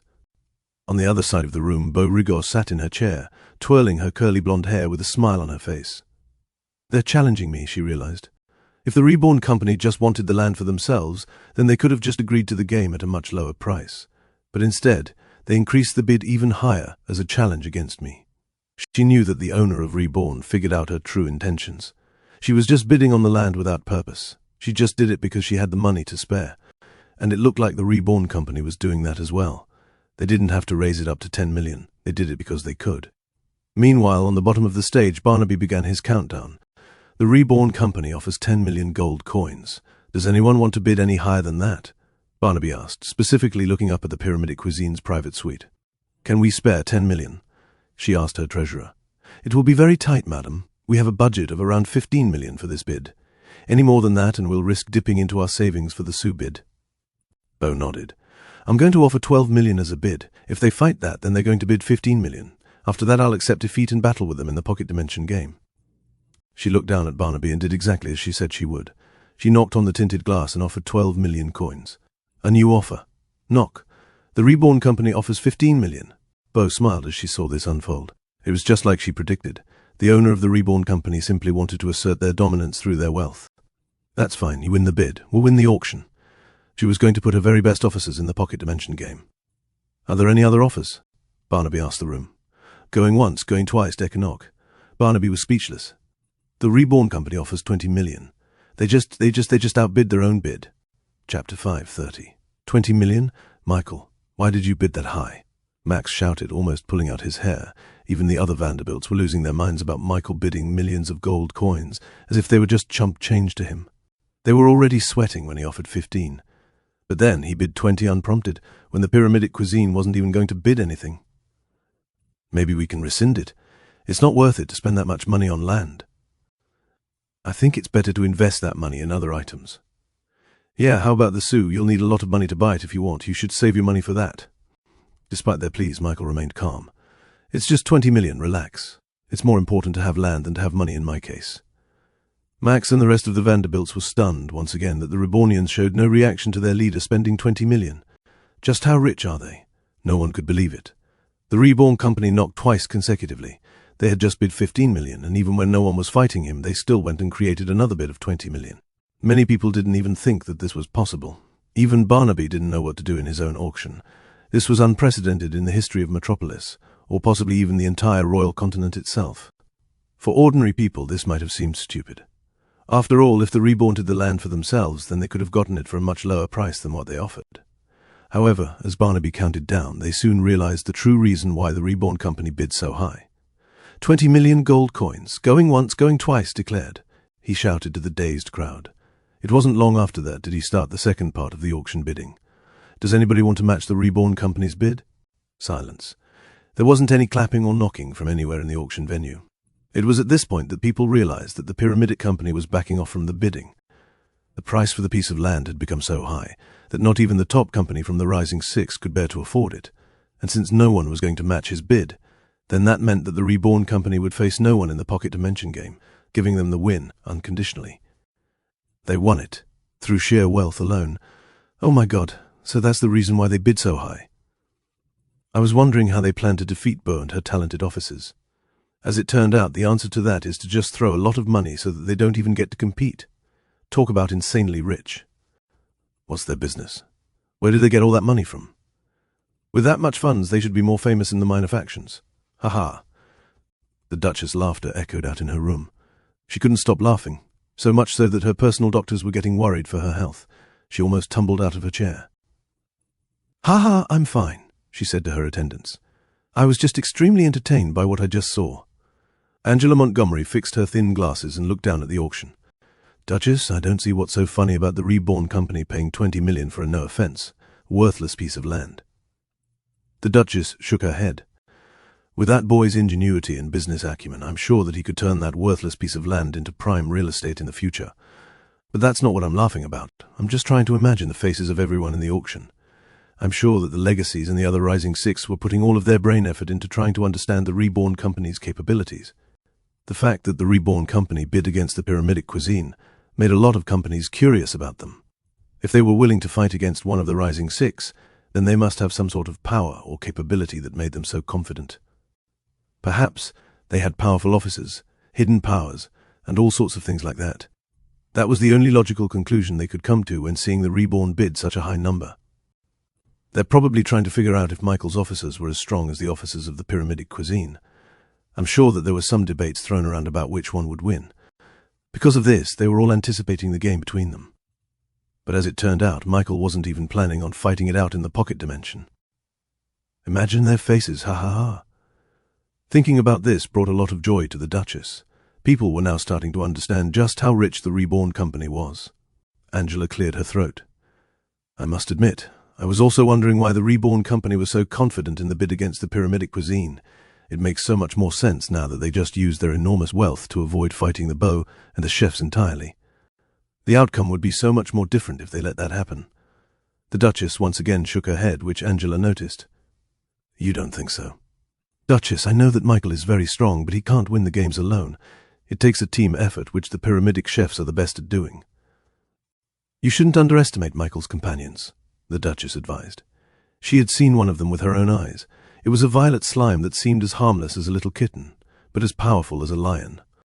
That little ninja was able to sneak around her castle, without some of her secret service guards even noticing. She also eventually found out that the slime was instrumental in finding the evidence to convict Jack of all of his crimes. Without that little fella, then that man would still be out there in the world. If Michael could make a slime, normally perceived to be one of the weakest monsters in the entire world, to be someone that could even evade the eyes of her secret service, then she was confident that he could surround himself with a lot of strong and talented people. This led her to believe not just in Michael, but also the Reborn company. She was rooting for them. This was the reason why she let the slime keep his shadow clones all over the royal castle, allowing her to warn Michael of the auction's schedule change. She let the slime eavesdrop on her conversations with Barnaby so that they would have the appropriate time to prepare, and it looked like they didn't disappoint. This is exactly the kind of thing she was looking for. Michael was completely turning the tides against every single company. It didn't matter if they were from the Rising Six or major factions. They would all be caught off guard from Michael's absurd talents. Going once, going twice, sold. The Reborn company obtains the land for 20 million gold coins in an unprecedented fashion, Barnaby announced. Chapter 531, Crop Dust. Right after the uproar Michael caused due to his insane spending, the auction continued on at a normal pace. More items were shown, but not a lot of them got the attention of the big companies. At this point, none of the major factions had even submitted a bid yet. Even for important and rare items like mithril relics or cultivation pills, they never knocked on the tinted glass walls. But of course, everyone knew that major factions were on a completely different level than most companies. Rare items may be just common for them. Okay, our next item up for bid is something most, if not all, had yet to see, Barnaby said, as he commanded a platform to rise up from the stage. The item shown this time around was encased in a black resin box the size of a pencil case. This, ladies and gentlemen, is something that is mythical in nature. They came from creatures rarely seen from our eyes, but always ever present where emotions run high. Barnaby approached the black box and began to open it. Meanwhile, as Michael heard his description for the item, he couldn't help but feel that it was familiar. It's not about her, is it? I present to you a vial of pixie dust, Barnaby announced proudly. This pixie dust will allow you to attract the attention of the very elusive fairies. If you ever want to feel their presence close, then you need this item. Michael immediately looked back at his crew, who were still playing games to pass the time. Hee! Uno, I won! Vivi exclaimed, buzzing around and rubbing her win in everyone's face. The Dragonborns shook their heads. They weren't even playing Uno anymore. Michael signaled for Vivi's attention and called her over. The self-proclaimed Pixie Queen fluttered her wings and obediently landed on Michael's palms. What is it, Mr. Reborn? He pointed at the stage, towards Barnaby, who was presenting the vial containing golden dust that floated around and never settled on the bottom. Oh, that's pixie dust, Vivi said nonchalantly. You don't care that they're auctioning it off? Michael asked. He thought that she would be a little mad, since the fairies considered their pixie dust as their own body. May, Vivi shrugged. Michael, do you care about your own waste? Michael was speechless. For him, her comparison didn't make any sense. Pixie dust had the magical ability to make anything as light as a feather. It certainly couldn't be compared to human waste. Okay, maybe back then, I would have been a lot more conservative about our pixie dust. After all, we need sustenance to keep producing it. But now that we have your roller coaster, we can have as many emotions as we want. We don't have to worry about not having enough to produce pixie dust. Now he understood why Vivi made that comparison. Pixie dust really was just the waste of a fairy. Wait, is that why they call it crop dusting? Michael shook his head of all silly thoughts and looked back at the auction. He noticed that not a lot of companies were even bidding for it. 100,000 coins. Do I hear 110? Barnaby appealed, trying to get the companies to bid more. This was perhaps one of the lowest bids that happened in the auction, which wasn't that surprising given that it was small in quantity, not enough to even make a boulder weightless. The only ones who were bidding were collectors who simply wanted the pixie dust as their decoration. 123,000 coins, going once, going twice. And just as Barnaby was about to declare the final bidding, a knock resounded from one of the top very important person's suites in the entire auction. Barnaby's eyes widened. He became flustered. This time, it wasn't because the bid amount was too high. It was because he wasn't expecting them to bid 150,000 coins from the Merman of Atlantis. Barnaby shouted, his voice still having a hint of disbelief. As soon as he said that, the whole auction was once again set ablaze with discussions and murmurings. Just hearing about their name awed some of the people watching from the crowd. The infamous Merman, the creations of the Ocean King, were here, and for the first time tonight, they had made their presence felt through this bid. The amount wasn't too big, but the fact that they bid at all was a point of surprise for a lot of people. Some people didn't even think that the Merman would make a bid, let alone bid for a relatively worthless item. They bid on this, it's just pixie dust. They didn't want the dwarven armor or the mithril relic. Why would they want pixie dust? And because of their participation, the knocks just kept coming in. Knock, knock, knock. Companies began submitting their bids for the pixie dust. Just the fact that the Merman considered it as something worthwhile meant that they considered it worthwhile as well. It wasn't long before the bids went up as high as 500,000 gold coins, which was 5 times its original value. Do I hear 510? Does anybody want to bid higher than that? Barnaby asked. There was another knock, and this bid once again came from Merman's very important person suite. 1 million gold coins. The Merman take the lead, Barnaby exclaimed. This time, the other companies truly started to take this seriously. At first, they thought that the Merman simply wanted the pixie dust for vanity's sake, but the fact that they were willing to offer 1 million meant that they were more than desperate to buy this for themselves. This got a lot of companies thinking. Was there something that they missed about the pixie dust? Even Michael started to doubt Vivi. Are you sure it has no other properties other than making things levitate? Why would the Merman want pixie dust?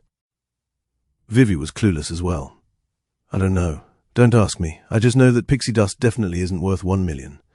Michael seriously started to wonder if Vivi truly was the pixie queen or not.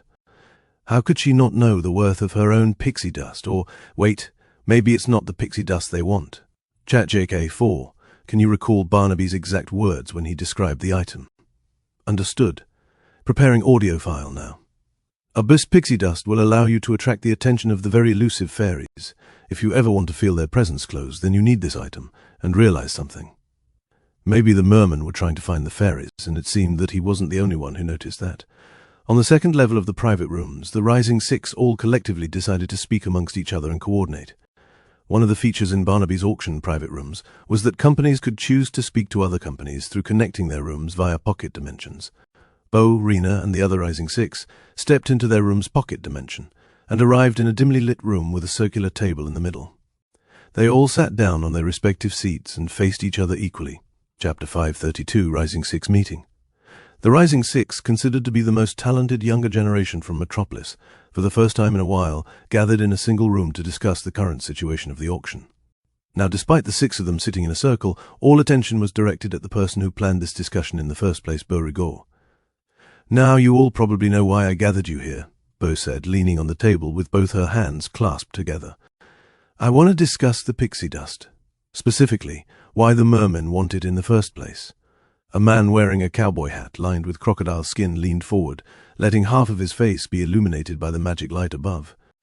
He was chewing on a single straw of wheat with an amused smile on his face. I don't understand why you're even having this discussion. They just want the pixie dust because they can afford it, he said. Rena scoffed Reptar. It's not that simple. Would your crocodile leather company want to spend 1 million coins purely for vanity? The man was called Reptar, and he was the rising star for the crocodile leather company, considered to be the 3rd best among this group. I'm sure that it has something to do with the fairies. A man with long bangs covering his eyes spoke meekly. Pim's right, Bo remarked. Despite looking shy and docile, one must not underestimate this boy named Pim. After all, he was considered the second best rising star, under only Bo herself.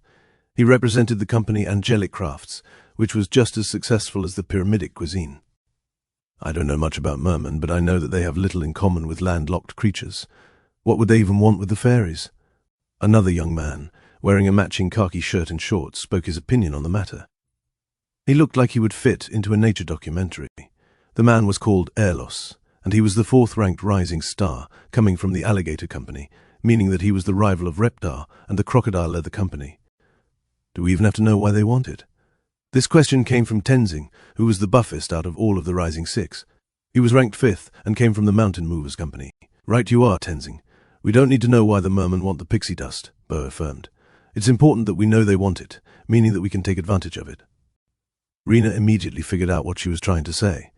You want to get the pixie dust for them, and use it to build a relationship with the mermen. Bo pointed at her. Yup. If we can have a business relationship with the mermen, our companies can finally push through that final hurdle and be considered among the major factions. This certainly put all the rising stars silent for a moment. They all yearned for that moment, and they would do anything they can to achieve it. If that's so, then why not just do it yourself? Rena asked Bo. I agree with Spice Girl here, said Reptar. I want that pixie dust for myself, which makes this meeting entirely useless from the start. Bo shook her head. I'm very sure that we are not the only ones who have this kind of thinking.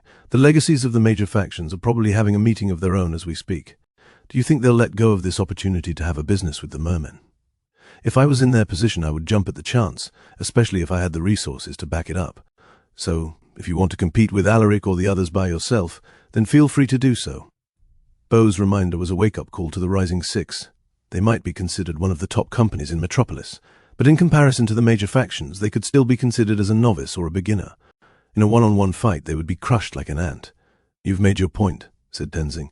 I'm assuming that you have a solution since you've gathered us all here. Bo smiled. That's right. Individually, we will get completely outbid by the major factions in every way, but if we pool our resources together, then we can have a chance at winning the bid. This was a very bold move, one that surprised all the other Rising Six.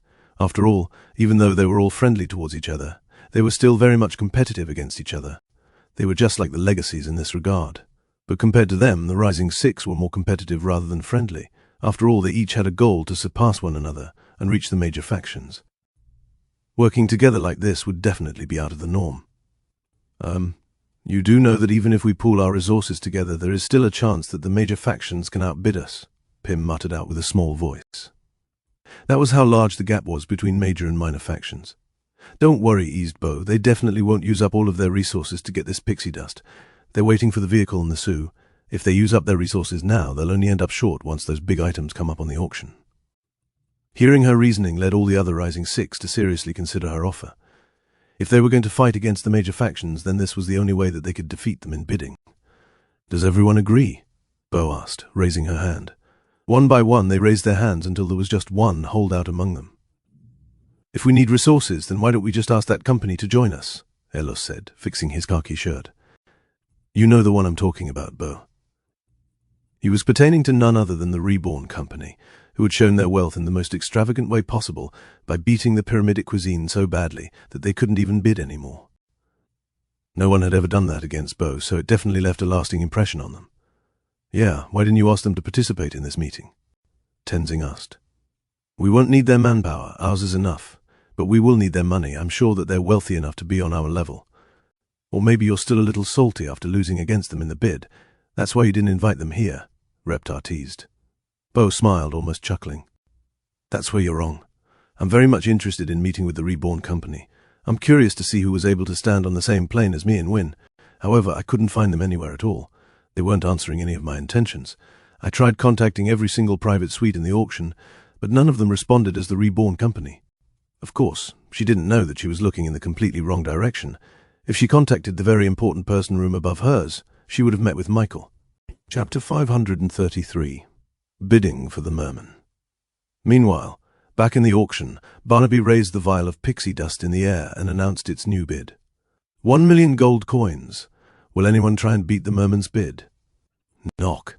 That knock came directly from one of the very important person's suites in the auction, meaning that they were part of the major faction. The Gilderan Company wishes to bid 1.5 million gold coins, Barnaby announced. This made a lot of companies seriously consider bidding for the pixie dust. If even one of the major factions thought that there was something worthwhile with the pixie dust, then there must be truly something good there. This is Alaric's first bid. No one's going to come close in bidding against him. I don't know. If the Magic Tower or the royal family tries to fight him on this, then I think he'll lose against them. Damn. I thought that the pixie dust was just a worthless item. I was even contemplating on buying it for my kids as a toy. Now that the major factions have shown their interest, this item is now out of our league. Many companies thought that no other organization would fight Alaric on this one. But it was in that moment that 6 knocks echoed out into the auction simultaneously, making Barnaby confused. It wasn't until one of his employees came up to him on the stage and whispered something in his ear did he finally understand what was happening. Folks, looks like we have another unprecedented bid on our hands. The Rising Six have declared their intention to bid on the pixie dust for 3 million gold coins. Everyone gasped at the news. They expected the Rising Six to compete against each other for the bid, but they didn't expect them to work together. I didn't even know that they could do that. They must be really desperate to get it. Of course, it's the Merman. If the Rising Six get this chance, then they'll have a chance in going up in rankings, but if the major factions get this, then they'll only widen the gap even more. Knock. Things are heating up. The Quench Company submitted their bid with 5 million gold coins. It wasn't long after that another knock came, this time again coming from the very important person room. 10 million gold coins coming from Sinclair's Elixir. The Gilderan Company makes a counter with 20 million. The Magic Tower enters the fray with 30. Once the major factions showed up, the numbers just kept going higher and higher with seemingly no limits at all. It was at this point that no other company could even try to enter the bid. They would have to sell everything they owned and bankrupt themselves if they wanted to just match the current bid, and it didn't even seem like the bid would just stop there. Alaric bids 40 million. Does anybody want to fight that? Barnaby asked with a huge smile on his face. This unexpected windfall was very fortunate for him. Another 6 simultaneous knocks came from the second floor. The Rising Six uses their combined resources to offer 50 million, Barnaby screamed. This time, the crowd were amazed that the Rising Six could even keep up with the major factions. As expected of them, only they can stand a chance against those behemoths. It makes sense.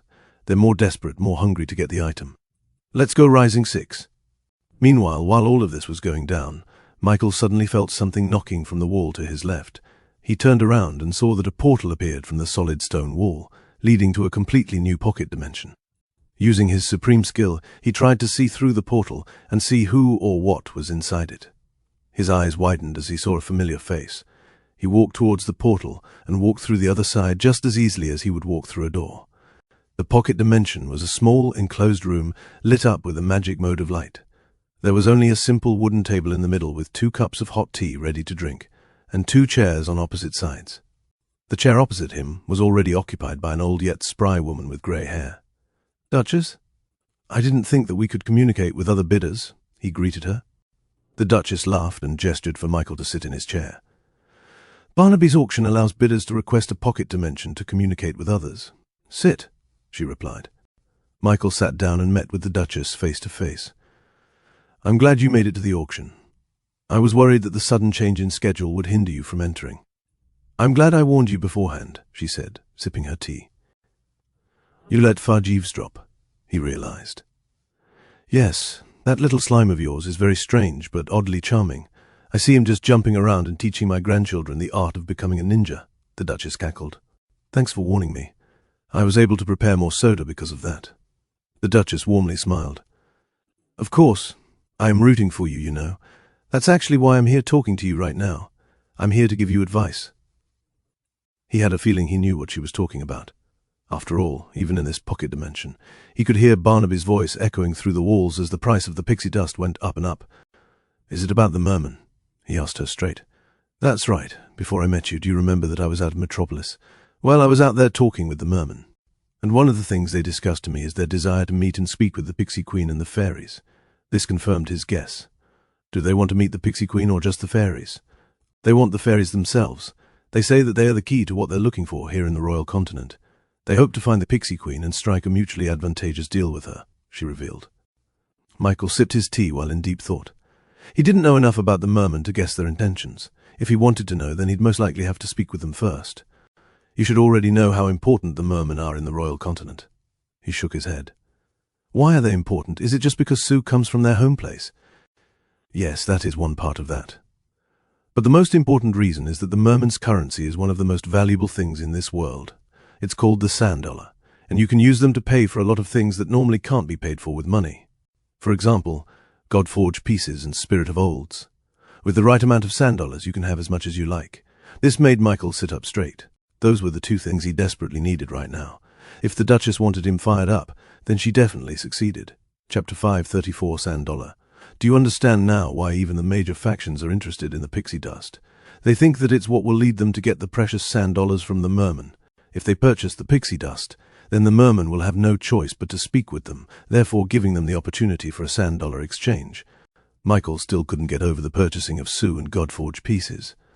So, the mermen use sand dollars as their type of currency, and with sand dollars one can buy God-forged pieces and sue. I thought that the mermen only had sue, but they also have God-forged pieces?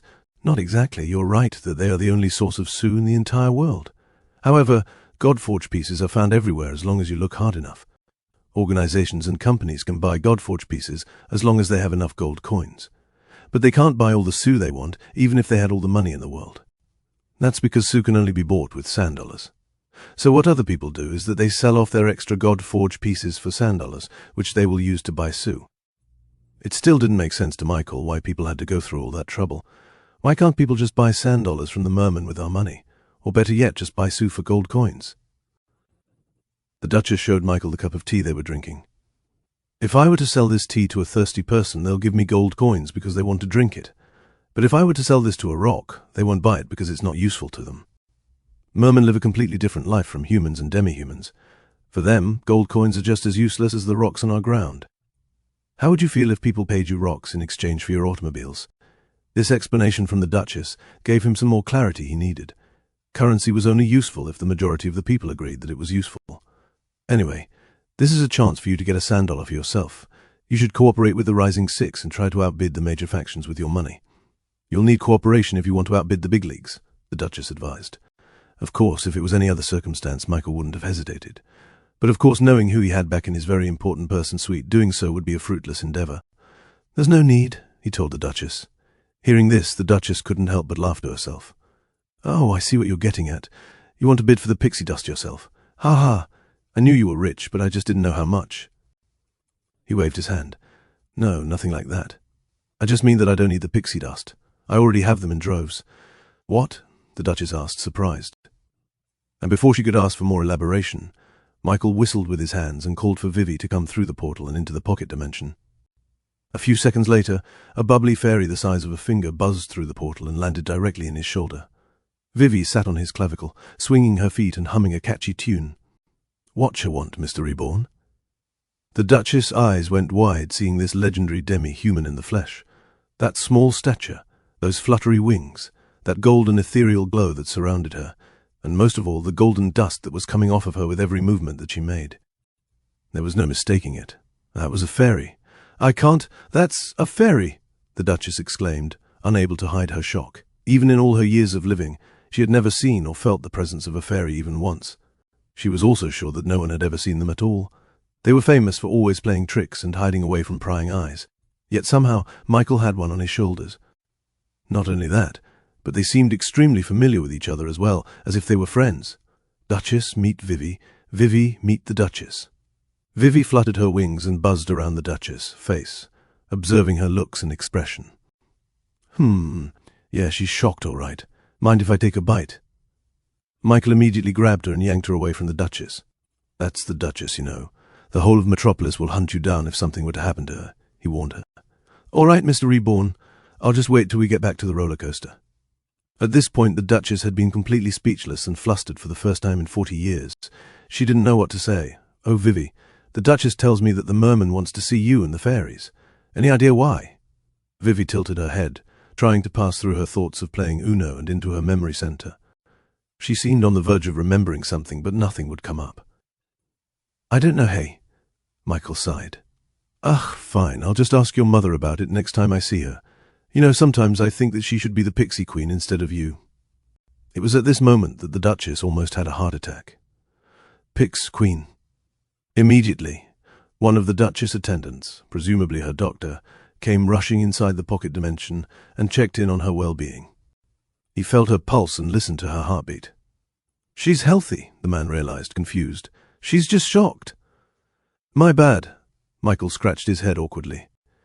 After a minute of total silence, the Duchess finally regained her senses and took a big breath. "Michael, you know the Pixie Queen? You're friends with her?" He nodded. "Yeah, we kinda have an agreement going on. I feed her and the fairies emotions, and in exchange they work for me." The Duchess could only look at Michael as if he was an alien. He was able to make the very elusive fairies into being his workers. No one had ever even seen a fairy before, much less have them actively be a part of an organization or company. "Sigh. We'll have to talk more about this fairy thing later," the Duchess said, massaging her head. Headaches seemed to be a common theme around the people interacting with Michael. "All right, sure. I also want to know more about the merman and the $100 thing. I'll try and introduce you to them. They usually don't accept guests because they're so hard to please, but once I tell them about your relationship with the fairies, then I think that they'll make an exception," the Duchess promised. She then walked back to her very important person suite, being guided by her attendant. He looked back at her and felt a little bit sorry for making her experience that shock. He would have told her about his agreement with the dwarves too, but he didn't want her to be in an even worse state than she already was. Maybe next time. He returned to his very important person suite and watched the auction unfold. Chapter 535, Bidding Tome. The Rising Six have won the auction for the pixie dust, Barnaby proclaimed. They're buying this magnificent vial, only for 70 million gold coins. With such a high price, even the major factions were forced to back off. If they tried to fight, then they'd risk losing the auction for the automobile and the 15 drops of sue. And because they bid on it as a group, and that they already had a pre-existing agreement between them to share the contents, they won the item even if they hadn't played the game yet. This led a lot of people to become even more amazed by the Rising Six. Wow, they won against the major factions. Who would have thought? Only they can do that. Man, I wish our company was in the Rising Six. Keep dreaming, man. If the gap between the major factions and the Rising Six is big, then the gap between normal companies and the Rising Six is even bigger. They're called the best talent of the younger generation for a reason. Eventually, Barnaby moved on to the next item up for bid. Now for this item, I must admit that even I do not know its true value. For it is something that cannot be deciphered by me or even any other cryptologist in Metropolis. As Barnaby announced its description, a platform slowly levitated from the center of the stage, revealing the cloaked item underneath it. I have searched high and low to see if they could read or understand its contents, but to no avail. If you want to try your luck in deciphering its contents, then bid in this item you must. But just a warning, ladies and gentlemen. I've asked the Tower Master to decipher it, but even he and all the other senior wizards couldn't crack it. If you buy this and you can't break it, then we are not liable for it. Barnaby walked over to the item and ripped away its red coat, revealing it to be an ancient red tome whose condition was only slightly better than completely destroyed. The original title of the book had been stripped away by time and degradation. Its pages were yellowed, of disintegration. It looked like it would turn to dust the moment that someone flipped the page.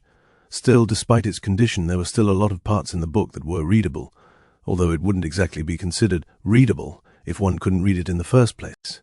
After all, the letterings were something that no one had ever seen before, even Michael. It seemed to shift and change with each glance, making it hard to decipher even if you had 1,000 years of trial and error.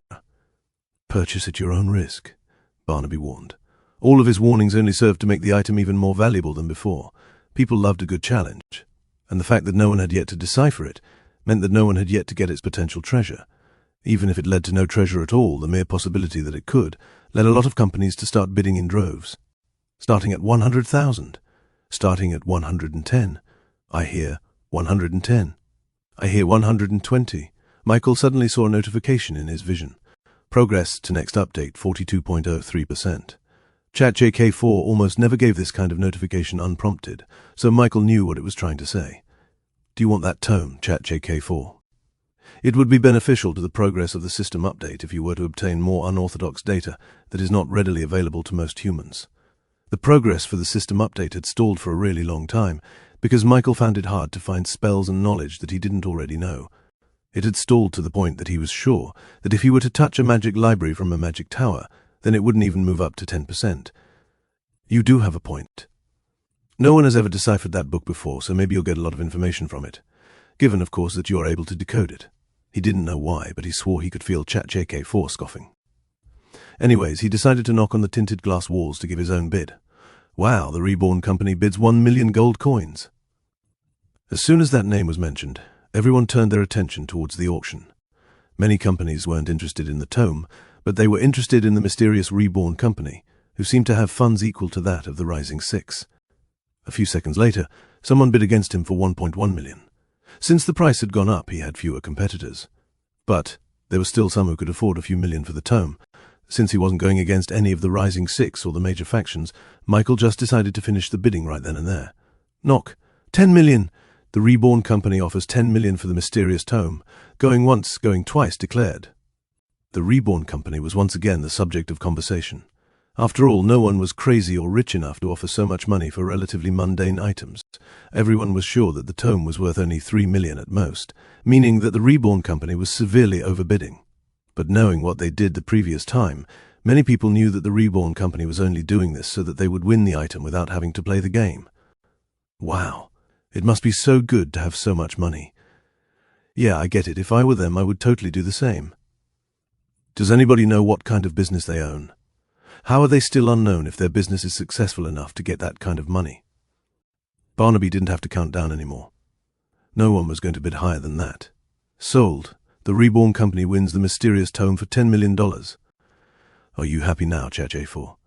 This software does not allow me to have emotions. Obtaining the tome can be considered as a joyous occasion. Man, what a Sundia. What was that? Nothing?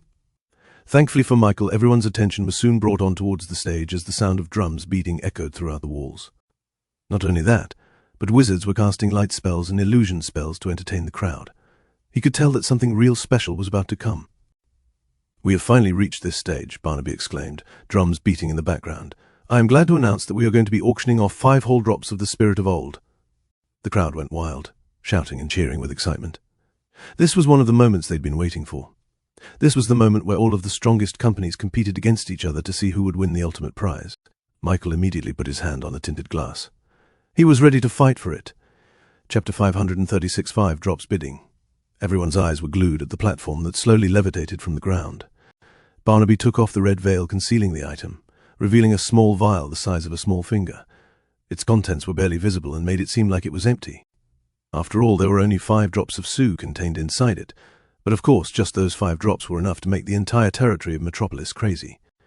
Even the major factions looked on at the vial with desire in their minds, and if they were allowed, they would have used their enormous resources to take it for themselves. The fact that they could buy it through gold coins and not sand dollars was enough reason to bid an extravagant amount of money for it. Barnaby spread his arms wide and panned his vision through the 6 layers of private suites in the auction.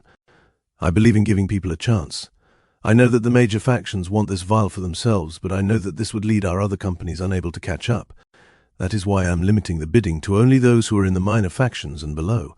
The major factions are disqualified from entering. This made a lot of people happy. The less than successful companies who wanted Sue but knew that they wouldn't have the resources to fight a heavy auction battle against the major factions were immediately grateful for Barnaby's announcement. Finally, they had a chance at getting those few drops of Sue. Of course, no one was more thankful than the Rising Six. Without the major factions, they had the best chance at getting those drops. 1, 2, 3, bid start. As soon as Barnaby finished his sentence, knocks continued to ring throughout the auction arena. The original bid of 10,000 quickly turned into 1 million just from a few seconds of knocking. 2 mil. 2 mil. Oh, we got 3 million now. Nope, 5 million. Come on, keep 'em coming. Million. For about 90% of all the companies in this auction, this few drops of Sue was the last thing that they could realistically get for the night. After all, the only things that were left in the auction were the automobiles and the other 15 drops of Sue. For sure, those items would get swept up by the major factions. Because of this, most companies decided to go all out and try to bid for the Sue drops for as much as they could afford. 10 million. We got 11 million.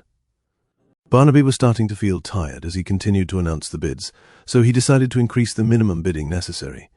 I will now only accept biddings with 5 million increments, Barnaby shouted. But despite this, the frequency of knocks didn't lower at all. People kept bidding and bidding that there was practically no difference at all. Wow! 50 million bid from the mountain movers! Some groans echoed through the crowd. The Rising Six has finally shown themselves. I can't keep up anymore. I didn't think they'd increase it so high so fast. At this point, about 50% of all the companies were forced to drop out. They'd have to dip into their savings if they wanted to compete, and it looked like the price had no indication of stopping its growth. 55 million, offered by the Spice Vise, Barnaby announced. Oh, another bid by the Crocodile Leather Company. 60 million. Do I hear 70? Do I hear 70? 70 offered by the Pyramidic Cuisine. Despite their cooperation to obtain the pixie dust last time, it looked like the Rising Six were back at it again as competitors and rivals. They kept bidding back and forth, increasing the price so much that only companies were able to compete. As expected, they're the only ones that can compete for this sou. I should have known. They're the most desperate to get it. Yeah, they'd be able to increase their ranking if they do. Maybe we'll even see a revised ranking of the Rising Six after this auction.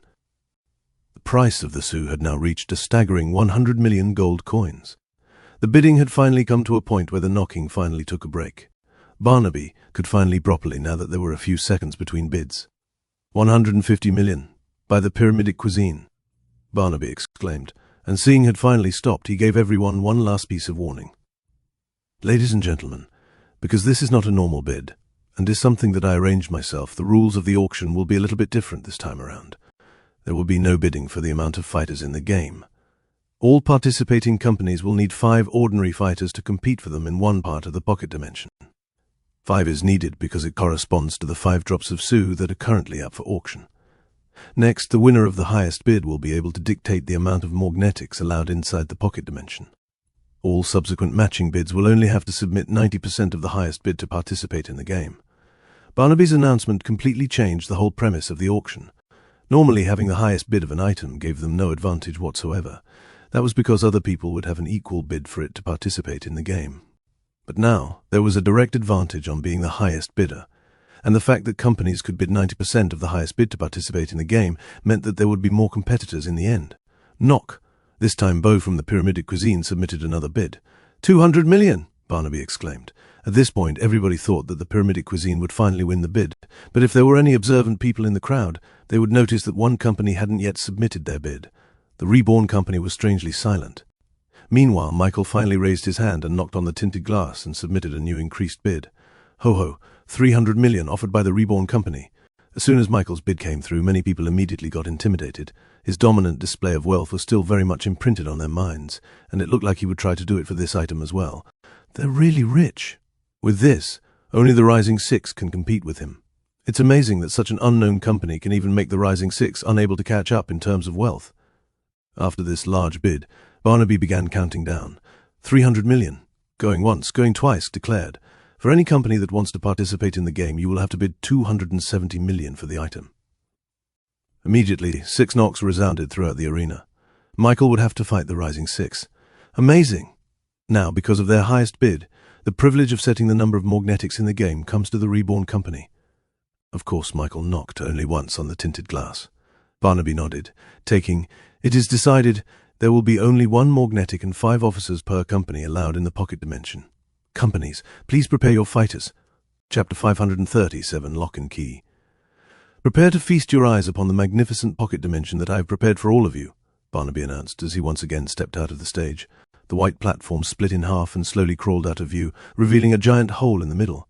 Within this chasm, everyone could peek through and see a ginormous world that seemed to teem with life and variety. It looked really big, as if they had stepped into a new world entirely. "Here's the rules of the game to comply with the rules of the association. The normal fighters and magnetics are separated into 2 distinct parts of the pocket dimension.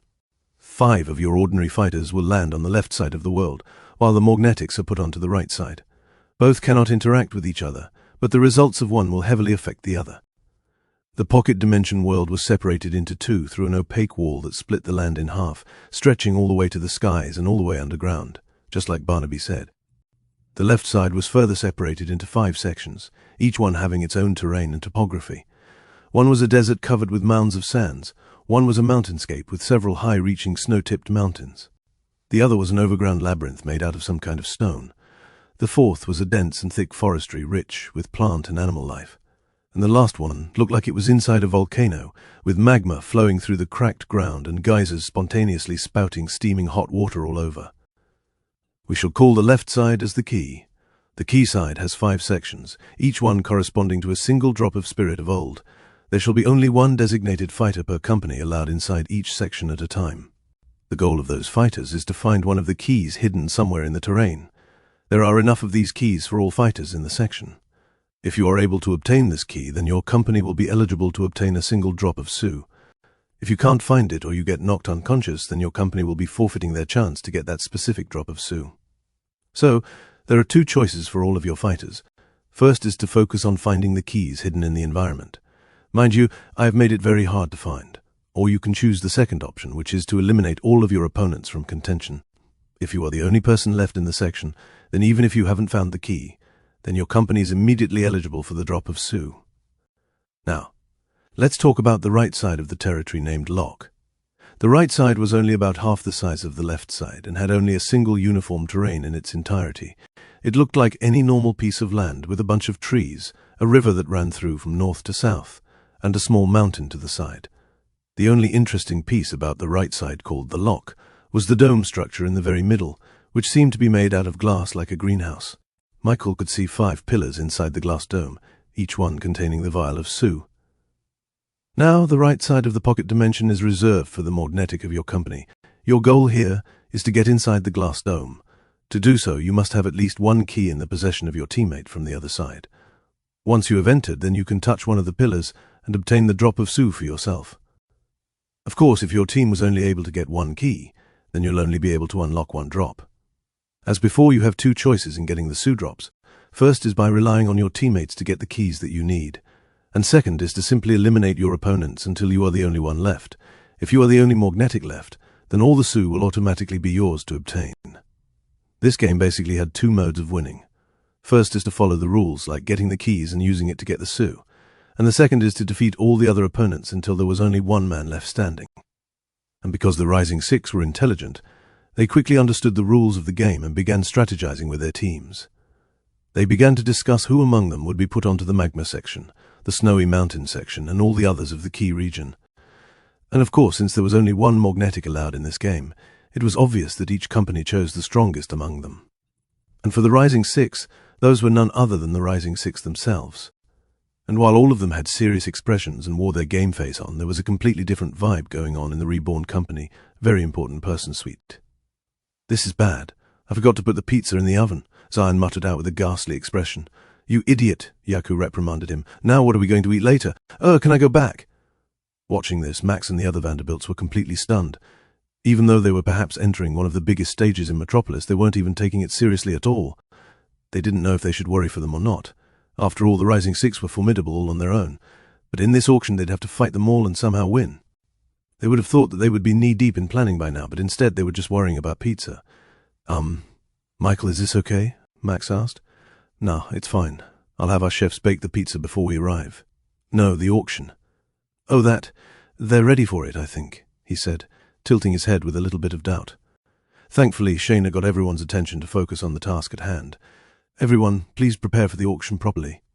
What are we supposed to do again? I didn't understand it." Zion chuckled to himself. Shayna wanted to smack her little brother, but she restrained herself, knowing that they had to be in the best condition possible for the game. "You just have to worry about finding the key in your region," she stated. "Or you can just wait until someone else gets it, and you can steal it from them," Fudge suggested with an evil grin. Jacko overheard this and immediately considered it. That's quite a good idea. I can just sleep for the majority of the game and let all the others do the work for me. I'll just quietly find the key. I don't want to fight the others," Yumisu muttered out shyly. "Ho ho ho, that is indeed a reliable plan, Misu. I shall copy your idea as well. I will be digging the ground and find that key no matter what. I just hope that I don't find any bones there." Shudders. "Grieve, you are made out of bones," Michael reminded him. "Oh, ho, I forgot. Chapter 538, Reborn's appearance." Michael's team consisted of the 4 Dragonborn siblings and Grieve. It was the lineup that he thought would bring them victory on the pocket dimension, and despite them not looking like they were taking this seriously, he knew that he could depend on them once the going gets tough. They would pull through for him. "Once your team is ready, please go down into the arena," Barnaby announced, which the crowd absolutely loved. They were anticipating the entrance of the Rising Six and their best officers. It was not every day that they would get to see these young generations of talents fight amongst each other in a single venue. The best part about it was that the outcome of this bid could totally change the outcome of the Rising Six rankings. Finally, magic lights beamed down into the ground as Bo and 5 of her best fighters entered from one side of the arena. Her entrance was met with a lot of applause and admiration. She walked down the steps, her blonde curly hair swinging back and forth with grace and aplomb. "That's Beau Rigaud. She's ranked first, and look at her team. She went all out on this one. She's planning on extending her lead as the best of the Rising Six. I'm rooting for her. She's the most likely among them to reach the major factions in the future. We may be looking at a future legacy." One by one, each of the Rising Six walked down the steps and took their respective spots on the stage. Every one of them were met with applause and cheering, and it may be a coincidence, but they all came down in the same exact order as their rankings in the Golden 500. First was Beau from the Pyramidic Cuisine. Next was Pim the Boy with Bangs from the Angelic Crafts. After him was the cowboy man Reptar from Crocodile Leather. Next to him was Irlos the Khaki, wearing man from the Alligator Company. And then after him was the muscular Tenzing from the Mountain Movers. Last but not least was Rena from Spice Vice, who received widespread applause which came primarily from men who liked her for her beauty. She came down wearing her traditional flowy green silk dress, with a thin veil that covered her face and made her all the more alluring. "Whoa, she's too beautiful. Rena, marry me." She might be the last-ranked Rising Six member, but that's still far away from the likes of you. Rena ignored all of the men talking and walked to her corner of the stage. Underneath her veil, she couldn't help but sneak a peek at the empty spot right next to her team. The only one left was him. "What am I even doing?" she reprimanded herself. "I'm going to ignore him. He doesn't matter. The only thing that I should care about is the sous drops." She shook her head and inwardly blamed her father for putting all those ideas of marriage in her head. He must be crazy to think that she could consider a kid like him as her marriage partner. Just then, the final magical light beamed down onto the stage. Everyone immediately turned their heads towards the last team participating. Throughout this auction, how the Reborn company showed wealth that could even go toe-to-toe against the Rising Six. Still, the company was shrouded in mystery. They didn't know anything besides their name and their wealth. This would be the first time that they would get to see the person in charge of the Reborn company. I wonder who it is. They must be a hermit that gathered their wealth after hundreds of years. No, they got to be a well-aged man that hates attention. All sorts of theories were thrown around, with the anticipation building even higher as the steps slowly echoed throughout the auction. And finally, as they started walking down, people got their first glimpse at Michael and his company. Everyone's eyes widened. At the very center of their team was a 13-year-old kid with golden hair and a carefree smile on his face. He wasn't anything like anyone had expected. No way. The owner of the Reborn company is that kid. Maybe we're wrong. Maybe it's that hooded figure over there. Despite Michael being in the clear center of their formation, people's first thought was that Grieve must have been the enigmatic leader of Reborn. However, as they took their spot on the stage, Mikey moved away from his team and stood on the rightmost side of the platform, among the other 6 leaders of the Rising Six. This made it official. He was the leader of the Reborn company. Gasps of disbelief washed over the crowd. He owns a company at that age. Because of this, all those feats of Reborn showing off their wealth was now recontextualized in everyone's minds. They couldn't believe that a boy his age was able to command a company with such enormous wealth. Not only that, but the fact that he was in the lock region of the pocket dimension meant that he was also a magnetic like the other Rising Six. As Michael took his spot, he could feel all sorts of stares looking at him. It wasn't malicious or anything, but he was definitely the center of attention. He even caught the attention of the people in the very important person suites. The Tower Master finally got a good glimpse at Michael. Putting a face to the name that gave him a few heart attacks was a little bit comforting. Meanwhile, Kruger, the Heavenly Knight, immediately recognized Michael and finally remembered him. "That's the guy who sells us chocolates," he realized. "He's reached Metropolis already." The Rising Six were more surprised than the others. After all, many people considered them to be geniuses and prodigies because of all they achieved in their young age. But seeing Michael even younger than them made them feel a lot older. They would have thought he was older, or at least the same age as them. To fight off the awkwardness, Michael turned to Rena, who was right next to him, and greeted her. "Hey, we saw each other back in your headquarters." Despite his greeting, Rena barely even acknowledged his presence. She kept her eyes on the pocket dimension, actively ignoring his looks. She's really serious about this game, he thought. Now that everyone was in their respective positions, Barnaby gathered everyone's attention with his booming voice. "Players, as soon as you step inside the pocket dimension, you will be transported in a random location among your regions. Are you all ready?" Everyone nodded. "Jump in!" As soon as he said that, people began diving into the pocket dimension feet first, with some kind of magic transporting them directly on the ground. Rena was among the first to go, and Michael was among the last. Before he jumped in, Barnaby gave him a subtle thumbs up to give him good luck. He nodded in thanks before jumping into the pocket dimension as well. Once everyone was inside the game, the discussions among the crowd started. Bo will definitely get the most drops. Did you see her power while she was standing there? I think that Pim and the angelic crafts will get at least 1 or 2. I don't know about you guys, but I'm rooting for the magnificent Rena. She's underrated. In all the guesses and predictions about who would get the drops, the Reborn company's name didn't come up a single time. Chapter 539 into the game. Michael stepped into the giant hole in the middle of the stage, with his body slowly passing through the pocket dimension's threshold feet first. As soon as his head passed through the portal, his vision changed from an endless blue sky to a thick collection of trees around him. It wasn't a moment later did his feet land squarely upon dry soil did he finally realize that he was directly transported randomly into the territory. That was smooth. It didn't feel like transportation at all. It felt like I was just walking through a door. He looked around and tried to find his position relative to the map itself. Of course, one of the best things to do in this situation was to fly over the trees and see the entire map in a top-down perspective. However, he realized that this may not be a good idea, since it could bring a lot of attention onto him from the start. After all, one of the good tactics to win in this game was to eliminate all the competition and get the drops all for yourself. He wouldn't be surprised if the entire Rising Six converged onto his location once he peeked above the crowns of the trees.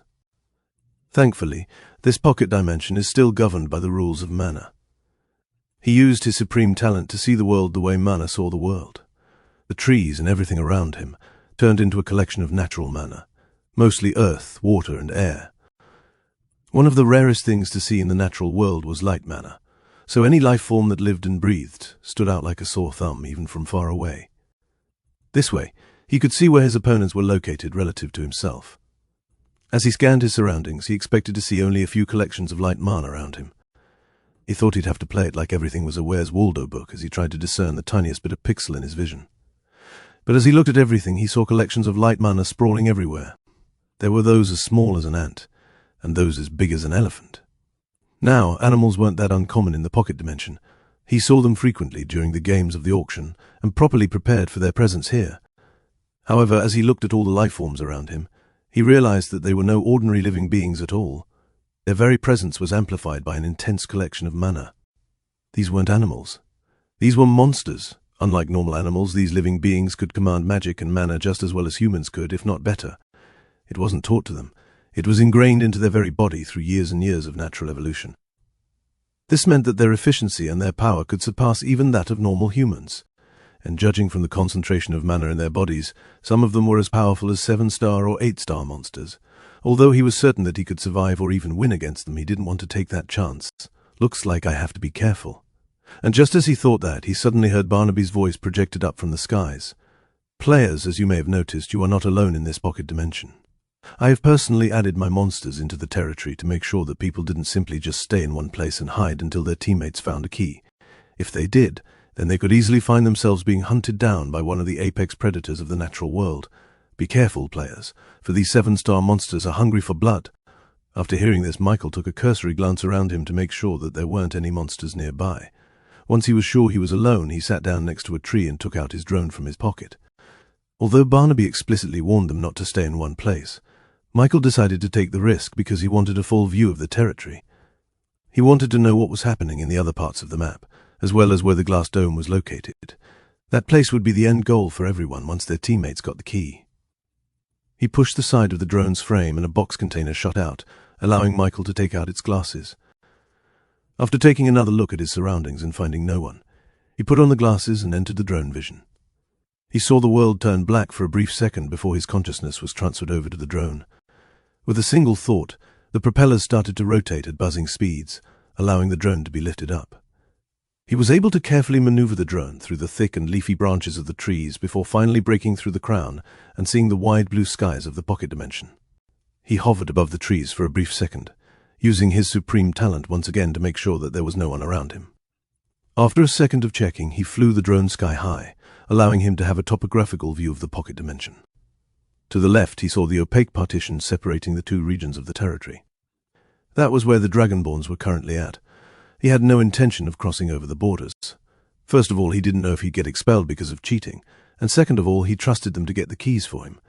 Looking at the northeast side, he saw the glass dome that contained the Sudrops, and scattered around the dome he saw a dense grouping of high-leveled monsters just standing guard. The closer it was to the glass dome, the more dense and stronger the monsters became. Some of these monsters were so big in size that he didn't even need to use his supreme talent to see it. Their long heads and massive spiked bodies dwarfed the trees surrounding them. ChatJK4, please make a mini-map of this world that shows me my current location. Understood, forming an HUD element. Michael saw a slightly transparent rectangular map overlaying his current vision of the world. On the very bottom right quadrant of the map, he saw a pinging dot that symbolized his current location. With this mini-map, he was confident he'd eventually find his way onto the glass dome when he needed to. Should I explore more? He pondered. As long as I fly at a high distance, no one should notice me. He wanted to see where the Rising Six members were located, and if there weren't any monsters roaming around the territory, Michael would have wanted to stay in his drone vision and continue to look at everything in a third-person perspective. He hoped to stumble upon the Rising Six and get more information about them, their strengths, weaknesses, and especially their divas and nobility. And just as he was about to move his drone forwards, he suddenly saw something move towards his direction in a rush. Chapter 540, First Encounter. With his 360-degree vision, he was able to see something small and fast running towards his direction. Novel bin. Is it a monster? He asked himself. It was using magic which was causing it to mix with the light mana in their body, meaning that he couldn't quite make out what kind of monster they were. Now it wasn't running directly towards him, but if they continued to run in that direction, then they would stumble upon him sitting down beside a tree. Looking at the surroundings more, he realized that they were getting chased by a much bigger monster the size of a gorilla. He quickly exited out of his drone vision, and within a moment he found himself back in his old body, with the drone left behind and slowly flying down to his location. He turned his head to the sounds of trees breaking and crashing into the ground echoed through the forest. As he squinted his eyes and peered through the thick crowd of trees, he finally saw what it was that was coming towards him. And as it turned out, it wasn't a what, it was a who. A woman with brown olive skin and black flowy hair jumped through branches and shrubs with elegance and grace. Her thin green veil and scarf flowed beautifully behind her like fish in water. Contrary to that image, the one coming towards her was a giant monster hybrid of a gorilla and a tiger. Its grey skin and black fur could break through boulders and stones without a scratch. Not only that, but its striped tiger head showed two enormous fangs that could tear through an elephant with one bite. It's Rena, he realized. And she's being chased by a 5-star monster. Should I help her? Since he had a business agreement with her father, he thought that it wasn't such a bad idea to possibly team up with Rena. After all, there was no reason for them to fight. Keys were the only thing important in this game. It didn't matter if they teamed up or not, since there were 5 drops that could be shared. And he wouldn't be surprised that other people from the Rising Six had also teamed up to get a better chance of winning. If he was going to be teamed up with someone, then it was much better to team up with someone he already knew. He stood up and announced his presence. As soon as he did that, Rena's head turned in his direction. Her eyes showed surprise and conflict, as if she wasn't sure if it was a good thing or a bad thing to see another player this early in the game. To convey his wish to work together, he waved his hand as a welcome. He was even about to go and fight the gorilla tiger monster for her, but it looked like she was going to take care of it all by herself. She reached behind her back and revealed 2 scimitars, one yellowish-white and the other violet-black. Almost the entire blade itself glowed with power, meaning that the weapon was a mithril relic in good condition with barely any rust. She didn't seem to acknowledge his greeting and quickly turned around to the gorilla tiger. Using her stable footing on one of the tree's branches, she shot towards the monster with her scimitars in a crossed pattern. The gorilla tiger beat its chest and charged towards her, accepting her challenge. As she got closer, the monster raised its 2 giant fists and slammed it down just as Rena arrived in front of it. Sparks flew out from the moment of impact, with Rena being thrown to the ground.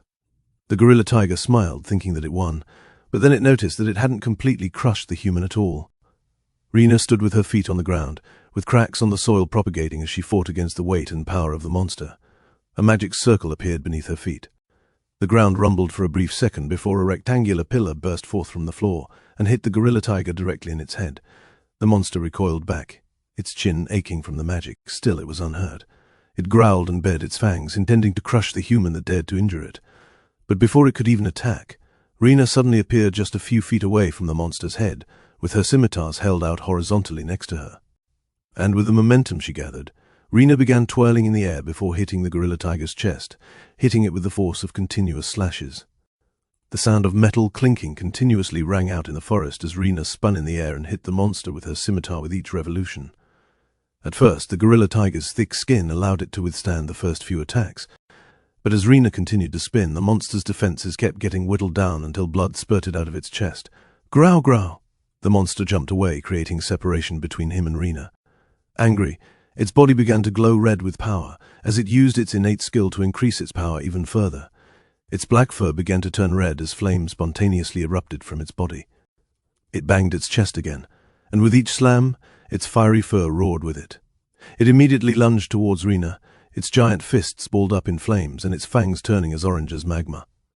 The monster tried to grab Rena, but she swung both of her scimitars and created a crescent made out of pure earth mana to deflect it away from her, giving her enough time to dodge away. Its fists crashed towards a tree and immediately turned part of the tree burnt black. Rena squatted down and closed her eyes before jumping up in the air, her scimitars crossed on her chest. Just then, red dust started to flow around her like strings. There wasn't a magic circle anywhere on her body, meaning that those red dust weren't made out of mana at all. It's her ability, Michael realized.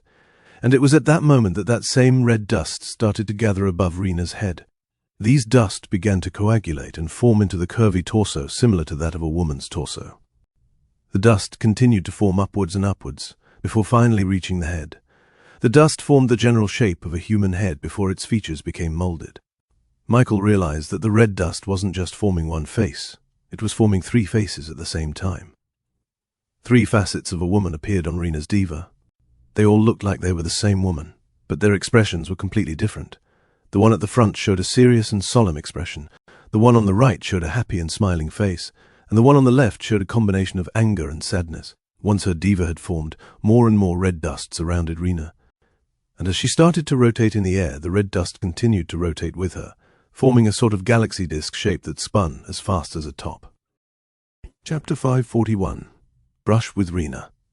The gorilla tiger's eyes turned from being the hunter into the hunted. It realized the power and destruction by those red dust that surrounded Rena.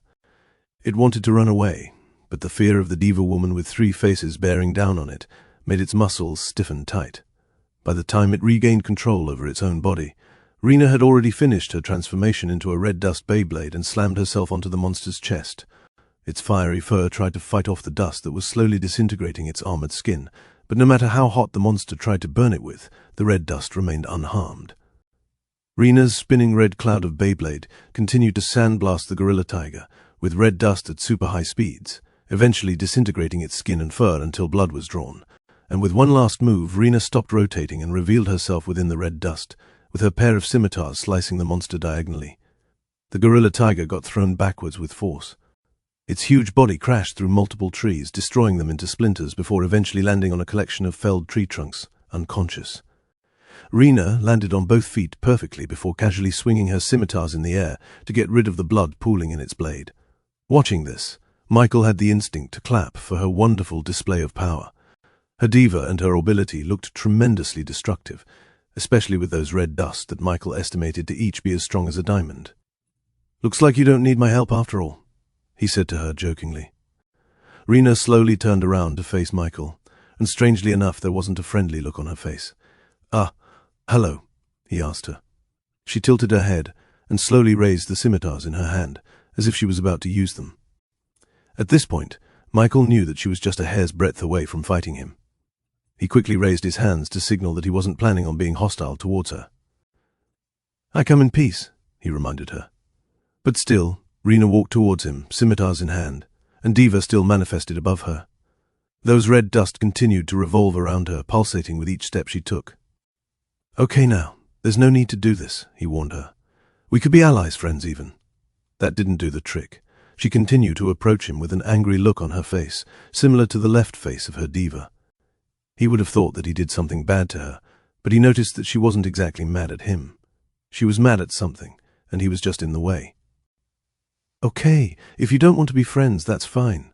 We can just be acquaintances. Or maybe not. I think that we should just go our own ways. How about it?" He didn't want to fight her at all. Not only was he trying to keep a low profile, but Rena was also the daughter of Vishnu, who was the main producer of sugar for his soda business.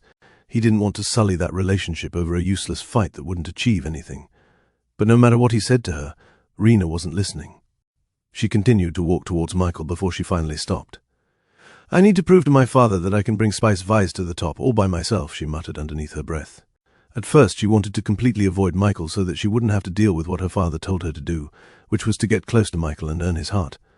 But now, out of pure coincidence, he was the first person she saw out of all of them. Michael wanted to ally with her, but this was the exact opposite thing she wanted to do. She wanted to prove that she was strong enough by herself and that she didn't need him or anyone else to win. Her red dust swirled as they gathered near her palm. It gathered up and coagulated into a small bird, and surprisingly enough, as the bird finished its formation, its wings started to flutter with life. Its beak opened wide like a baby crying at its birth. She then threw the bird into the air before it started to flutter its wings and fly. Rena continued to make doves from the red dust around her, eventually creating 20 identical birds that flew around her and on top of her. Her dust can create objects and animals, Michael noted. I guess she can create anything in her imagination. As he was observing her ability, Rena commanded the doves towards Michael's direction. These birds might look innocent, but their beaks were as strong as a diamond tip. Michael would have to be even more careful since they weren't made out of manna at all, but produced by her diva. "I'm not going to marry you," Rena screamed out. Hearing this caught Michael off guard, almost letting one of the birds scrape by the side of his head. "What? Who said anything about marrying you?" he shouted back at her. But she didn't seem to care as she rushed towards him with both scimitars ready to cleave him in half. Not only that, but there were about 20 doves hovering above Michael, just waiting for the right moment to swoop down and peck through his entire body. Meanwhile, on the auction itself, the crawl towards the action on the bottom left side of the pocket dimension. "Ladies and gentlemen, we have our first fight in the lock region. Michael from the Reborn company and Rena from Spice Fires have found themselves on opposite sides," Barnaby announced. The crowd used their binoculars to peer through the hole and onto Michael and Rena. There they saw Michael being forced on the defensive as Rena continued to swing her scimitars towards him. Not only that, but her red dust doves were circling above him, diving down at any opportunity they got to pester Michael. Look at Rena's excellent ability control. She's controlling 20 of those birds at the same time as she's fighting him. She got better than last year. I think she has a chance to go up the rankings during this auction. I respect this Michael kid. He's not only rich, but it's also impressive that he can last this long against Rena. Many people were amazed at Michael's wealth, and were even rooting for him to last longer in the auction. However, they considered it his bad luck that he encountered Rena so early in the game. They thought that the only way Michael could have a chance at those drops was if he stayed in stealth throughout the entire game and sneakily crawled to the glass dome to get the drops once he had the keys. But now that Rena was attacking him, they didn't think he had a chance against her. Of course, there were a few sharp-eyed individuals who saw that despite being forced to back away from Rena, Michael was never in any sort of danger at all. He seemed to be waiting and quietly observing everything he could about Rena's ability. Chapter 542, Rena's Dust. Michael used a simple earth wall to defend against one of Rena's scimitar. Her sharp blades and quick-turning momentum were able to tear through the wall quite easily, but this gave him enough time to dodge away from the 5 doves that pecked at his body. A magic circle appeared in front of his palm, manifesting a fireball upscaled to a 5th star spell. With a single thought, the fireball shot towards one of the birds that was swooping down towards him. The ball and the bird met in the mid-air, creating a fiery explosion. The fireball was able to successfully the bird's body, turning it into nothing but dust. But despite getting hit by the magic spell head-on, the red dust remained completely unharmed, and just a few seconds later the cloud of dust formed into another dove as if nothing ever happened. As expected, it's not affected by normal spells. How about a spell that's abnormal? While Rena continued to swing her scimitars at him, Michael used simple air magic to let himself be taken by the flow of the air. This allowed him to much more easily dodge her attacks, and while he was preoccupied with her, one of the doves swooped down and targeted his shoulder. This time he didn't dodge away. He let the red dust dove come extremely close to his skin. But of course, before he could get injured, an invisible prismatic shield appeared around him and protected him from the attack. The red dust dove met with Michael's unity defense. The bird's beak was where the red dust was most concentrated, so it was to briefly bend Michael's unity barrier. But as it had prolonged contact with the prismatic shield, the beak started to disintegrate and melt. The bird, feeling threatened for the first time, quickly flew away from him with half of its beak missing entirely. It was at this point that Michael noticed that there wasn't any red dust coming to regenerate the bird's beak. It remained in that injured state until Rena herself threw a few dust powder into the bird and healed its broken beak back into its peak form. I see. That's the downside of her ability, he realized. Her red dust only has a limited quantity. Once destroyed, it can't go back. Knowing about this made his fight with Rena a little bit easier. As long as he could destroy her red dust, then his victory was only a matter of time. How did you do that? Rena questioned him, frightened. She didn't think that Michael would be able to destroy her red dust so soon. He wasn't even using his magnetic ability yet. It was all because of that strange invisible shield that was around him. Angry, she commanded the rest to bombard Michael with their clawed feet, hoping to break through his shield. At the same time, she jumped up towards him and rotated her body in mid-air, creating a powerful twister with her scimitar. It was a two-pronged attack with her birds. In response, Michael created two magic circles at the same time. One of them summoned a snake-like dragon made out of pure air mana. As the doves rushed towards Michael, it brushed past them and caused some of the doves to be caught up in its wind. The second magic circle created a very viscous type of water similar to slime, and as Rena's rotating body reached towards him, he commanded the slime water to go in front of him. Her scimitar, with the speed of almost at 1,000 revolutions per minute, would have tore through anything it touched. But as it made contact with the viscous slime, its speed began to get bogged down by the thickness of the liquid itself. Rena found herself falling to the floor as her momentum fell to zero. She landed on the ground and found her footing. Immediately she commanded the red dust around her to vibrate at incredibly fast speeds to disintegrate the slimy water that covered her scimitar and her body. Meanwhile, at least half of the birds were able to pass through the air dragon and finally reached Michael's body. The red dust birds spiraled around him before diving down beak first. A total of 11 sharp beaks targeted most of his upper body and crashed into his prismatic shield. Some lucky doves skidded against the prismatic shield and slid off into the ground. Most doves, though, were stuck with their beaks plunged into the absolute Unity defense, which was slowly getting disintegrated with the power of Unity. Rena's face turned into one of panic as she realized that her dust was slowly disintegrating. Nothing she did seemed to be working at all. Even though she was at the peak of the 4th stage body formation, she couldn't break through Michael's simple defensive spell. That was supposed to be impossible. Because of this, a thought soon crept up in her mind. Was her father right? Was there more to this boy that meets the eye? Was he really stronger than what she thought? Was he stronger than her? No, she cried out in denial. I can't fall now. She reached down on one of her pockets and grabbed a handful of whatever it was inside it. She opened her hand, revealing it to be a mound of yellow dust, similar to that of the red dust that was surrounding her. I didn't want to use this, but I have to win. After taking in a breath of fresh air, she quickly blew the yellow dust into the environment, which slowly disseminated through the air at an incredibly fast pace. Meanwhile, the people watching the fight from above immediately recognized that yellow dust that Rena blew out. She's using it this early? Is she planning on going all out already? I thought she'd save it for Bo. Am I the only one who doesn't know what that yellow dust does? There were a lot of people who watched the auction last year. Because of that, they were able to recognize Rena's strongest and perhaps most lethal ability. That yellow dust is literally poison.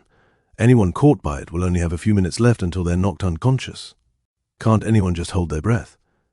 That's not how abilities work. The fact that she brought it out meant that Michael is already poisoned immediately, no matter what he tries to do. After hearing this, a lot of people immediately thought that this was incredibly overpowerful. Then why didn't she use it earlier in the fight? That's because he's not the only one that's poisoned. That's the drawback of her ability. Michael felt his breath become shallower and shallower. His head started to ache, with his vision starting to become topsy-turvy. Not only that, but he felt his body start to weaken, not just physically, but also magically. It was as if his magic veins were slowly getting pinched, lowering the quantity of mana that was circulating in his body. He felt his knees start to weaken, almost making him fall to the ground. This is poison.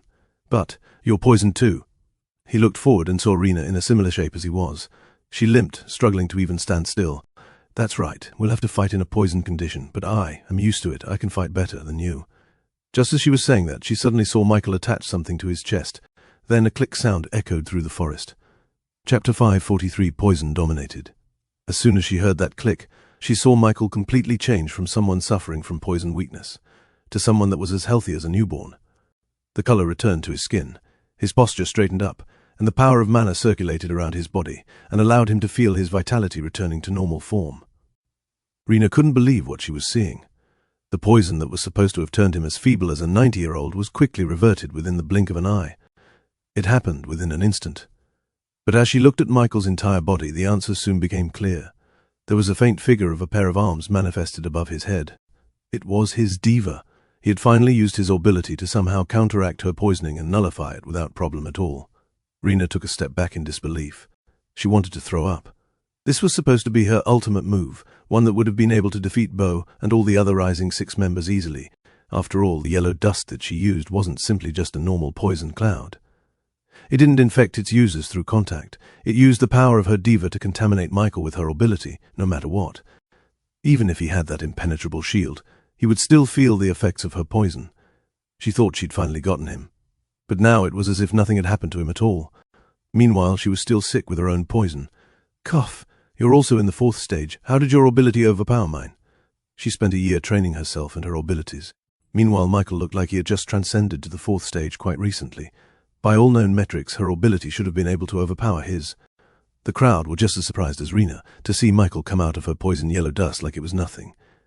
They knew Rena was a formidable magnetic, and even Bo would have been caught vulnerable if she was hit with those yellow dusts she carried around. Wow, look at that! That must be Michael's diva. What kind of ability does he have? Did anyone see what he did? I saw him put something in his chest, but I don't know what it is. I guess his ability is some kind of healing power. With the appearance of Michael's diva, people soon realized that he wasn't just a kid who had a lot of money. He was someone who belonged with the likes of the Rising Six. It was especially apparent since he had shown that he could even fight toe-to-toe against Rena. Just 13 years old and he's already in the 4th stage. That's nothing short of genius. But wait, where's his mithril relic? I don't see it anywhere. Oh, he must be using a small accessory type of mithril relic, just like Alaric's ring. Back in the game, Michael pleaded with Rena once again for her to see that fighting was useless. It's not too late to be allies, he reminded her. We don't have to eliminate each other. However, his pity seemed to have made her even more resistant to his suggestion. I can't. I have to do this by myself, she said, tears almost running down her cheeks. The poison made her feel even more vulnerable than before. Michael pursed his lips and felt a little bit sorry for her. She looked like she was carrying the weight of the whole world on her shoulders. She was being bogged down by the pressure she put on herself. Knowing that she wouldn't be persuaded no matter what, he knew he had no choice. He raised his hand and created a violet magic circle in front of his palms. A purplish-green liquid shot out of his hands and gathered in a ball. This was pure poison mana, and with his absolute control over it, he was able to form and mold this liquid into the form of a venomous black widow spider. It was 10 times the size of the original spider, and was colored purple and black, with poison dripping out of its skin. The black widow spider dropped into the ground and jumped towards Rena. Red dust gathered at her fingertips as she created a large eagle whose main source of prey were spiders exactly like the one Michael conjured with magic. The eagle cried out before intercepting the poisoned black widow's arc using its talons. Sensing the threat, the spider shot out a spray of poison web intending to poison the eagle and slow it down.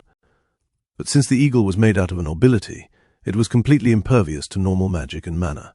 It tore through the spray of web and continued to hunt down the spider. But the black widow was able to shoot a single thread of web towards the branch above, using it to pull itself upwards and completely avoid the eagle's hunt. Michael knew that this wasn't enough, so he conjured another magic circle in the air.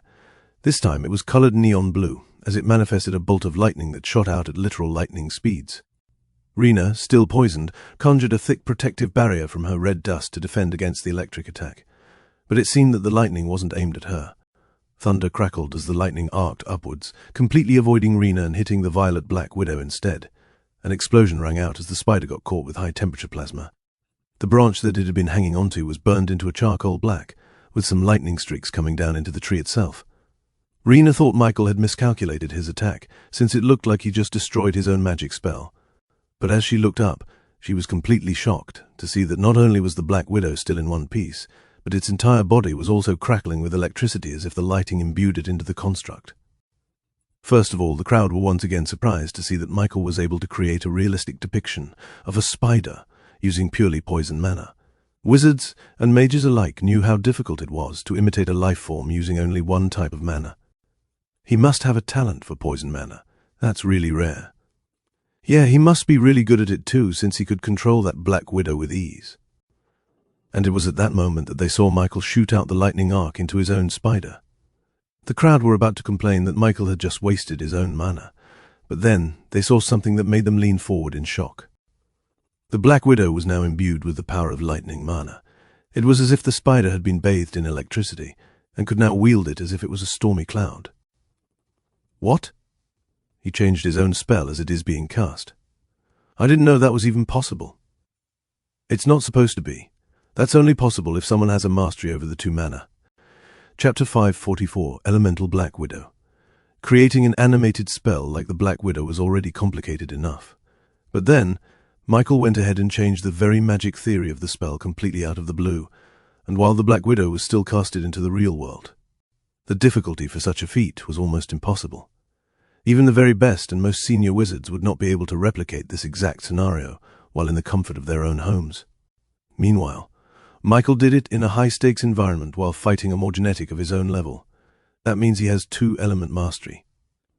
I see now why he's the leader of the Reborn company. He's not only rich, but he's also talented in the mystic arts. Coupled with his strange, more genetic ability, I think he has a real chance of defeating Rena at this point. Back in the game, Rena stared at the electrically charged Black Widow with shock written all over her face. She was starting to realize that she completely underestimated his skills in the mystic arts. But she resolved herself. If she could hang on a little bit longer, the poison in her body would wear off. This would be a doable task since she knew that despite the double-element Black Widow above her, it wouldn't affect her as long as she used her red dust as proper defense. The Black Widow faced Rena and shot out 3 bursts of web in her direction. Each one was charged with almost 1,000 volts of electricity, enough to turn her completely unconscious. She commanded her red dust to coalesce into a dense liquid-like splash that would wash the web away from her. The webs hit the thick red dust wave, unable to pierce through. However, the Black Widow jumped down from the tree and used the floating red dust wave to swing below it and shoot another web towards Rena. She wrapped the red dust onto her 2 scimitars and used it to hit the webs away from her and cut it from its source. The severed webs slowly floated down into the ground. However, what she didn't realize was that the webs were still charged with electricity despite it being cut off. The webs touched down onto one of the wet grass blades, and immediately a surge of electricity burst forth and electrified the entire ground. At the very last second, Rena created boots out of red dust, allowing her to be unaffected by the electricity. She knew that it would only be a matter of time until she couldn't react fast enough to defend herself, so she went ahead and attacked Michael head-on. This was one of the best ways to deal with a mage. As she rushed towards him, Michael jumped up and floated in the air. But it looked like Rena was waiting for that as she coated her scimitars with red dust, allowing it to become 20 times bigger than normal. With her giant weapons, she sliced horizontally towards Michael from different directions. Tens of trees were cut in half as her giant blade traveled through the air. But instead of panicking, Michael created 2 giant magic circles in front of him. One was glowing with a bright white light, and the other was dark and was made out of shadows. Rena's eyes narrowed as she realized what Michael was trying to do. She quickly retracted the red dust from her scimitar and used it to create a giant shield behind her. As she turned around, she realized her hunch was right. The Black Widow was right behind her, about to shoot out another burst of electric web. She used her red dust to create a platform underneath her feet, keeping her away from the ground and avoiding another electrical ground situation. She then waited for the lightning to crack, but it didn't come. It was at that moment that the white magic circle shot out a beam of light outwards, hitting the Black Widow as if it had been illuminated by the sun itself. The spider soaked in all the light it could contain, eventually allowing it to glow with power. "What? Another one?" she blurted out. The light on the spider continued to grow brighter with intensity before it created a flashbang that completely blinded everyone temporarily. Rena's red dust slowly formed away from her eyes as she looked at what happened with the Black Widow. In front of her was the same spider she had been fighting against this whole time. However, there were now 2 other, much smaller spiders hanging on a web string right next to it. As she looked around, she realized that it wasn't just 2 mini spiders, but 8 of them altogether, surrounding her entirely. The worst part was that they were all electrically charged just like their mother, and without a second later, all the spiders looked in her direction and sprayed out electrically charged webs in her direction. Rena braced herself, creating a cocoon of red dust that completely encapsulated her from everything around her.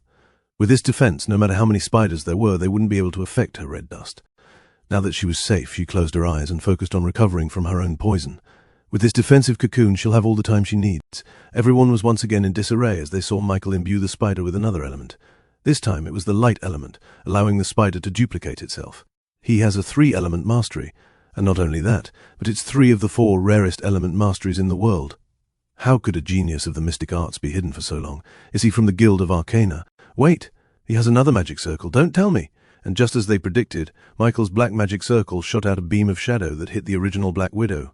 A gooey black substance began to envelop the magical spider, completely covering its bulbous body and 8 legs with pure dark mana. Once the shadows were fully absorbed, the Black Widow began to shimmer in and out of reality, signifying its ability to control 4 elements at once. 4-element mastery. Michael must be the genius boy from the news, the one at the Upperwood District Tournament. That can't be. I remember people saying that the genius boy controlled water, air, earth and fire. I must have heard it wrong.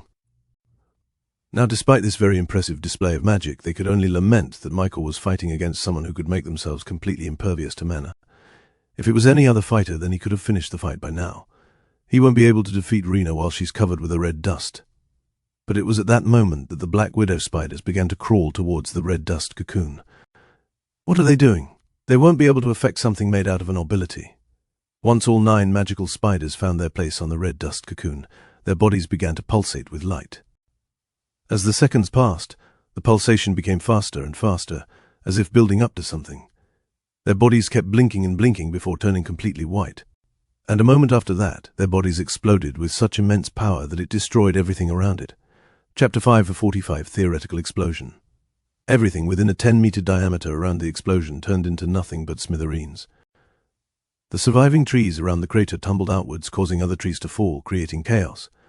What was left was only a crater on the ground, which would have been bigger had the explosion happened on the floor. The crowd got up out of their seats and peered through the hole in the auction, trying to get a better view of what happened. Everyone gasped as they saw who was on the ground. Rena kneeled on the ground, her face and body a little bit dirtied from the explosion.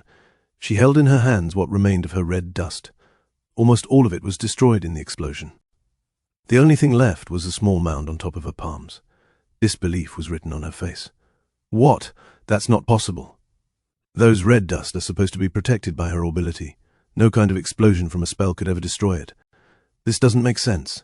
The only ones who knew what was happening were the wizards and the mages on the very important person suite reserved for the magic tower. It's true. The boy really does have masteries in all the elements. His control over them is extremely fine. That should only be achieved through 100 years of experience, yet he's barely a teen. Tower Master, how did he destroy the red dust? Abilities should be impervious to magic spells. Everyone turned to their leader. Theoretically, a combination of the 4 elements light, dark, poison, and lightning will create an explosion of pure mana. Its destructive properties are different from any other bomb spell. It can explain how the red dust were destroyed in this instance, the Tower Master explained. The other senior wizards could only shake their heads. Even though they prided themselves in being eternal students of the mystic arts, they didn't know anything about that kind of explosion. Why isn't that well known? We should be focusing our research on this, suggested one of the mages. The Tower Master chuckled. The reason why not a lot of people know this is because this is one of the instances where it was only thought about theoretically. No one had ever made it practical before. Even I thought it would remain as just words on a paper for the foreseeable future. Clearly Michael had proved that it was real. Not only that, but he was able to produce it in the middle of an auction fight. He's the real genius, the Tower Master muttered. Damn it, Braxton. Why aren't you here to see this? Braxton was still on his way to the auction at this very moment, meaning he was missing everything that was happening in the game. Just then his thoughts were suddenly interrupted by some of the mages and wizards pointing and shouting at something. And it wasn't just them. Practically everyone in the auction was almost up at their seats. Just a few kilometers away from Michael and Rena, everyone saw a large cloud of smoke coming towards them at incredibly fast speeds. Some of the people immediately recognized what it was. No way. How could they be so unlucky? What is it? Barnaby was also surprised, not expecting this development so soon, but as an auctioneer he had to speak up and let everyone know what was happening. Hold on to your seats, folks. Looks like our players Michael and Rena are in deep trouble. Their fight seemed to have attracted the sleeping giants underneath the ground. They are now being hunted by the great colossal earthworm. It's one of the 8-star monsters inhabiting the pocket dimension. Mikhail looked at Rena, expecting her surrender. He had practically destroyed her only weapon. Hey! But it was at that moment that he felt the ground shaking with vigorous intensity. It must have been equivalent to a magnitude 9 earthquake, with how it was even uprooting trees from the ground. He quickly used his supreme talent to see what was happening at the source of the sound, and as he peered through the mana layer of reality, even he was caught off guard. He expected to see a monster like the gorilla tiger that had been hunting Rena before, but what he saw was something colossally bigger. Above ground he saw the light mana signature of a mound that was just a little bit bigger than the trees. But then as he looked on the ground he saw that the small mound was just a tiny fraction of the creature's entire body. This was a worm. Not just any worm, but a monster whose diet consisted of mountains and skyscrapers. It bore a close resemblance to the giant worm creatures in a famous sci-fi novel in his previous world. It looked just as big as those fantasy worms. However, this one was a lot more terrifying, given its dense collection of mana particles around its body. Michael estimated it to be at the peak of the 8-star realm, which was something that could pose a real danger to him. Of course, he immediately started to look for ways to avoid the worm. If he stayed still, then he'd get swallowed up by the worm. With air mana gathered at his feet, he prepared to take the risk and fly out into the sky. The worm was moving fast, and it would only be a matter of a few seconds before it arrived. And just as he was about to escape, he stopped himself and looked back at the ground.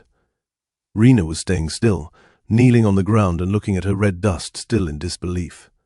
There was a look of despair in her face that looked like she was giving up on everything. "Get up!" he yelled at her, but she didn't move at all. The shaking in the ground got more intense before finally the worm's giant mouth filled with spikes emerged from the ground, ready to devour its prey. It surfaced for a brief second before finally diving down towards him and Rena. He could still escape at this point, but Rena definitely wouldn't. She was accepting her defeat and welcomed the worm as if she was welcoming her end. The worm's giant face crashed into the ground, devouring everything and anything. What was left was a giant chasm in the ground, which led to the tunnel that the worm created below the surface. The crowd watching above were grabbing their seats with anxiousness. What happened? Did they survive? A few seconds later, the tremors stopped as the worm disappeared below ground, its hunger now satiated. Everyone looked for any sign of life near the giant chasm on the ground. But no matter where they looked, they saw no one. Not even Michael. Rena closed her eyes and let the darkness overcome her vision. She was giving up and letting herself be swallowed by the worm, but just as she fell into the chasm of blackness that was the worm's mouth, she suddenly felt something grab her body. She opened her eyes and saw Michael grabbing her waist and slowing their fall into the worm's stomach. Chapter 546, Inside the Worm. Michael and Rena must have been falling for a solid minute as they travelled through the digestive tract of the worm. His original plan was to grab Rena and fly her out of the worm's mouth. However, he felt something in his chest that was calling to him. It was a strange feeling, one that he couldn't quite explain. He didn't know why he was feeling this way, but he knew that he could only find the answer at the bottom of the worm. What can it be? Maybe a treasure left behind by the auction? This was a good guess from Michael, since he knew that Barnaby's auction happened once every year. It wouldn't be a stretch to think that they would reuse this specific pocket dimension throughout the different games of the bidding. Because of that, there must be a chance that the worm swallowed something during that time, and that something was good enough to be put in the auction. This was enough of a reason for him to take the risk and plunge himself deeper into the 8-star monster. So with Rena at his side, they travelled down the worm's body before eventually landing softly at its stomach, which was flooded with a greenish acidic liquid that was slowly disintegrating the chunks of solid earth and fallen trees that it ate while on the surface. He landed onto a small floating island with a single oak tree still attached to the ground. He softly let down Rena into the ground. He was unconscious and sleeping, with her body slowly trying to recover from her own poison. And once they were safe, he took a gander at his surroundings. "This place is quite cold," he remarked. Despite being inside the worm's stomach, the temperature was low enough for him to produce smoke while breathing through his mouth. He wouldn't be surprised if he found a block of ice somewhere around here due to how cold it was. The density of mana around here is also low. There's not much air mana around. There was a real solid risk of them suffocating if they were stuck here for too long. He knew he would be safe because he had his own air mana supply from his cores, but Rena would be left with nothing. "Want to explore, but I can't leave here all alone here." Michael decided to build himself a temporary house made out of all the fallen trees that the worm swallowed. He began stacking logs in a rectangular pattern, following a simple wooden cabin blueprint that ChatGK4 gave him. Building something with his own hands again made him reminisce about the times when he was just a kid, and he was building homes in the Vanderbilt estate. He has come a long way now. After building the roof, he then worked on creating a source of fire to keep himself warm. Using some firewood he chopped into planks, he used a simple fire spell to light up into a campfire. It was at this point that he felt some movement beside him. Rena had finally awoken from her sleep and was now starting to realize where she ended up. There was a look of despair on her face, seeing the endless darkness of the worm's stomach. But then, her eyes softened once she saw Michael right outside of his wooden cabin, warming his hands on the campfire. "You're awake. Come warm yourself up. It's cold out here," he told her. Rena shivered. Just like he said, the temperature here was comparable to a deep winter. I'm fine by myself," she said stubbornly, turning her head away. "I can perfectly take care of myself." She tried to command her red dust to form around her like a jacket. But then she remembered that all that was left of her ability was a few pinches of dust. Her body continued to shiver. She can't take this cold for long. Not only that, but the low oxygen in here made her feel a little bit nauseous and dizzy. It was as if she was hiking at the top of a mountain. "Don't be a stranger," Michael shouted. "Sit by the campfire, or you'll get frostbite." She bit her lips, conflicted. There was still some stubbornness inside her about wanting to become independent and self-reliant. But the cold, freezing temperatures of the environment forced her to reconsider. "You can have this campfire for yourself if you want. I'll just go inside the house," he told her. She quickly held up her hands. "No, it's fine. I'll sit by the fire." She slowly inched closer to the wooden log next to the fire. I'm just temporarily borrowing your campfire. I'll pay you back some other time," she said, her head turned away from Michael. "Is this what people call a sundir?" he asked himself. "You know, you can just say thank you." Rena remained quiet and didn't reply. With the fire crackling, the two spent a few minutes in silence as their bodies warmed. "Why did you save me?" she asked him, her eyes downtrodden and looking at the fire. "You could have just escaped by yourself," Michael shrugged. "It looked like you needed saving." Rena made a self-deprecating chuckle. "I was the one that attacked you first, yet you still saved me. Let me ask you this. Why do you want Spice Vise to become part of the major factions?" She thought he was joking for a second. "Isn't it obvious? It's because I want our company to succeed." "And then what happens after that?" he asked her again. "What do you want to achieve?" His question left her speechless. In her pursuit of greatness, she had never once asked herself why she was doing what she was doing. She just focused on grinding, making herself better than before. And because of her efforts, she was able to make Spice Vise become part of the Rising Six. But if she was going to be honest with herself, she had no clue why she was doing this. "I don't know," she muttered out. "Well, I started my company because I wanted people to become comfortable. I wanted to create inventions that would improve the lives of everyone in this world. If I had let you die just because I wanted to win in the auction, then it would violate the very reason why I'm doing this in the first place." Rena looked up and looked at Michael. She saw the genuinity in his eyes. It wasn't the naive and innocent eyes that she had expected from a kid like him. Instead, she saw seriousness and dedication in his gaze. It was at that moment that her vision of Michael completely changed from a kid who didn't know what he was doing to a man who knew exactly what he wanted to do and would do everything he can to achieve it. "Is something wrong with what I said?" Michael asked her, wondering why she was staring. Rena's cheeks blushed before she quickly averted her gaze and completely turned her head away from him. "What am I doing, stupid father? He's the one who put all of these ideas in my head." Chapter 547, Searching the Worm's Stomach bonus. It was an unfortunate timing that her father's words rang inside her mind. "It's your chance to grab his heart, daughter. Take it." Rena slapped her own head to get rid of those silly thoughts. Just because her opinion of Michael changed didn't mean that she was ready to marry him, or that he was ready to marry her. "Do you need some oxygen?" Michael asked her, inching closer to her to inspect. She quickly scooted away from him and waved her hands no. I'm fine. You can just stay there." Michael was only worried because he noticed that the oxygen in the environment was getting dangerously low. It would explain why Rena was acting so weirdly. He needed to make something that could help her breathe. He then raised his hand and created a magic circle in his palms. As mana flowed through his veins and into the circle, an invisible wave of energy propagated outwards. This was a simple search spell, one intended to find specific elements somewhere around the soil. The waves would bounce back as visible light once it found what he wanted to find.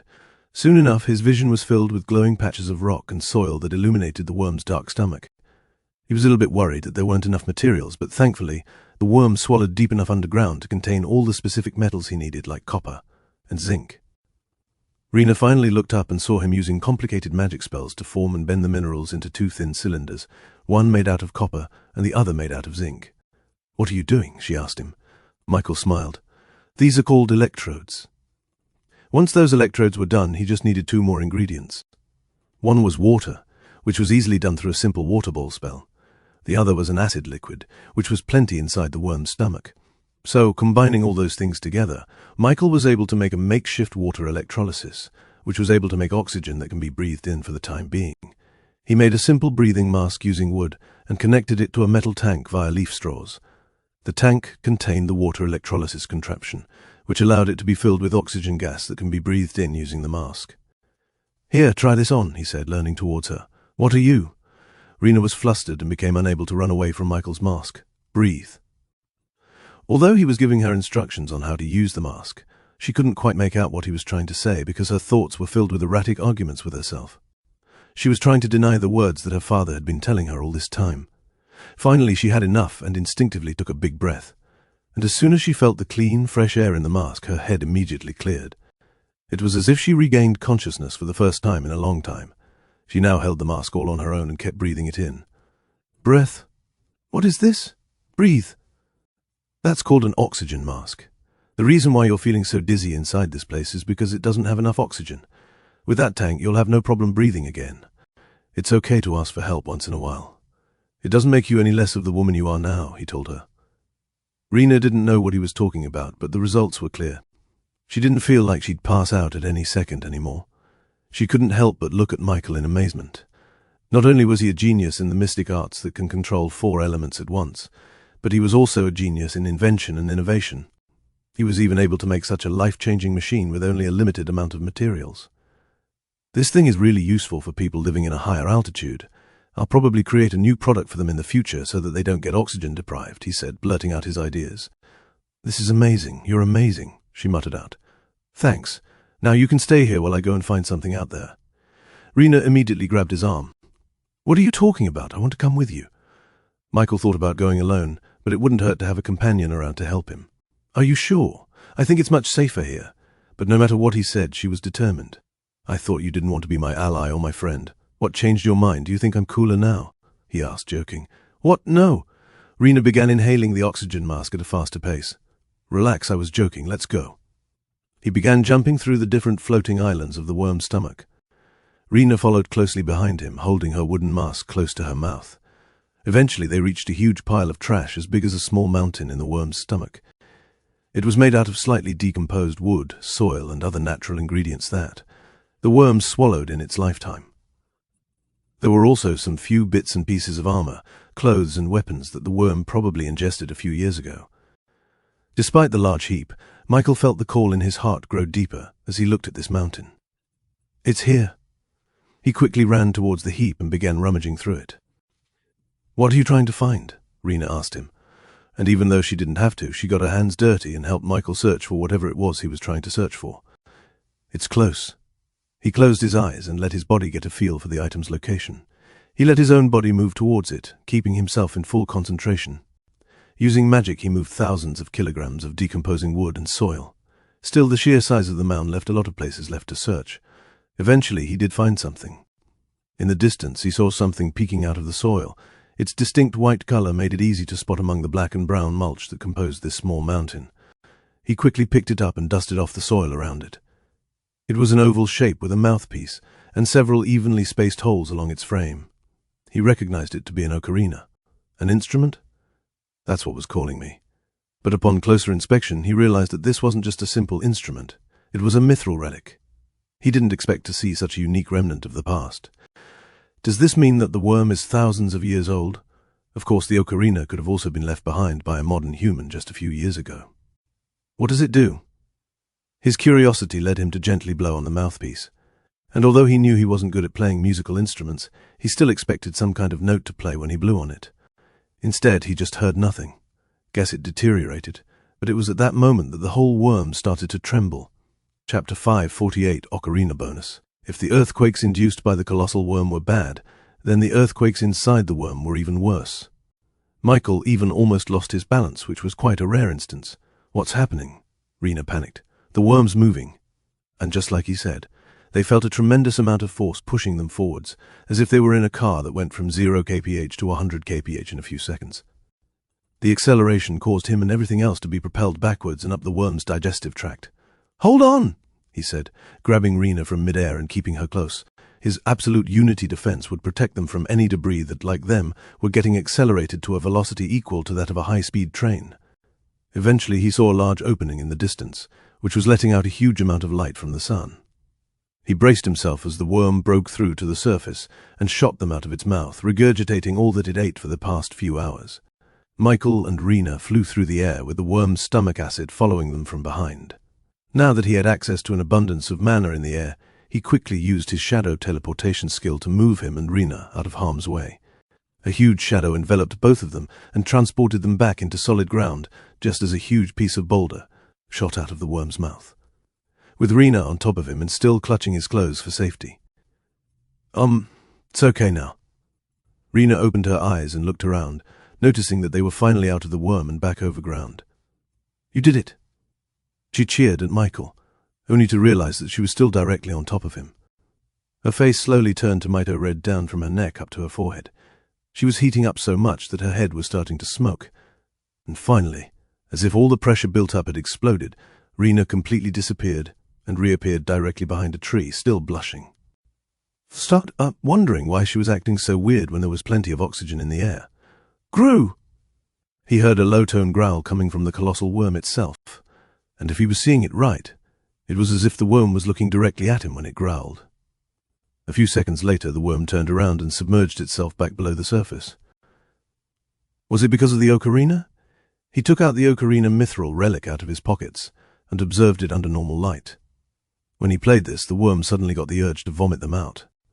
That wasn't a coincidence. However, he didn't see any kind of magic imbued in the instrument, so he found it hard to understand how it could have created that kind of a reaction from the worm. Guess I'll keep this with me for now. He then turned to Rena, who looked like she had finally calmed herself down. So, what do we do now? Rena cleared her throat. I think we should separate for now.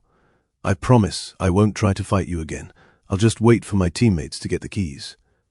Of course, one of the reasons why she wanted to separate from Michael was because she was afraid that she would start liking him more and more. That can't happen. After all, they were still competitors in this auction. I guess it's goodbye then, Michael said to her. He didn't mind not being allies with Rena because that meant that he could use his drone freely. He felt much more at ease when he was using his drone vision and overlooking the entire map. That way he could see everything with a third-person perspective. Also, he wanted to spy on the other players in the game. By now, there must have been some fights or altercations, just like he had with Rena. He hoped that he would be able to get a glimpse of their ability and plan accordingly so that he'd be prepared when he fought with them. While he was thinking about all of this stuff, Rena slowly walked away from him, and although she was the one who suggested they separate from each other, she couldn't help but look back at Michael. Even now, she was hesitating whether she should just stick with him or keep on going by herself. On one hand, pairing up with Michael meant that they'd have a much better chance of winning the drops compared to others. She also thought that the only way that they could beat someone like Bo was if they teamed up on her. However, her own stubbornness led her to keep walking forwards and separating from Michael. Meanwhile, now that Michael was all alone, he sat down in a secluded corner of the forest and took out his drone once again. With a simple push, the container popped out and allowed him to put on the glasses for the drone vision. Once he put it on, he found himself piloting the drone itself. The propellers roared as he commanded it to move upwards, raising up to the very skies. Immediately, he scanned the area. He noticed that there were signs of fighting all around the map. There were huge patches of land where the forest had completely been bouldered. The lingering mana in the air allowed him to see the intensity at which they fought. This power could have only come from Bo, hailed as the strongest of the Rising Six. Missed it, he thought. He would have loved to see what kind of ability she had. He eventually set his sights onto another part of the map. This time he was able to see two distinct light mana signatures facing off against each other. They're fighting. He moved his drone closer towards them, but still making sure that he was at an appropriate distance to where they couldn't hear his propellers. Once he was completely overhead, he finally saw their faces. One man was wearing a leather cowboy hat and all the swagger that came with it. The other one was wearing matching khaki pants and a shirt. If I can recall, the cowboy's called Reptar, and he's from the Crocodile Leather Company. Then that means that the one opposite him is his supposed rival, Earlos from the Alligator Company. Their postures were very tense, as if they were just waiting for one of them to move before all hell broke loose. He was even tempted to just shoot a unity gun at them to make them start fighting. It would be better for the two of them to take each other out, because they were ranked 3rd and 4th in the Rising Six. But no matter how much Michael waited, the two kept standing still, as if waiting for the perfect moment. And then suddenly, both of them turned their heads at the same time. They were looking at someone in the distance. Michael panned his drone to look at what they were looking at. As it turned out, they were staring at none other than Rena herself, who had just stumbled onto their positions. Chapter 549, Rena's Realization. Meanwhile, looking from above, Barnaby pointed at the three-way standoff that was happening in the game. Look what we have here, folks. Rena has just stumbled upon the confrontation between Reptar and Earlos. Now we know from the history of their companies that they are long-standing rivals. Who will win? Will the crocodile prove himself to be the apex predator, or will his nemesis alligator come out on top? Or maybe we'll see the underdog win. Rena herself has proven to be quite capable when dealing with the other Morgetics, given the versatility of her red dust. Rena, noticing that their stares were directed at herself, slowly walked out of the bushes and into the clearing. She had her hands up, indicating that she had no intention of interfering in whatever they were doing. "I'm just passing by," she said. "I don't want to interrupt your fight." She then slowly backed away from them, intending to go back the way she came. The two looked at her and smiled. "Oh, you don't have to go away. You're not interrupting us," said Reptar, fixing his cowboy hat. "In fact, we were just about to come look for you," Erlos said. It was at this point that Rena noticed that Erlos's khaki shorts and shirt were completely spotless. They weren't tattered from a brutal fight, nor was it stained with dirt or blood. It was speckless. This immediately came off as a red flag to her. She knew that whenever Reptar and Erlos met each other, there would always be some sort of confrontation between them. They were rivals through and through. One would always try to best the other. But this time something was different. They weren't facing each other like enemies. They were facing her as if she was their enemy. You're working together," she realized. Reptar stomped his foot on the ground, with the spurs on his cowboy boot making that rolling sound. "Correcto mundo." Rena defensively lowered her posture immediately. There was nothing good about the two rivals settling their conflict and working together. "You know, Rena, we realize that we stand a better chance to win the Sudrops if we put all of our energy from fighting one another to fighting all the others," Erlos said, walking cautiously towards her, as if he was approaching a wild animal and trying not to spook it. "You understand us, right? If we're honest with ourselves, there's no way that we're ever going to defeat Bo by ourselves. Sometimes we need to team up." Rena had her hands behind her back, slowly reaching for her scimitars. The remaining speck of red dust in her body slowly gathered around her palms, ready to be used. "Now, you want to eliminate me," she said to them, scoffing. Reptar tipped his cowboy hat to her. "No, not yet. We've known each other for way too long. We're planning to defeat that guy from Reborn. We're better off starting with the weakest first, no offense to him," Erlos agreed. "It's just the smartest move we can make. We don't have anything against the guy. We even commend him for how he had performed in the auction. But let's face it. This is a competition, not a friendly meeting. Someone has to be eliminated one way or the other, and we just don't want it to be us." Rena gritted her teeth. Knowing that they were targeting Michael, she tried not to look back in his direction. "Then you should let me leave, and I'll let you guys be," she lied. She was going to go back and warn Michael what they were planning. "Come on, Rena. We know you met with the boy. We know you fought against him. That's the reason why we're even here in the first place," Erlos admitted. "Just tell us where he is, and you can go on your way." If she told them where he was, then she could hold on to the game for much longer. There could even be a chance for her teammate on the other side to find a key and allow her to take one of the drops in the glass dome. This was what she wanted. She told herself that she would do anything she could to get Spice Fires into the major factions, and the way to do that was to betray Michael. "We didn't even say we're allies, so I won't be betraying him," she reasoned. But no matter what she tried to think, she couldn't bring herself to move. Just then she remembered what Michael said to her in the worm's stomach. "I'm doing this to make people feel comfortable." His words were like a bolt of lightning in her mind. What was she doing this for anyway? She only started working on her father's company because she treasured her late mother's memory of cooking with spices. Because of that, she wanted other people to feel as happy as she did when cooking with spices. That was the reason why she was doing this. She wasn't doing this because she wanted to become part of the major factions. She just wanted spices, her spices, to spread love and joy throughout the world. And with this breakthrough, Rena knew what she had to do. "I'm sorry, but I can't let you do that." The two looked at her, surprised. They thought that she'd have no problem telling them Michael's location. Erlos sighed. "We'll just look for him ourselves." The two of them slowly walked in the direction from where she and Michael separated, and just as they walked past her, they suddenly stopped in their tracks. "Are you serious?" Reptar asked, grabbing his cowboy hat. "You're really doing this?" Erlos looked down at his legs and saw that a string of red dust was lassoed near his ankle, preventing him from moving. If he did, then he'd have to say goodbye to his feet. Reptar was in a similar situation, forcing both of them to stop. "You could have played in the game for a little while longer if you'd just gone on your way silently," Erlos said, taking out a whip from his waist and snapping it in the air. Reptar turned around and faced Rena. "It's not usually my style to hit a lady, but this is a game, so I'll have to ask for your forgiveness later, milady." Immediately, a projection of a tremendous alligator head appeared above Reptar, its teeth bared and ready to chomp at anything. His mithril relic gauntlets glowed with a dark green energy as he used both of his hands and chomped down on the red dust string tied around his ankles. A projection of a crocodile's jaws coincided with his arms and bit down onto the string, which immediately broke off and dispersed into pure red dust. However, even those red dust were soon crushed into smithereens as Reptar's gauntlets went for another bite. Rena gritted her teeth. Her small collection of red dust had depleted even more. She should have known. He was in the 5th stage of body formation after all. She'd have trouble fighting against him if he was alone. But then she also had to worry about Erlos, who was in the peak 4th stage. But despite the obvious disparity in strength, Rena still held strong. She had to stop them from finding Michael. Chapter 550, Rena's Stubbornness. Meanwhile, the crowd were in uproar over the new developments in the game. Oh my god, the two rivals are working together. That's very unexpected, but it kind of makes sense. The only way that they can contend with Bo is if they fight her together. But I kind of feel sorry for Rena. She just survived from being swallowed by the colossal worm, and now it looks like she's in even much deeper trouble. She's already used most of her energy fighting Michael, and now she'll have to fight the number 3 and number 4 in the Rising 6.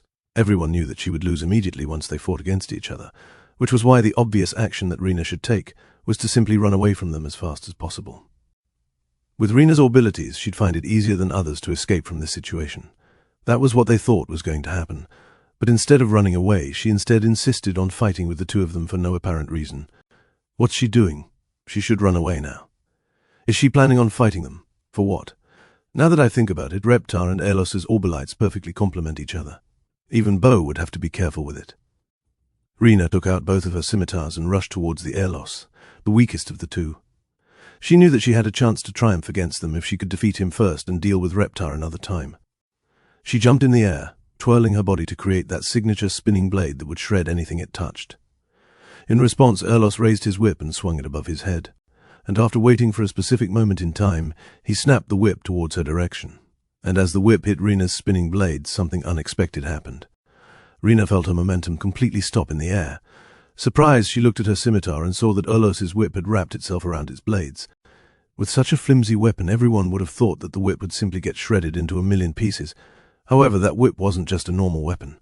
It was a mithril relic, and one that was powered by Erlos's ability. The skeletal jaws of a long-nosed alligator appeared on top of Erlos's head.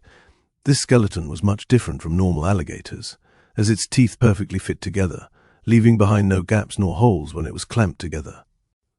Rena looked at her blades and saw that a miniature skeletal jaw had clamped itself on her scimitar, and no matter how much she tried to move her scimitar, it wouldn't budge at all. Just then, Erlos yanked the whip back towards him, carrying Rena and her scimitar blades with it. Rena prepared one of her blades, taking this as a chance to enter close-quarters combat with Erlos. But it was at this moment that she realized that on the corner of her eyes, Reptar had quietly moved into place and was ready to intercept her. Reptar's two hands were openly positioned, as if it was a crocodile's jaws just waiting to crush anything that came near it. She immediately aborted her plans and tried to cut off the whip that tied her weapon. Her blades clanged as it smashed into the leather whip. Just then the skeletal alligator appeared and created a protective field around its whip itself, as if the whip was its own body. This was Erlos's ability. Nothing could escape his grasp as long as those skeletal alligator heads had attached itself to them.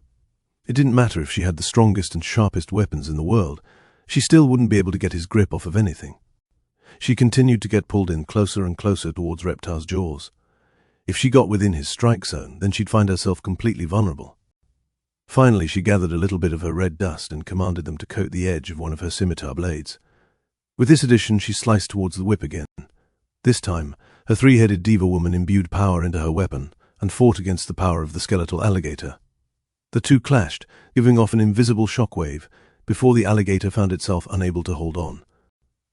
It finally let go of her scimitar, slinking back into Erlos's whip handle. However, it was just a little too late, as her momentum was forcing her to fall directly where Reptar's gauntlets were positioned. Having no choice, she braced herself and crossed her scimitars into a defensive position. As soon as she crossed the invisible threshold distance between her and Reptar, the gigantic crocodile diva's eyes lit up yellow before chomping down with such great intensity and force that it created a visible shockwave around her. This was Reptar's ability. Anything that came close enough to his strike zone would get crushed. It didn't matter if it was the most dural in the world, they would still get crushed into a pancake. Reptar's gauntlets closed onto Rena, but not before using her two scimitars to block it from above and below. She gritted her teeth, feeling the immense amount of force that was put onto her scimitars. It was getting more and more powerful as she stayed under his jaws. Despite the force bearing down on her, she refused to give up. However, Reptar's crushing power was just too strong. Cracks resounded out of her scimitars as it started to fracture under the weight. Even her mithril relic weapons couldn't handle his power.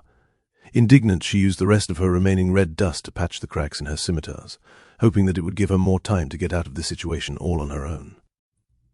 However, even her red dust was starting to fail her. The jaws were starting to pulverize her dust into nothingness.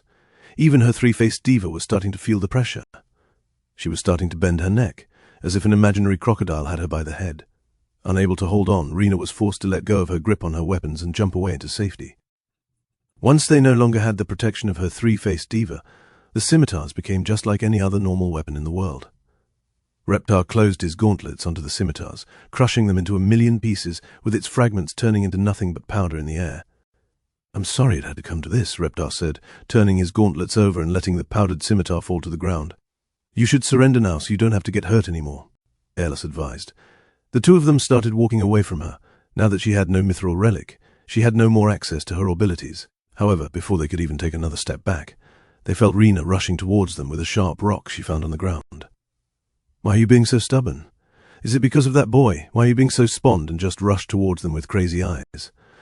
I don't want to do this, but if you continue to pester us, then I'll have no choice but to completely knock you unconscious." Reptar raised his hands and conjured the crocodile jaws into his arms. And in this vulnerable moment, Rena couldn't help but utter out, "Help!" Chapter 551. Onto the unguarded Rena, a rustling bush echoed out into the forest and alerted them of an incoming individual. They looked cautious, wondering if a certain curly blonde woman had finally found them and was about to hunt them down. They looked at the shoes and saw that it was far too small for Bo to wear. And as this person finally revealed themselves, they realized that they got half of their guess right. The person was blonde, but it wasn't Bo. It was Michael. When Rena looked up and saw him, her heart stopped. Why is he here? She had been fighting Reptar and Airlos exactly so that Michael could run away from them in time. Did he not hear them fighting? Instead, he came here right where they wanted him. Why? She muttered out in defeat, thinking that everything she did was for nothing. Michael looked at her. "You asked for help. I'm here," he said with a natural tone, as if it was the normal thing to do in this situation. Rena and others couldn't believe what they heard. He was also going to suffer a defeat just because Rena asked for help. It didn't make sense at all. "You shouldn't have come here, Michael," said Airlos. "We were going to hunt you down, but seeing as how much Rena wanted to protect you, we wanted to at least honor her wishes and let you continue with the game a little bit longer." Michael shrugged. "It's fine. I'm not just here to help Rena. I'm here to avenge her." Seeing the confidence and bravado that Michael said those words, Reptar, Airlos, and the other people watching from above were stunned into silence. "Just to let you know, I'm in the 5th stage of body formation. And Airlos is in the 4th stage," warned Reptar. He was trying to tell Michael that just their individual strengths alone would be enough to defeat him. And once they worked together, then he would most probably become exactly like Rena in the end. They could have stood a chance if they had fought together from the start, but now was completely out of the game. He didn't have her mithril relic weapons, nor her ability read them, then it was already too late. Everyone thought this was obvious.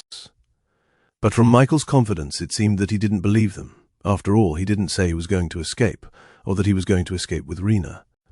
He said that he was going to avenge her, meaning that he would defeat both of them in the same fashion that they defeated Rena. "I can't believe you said that. Now my pride won't allow me to let you go," said Reptar as he slapped his gauntlets together, with a giant crocodile above him roaring in anticipation. "Wait, Reptar, he's just a kid. Maybe he doesn't even know what he's talking about. Let's just let him go," said Airlos. Michael shook his head. "Nope, come on, let's fight. Me versus the two of you." Reptar and Airlos looked at each other, not knowing what to do. They knew that this was just a game, and that there was nothing personal in it, but this was a challenge that they couldn't pass up. Their pride was on the line. "You can't blame us if we go hard on you," warned Reptar. "You asked for it." "I'll step away for now. Let you have a fair fight," suggested Airlos. "Nope. You didn't give that same courtesy to Rena." "Why? It's because you respect her strength. You see her as someone that you need to defeat." "Does that mean that you think you can defeat me just by yourselves?" Michael asked, a bit offended. At this point, Airlos and Reptar didn't know what to do. They were giving Michael all the excuses he could have, but he just wouldn't accept it. They just didn't know why he was that confident. They sensed his fight against Rena a while back, and from their estimation, he was also in the 4th stage of body formation. If he was in the 6th stage, then they would have accepted his confidence. But he wasn't. "In fact, I'll let you guys have the first strike. You're Airlos, right? You use your whip on me and drag me in towards Reptar." What is Michael thinking? Why didn't he just run away? Not only does he want to fight the two of them at the same time, but he also wants to give them the first strike. Is he crazy? Does he want to get out of the game? He can just say surrender, and he'll be escorted out of the pocket dimension safely. I just don't understand. Reptar's crunch ability will work on anyone that is below the 5th stage. There's nothing that it can't crush. Literally. Everyone was rooting for Michael, but all of his decisions at this point seemed like he was purposefully sabotaging himself. Reptar and Erlos were even gracious enough to fight him one-on-one. But no, he chose to fight them together. Unfortunately, no matter how much they screamed, Michael and the others wouldn't be able to hear them. So, when Reptar began to position his gauntlets like that of a crocodile's jaws, they braced themselves for a quick defeat. Erlos began swinging his whip around, with the skeletal alligator skull slithering like a snake above him. Finally, he cracked it towards Michael. The whip elongated just enough to reach his whips and wrap around him tightly. The image of the elongated nose of the alligator manifested around the rope, as if it had Michael locked in its jaws. With a single tug, Michael was pulled forwards with enough force to make him fly a few feet above the ground. His hands were still caught under the whip, making it that much harder to escape the whip's grip. Just a mere 10 meters away from him was Reptar, who had his gauntlets ready to chomp on his body and crush his bones. As he continued to fly into their trap willingly, the audience above were biting their nails with worry. Even though Michael was already on the halfway mark, there was still a carefree look on his face, and no indication that he was actually trying to break free. He's not moving? He's not moving. Why isn't he panicking?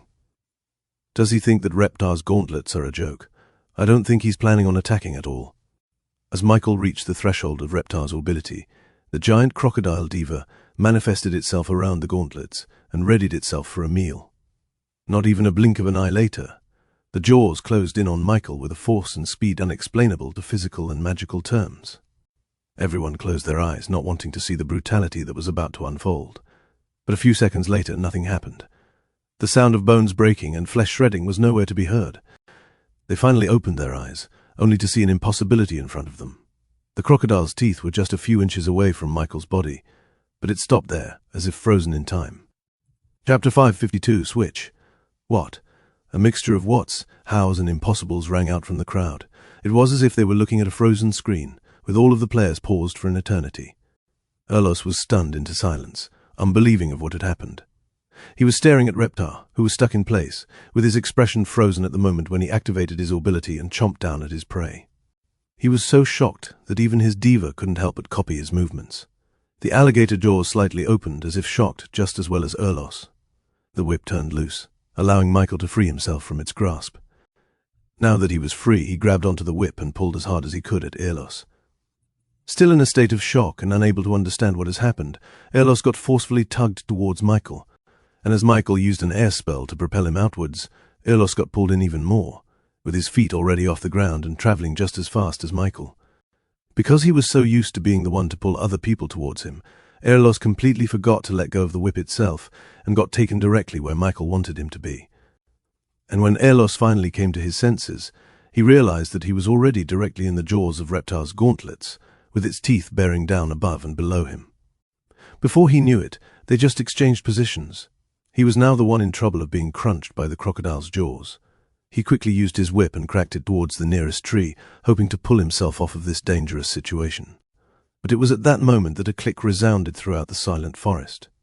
Reptar turned unfrozen, and his gauntlets continued on towards its original trajectory. The crocodile diva chomped on its target, with the satisfying feeling of bone and flesh being crushed with stupendous amounts of force. "Ah!" Erlos screamed. His entire left stomach was directly in the gauntlet's jaws. He wasn't able to escape fast enough. "Ha! This is the power of my crocodile, Michael," Reptar bragged, with the high of a successful hunt still lingering in his mind. Clap, clap, clap. Michael leaned on a tree to the side and applauded Reptar's ability with genuine praise. "Hoo! That's pretty good. I can see how nobody will be able to get away from that unscathed," he said to Reptar. Finally, Reptar noticed Michael in front of him. Confusion filled his face, wondering how he came out uninjured from the crocodile's jaws so fast. Was it a clone that he ate? "Ah! Let go of me, you buffoon!" Reptar looked down and realized that it wasn't Michael who was in his jaws, but Erlos. He quickly retracted his gauntlets, letting Erlos fall to the ground, bleeding from the giant gator bite mark on his left stomach. What happened? In his perspective, everything had happened instantaneously. At the moment when he activated his ability, Michael was the one in his jaws. Yet when he completed his crunch, it was suddenly Erlos who he had bitten. It was then that he felt something fall out of his arms. The iron switch that had been attached to him dropped to the ground and rolled a bunch of times before it came to a stop. He didn't know what it was, but he knew that this was none other than Michael's power, his ability. The two glowing metallic arms above his head proved it. "That's your diva," Reptar groaned. Erlos, holding his injured torso, got up and looked at Michael's strange ability. He had used it to stop Reptar's body entirely, as if he was frozen in time. A time-stop power, that was for certain. But the thing that other people still couldn't believe was that it was somehow able to overpower Reptar's diva, even though they were one stage apart. The crowd, including the other major factions watching this, were perplexed. "That shouldn't work," said Bobby as he leaned forward, his eyes locked on the iron switch Michael used. "Reptar's diva should have asserted its dominance over a weaker diva." Dickie could only nod. "That's also what happened the last time that I saw Michael fight. He was able to defeat someone one stage above him. Every single magnetic in the crowd, even the ones at the very top, were left wondering how Michael was able to do what he did, with the normal folk even more confused. That metal thing is his ability, right? I didn't even see him use it. His hands were clearly tied up by the whip. I can swear that I didn't see his arm move even once. I think I saw it. There was a blur at the moment it happened, as if that metal block was shot out from a far distance. Meanwhile, Reptar didn't care one bit about how Michael was able to do what he did. What only mattered was his defeat. Wishing to right what he did wrong, Reptar raised his gauntlet jaws and chomped at it towards Michael. And in an instant, Reptar disappeared right in front of Michael. He literally crunched the space between them and instantly nullified their distance. Reptar opened his gauntlet jaws again to crush Michael, but that momentary reload of his ability allowed Michael to jump away at the very last second. "Tesk. Erlos, can you fight?" Reptar looked back. Erlos gritted his teeth before using his hands to clamp on the injury in his stomach. A figure of the skeletal long-nosed alligator appeared in his fist and bit down onto the injury. In an instant, his wound stopped bleeding. This was one of the good things about his ability. It allowed him to minimize blood loss. "I can handle it," Erlos said. "My Godforge protected me from your bite, but at the cost of my stamina." Erlos gripped his whip and snapped it towards Michael. The rope elongated to try and catch him, but Michael conjured a solid earth ball and used it as his defense. The whip smashed through the earth ball and continued on its path towards Michael, but he already disappeared. Both of them looked up, eager to catch Michael. But then they saw something they never thought they'd see. Michael summoned not 1, not 2, not 4, but 8 magic circles in the sky, all of which were glowing with their own colors. 8 element mastery? Both of them screamed out. In fact, it seemed that the entire auction crowd shouted the same exact thing when they saw Michael conjure up those magic circles. The only one that wasn't surprised was the Tower Master. "So it was true," he muttered. "That Cerberus bastard wasn't exaggerating a single bit when he talked about Michael." This kind of talent in the mystic arted. They thought it was tremendously overpowered for Michael to control 4 elements. But 8? That was way too unfair. Who is this kid anyway? Why haven't I heard of him before? Has he always had this mastery? And the fact that he can conjure up 8 magic circles means that his mana pool must be incredibly big. Chapter 5, 53 Magic Animals. Each of the magic circles in the sky correspond to an element. From the water spell, Michael conjured a huge blob of water that slowly morphed into the shape of a hippopotamus. As for the fire spell, he conjured up a ball of flames that transformed into the shape of a tiger. For the earth spell, he chose a snake. And for the air spell, an eagle formed out from solid wind. Each one of those animals could be considered predators of a crocodile and an alligator. Their physiology was basically perfect to handle the 2 crocs he was fighting against. But of course, just having a single element wasn't enough. With the other 4 magic circles, he created pure elements that shot towards a specific animal. The hippo was imbued with the element poison. Its watery figure soon turned into violet sludge, allowing it to form a toxin that would poison anyone it touched. The tiger was positioned low, as if it was about to pounce on its target. But once it was added with the dark element, its body soon began to blend into the shade and darkness that the trees provided. As for the eagle, it was added with the light element. Its feathers began to ruffle, before a few of them dropped out of its wings. As they slowly glided down, they slowly turned into a miniature eagle with the same magic intensity as the original. Last but not least, the snake was imbued with the lightning element. Electricity crackled around its slithery body, allowing it to lunge at speeds that would rival that of Thunderbolt. All 4 of these animals floated in the sky surrounding Michael. They all looked down at their prey, their bodies beginning to showcase some of their new powers. Reptar eyed the tiger with purpose. It was as if he saw a worthy adversary in the animal. He leapt into the air, converging onto the tiger.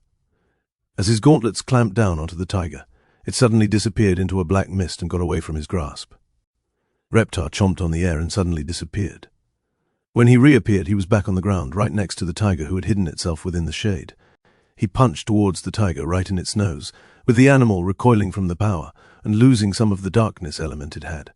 With another punch, he sent the tiger flying upwards, where it would eventually come back down and land directly into his crocodile gauntlet's jaws. Just then, Reptar felt the ground shake behind him as he saw the violet sludge hippo charging at him at insanely fast speeds. He jumped up and vaulted over the hippo. The animal skidded in the ground, trying to stop its momentum and turn around, but Reptar immediately charged forward and used his gauntlets to chomp at the hippo's backside. At this moment, the shadow tiger lunged at him from the side and bit his gauntlets. The tiger's shadow fangs tried to gnaw its way into the weapon, but despite its weathered condition, the mithril relic was still strong enough to withstand the bite. Reptar's body began to glow as he used his ability. The image of his crocodile appeared onto his fist and was biting down onto the tiger, and as he rotated his wrist with speed and power, his gauntlets suddenly turned into a rotating shaft that sped up to nearly 1,000 revolutions per second. His crocodile was doing the death roll maneuver. The shadowy tiger, despite being made out of the two intangible elements of shadow and fire, were immediately turned into pure mana as it got shredded into near oblivion. Reptar smiled, having conquered one of his predators, but then he felt a tremendous force pick him up from his torso. The hippopotamus had grabbed onto him with its eyes filled with vengeance for its comrade. It charged at the nearest tree, hoping to bash Reptar's head into it. Reptar felt the weakness in his body as the poison from the hippo began to seep into his skin. The toxicity gave him a temporary weakness that allowed the hippo to slam his body into the tree, turning it into 1,000,000 splinters. But instead of getting hurt, Reptar became even angrier. He raised his hands together, forming the jaws of his crocodile diva, and in one swift movement he slammed his gauntlets together and crushed the hippo into a violet splatter. The force was enough to destroy the spell into pure matter, turning into nothingness. Meanwhile, on the other side of the battlefield, Erlos grabbed his whip as one giant eagle and 4 mini-eagles haunted him from the sky. He ignored the pain in his abdomen and whipped one of the mini-eagles, snatching it from the air and bringing it back down into the ground with immense force. With another snap, he snatched another baby eagle from the skies and slammed it into a tree, and just as he was about to do it a third time, the big eagle swooped in and intercepted the whip's head. The skeletal alligator clamped into the bird before Erlos dragged it down with force, but instead of catching the entire eagle, they were only able to pluck a few feathers out from its skin. Erlos destroyed the few feathers he got, but some of them got away and turned into more mini-eagles for him to deal with.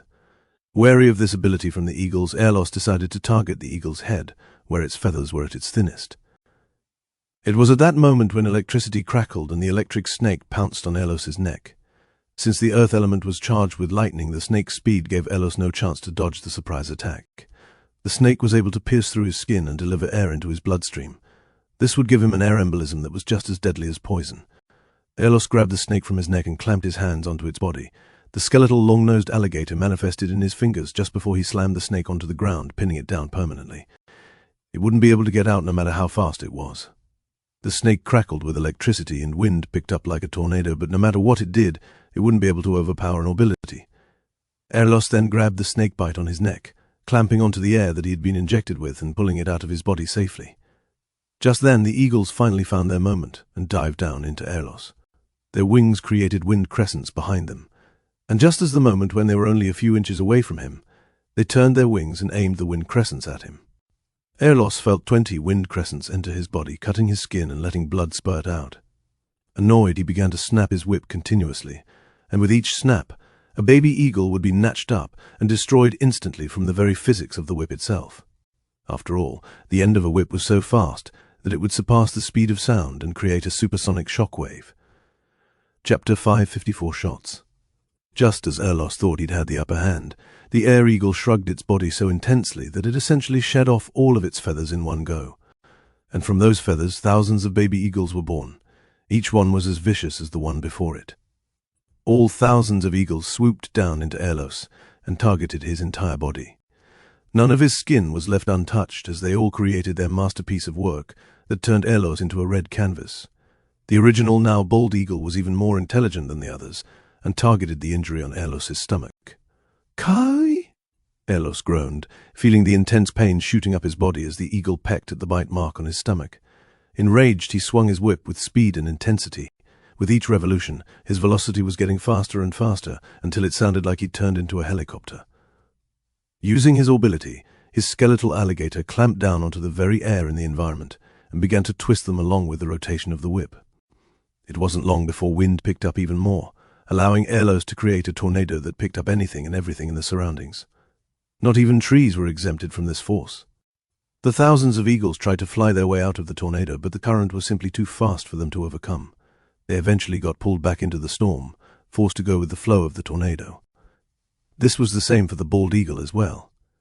It flailed its wings, trying to gather the air mana in the air for its own use, but unfortunately, the skeletal alligator from Erlos's whip snatched every single air mana in the environment. Even if it was a master of the sky, it was still unable to fight against the unreasonable power of an ability. On every layer of the tornado, Erlos's multiple skeletal alligators went in different directions, turning the entire thing into a giant blender that tore up anything unfortunate enough to get picked up.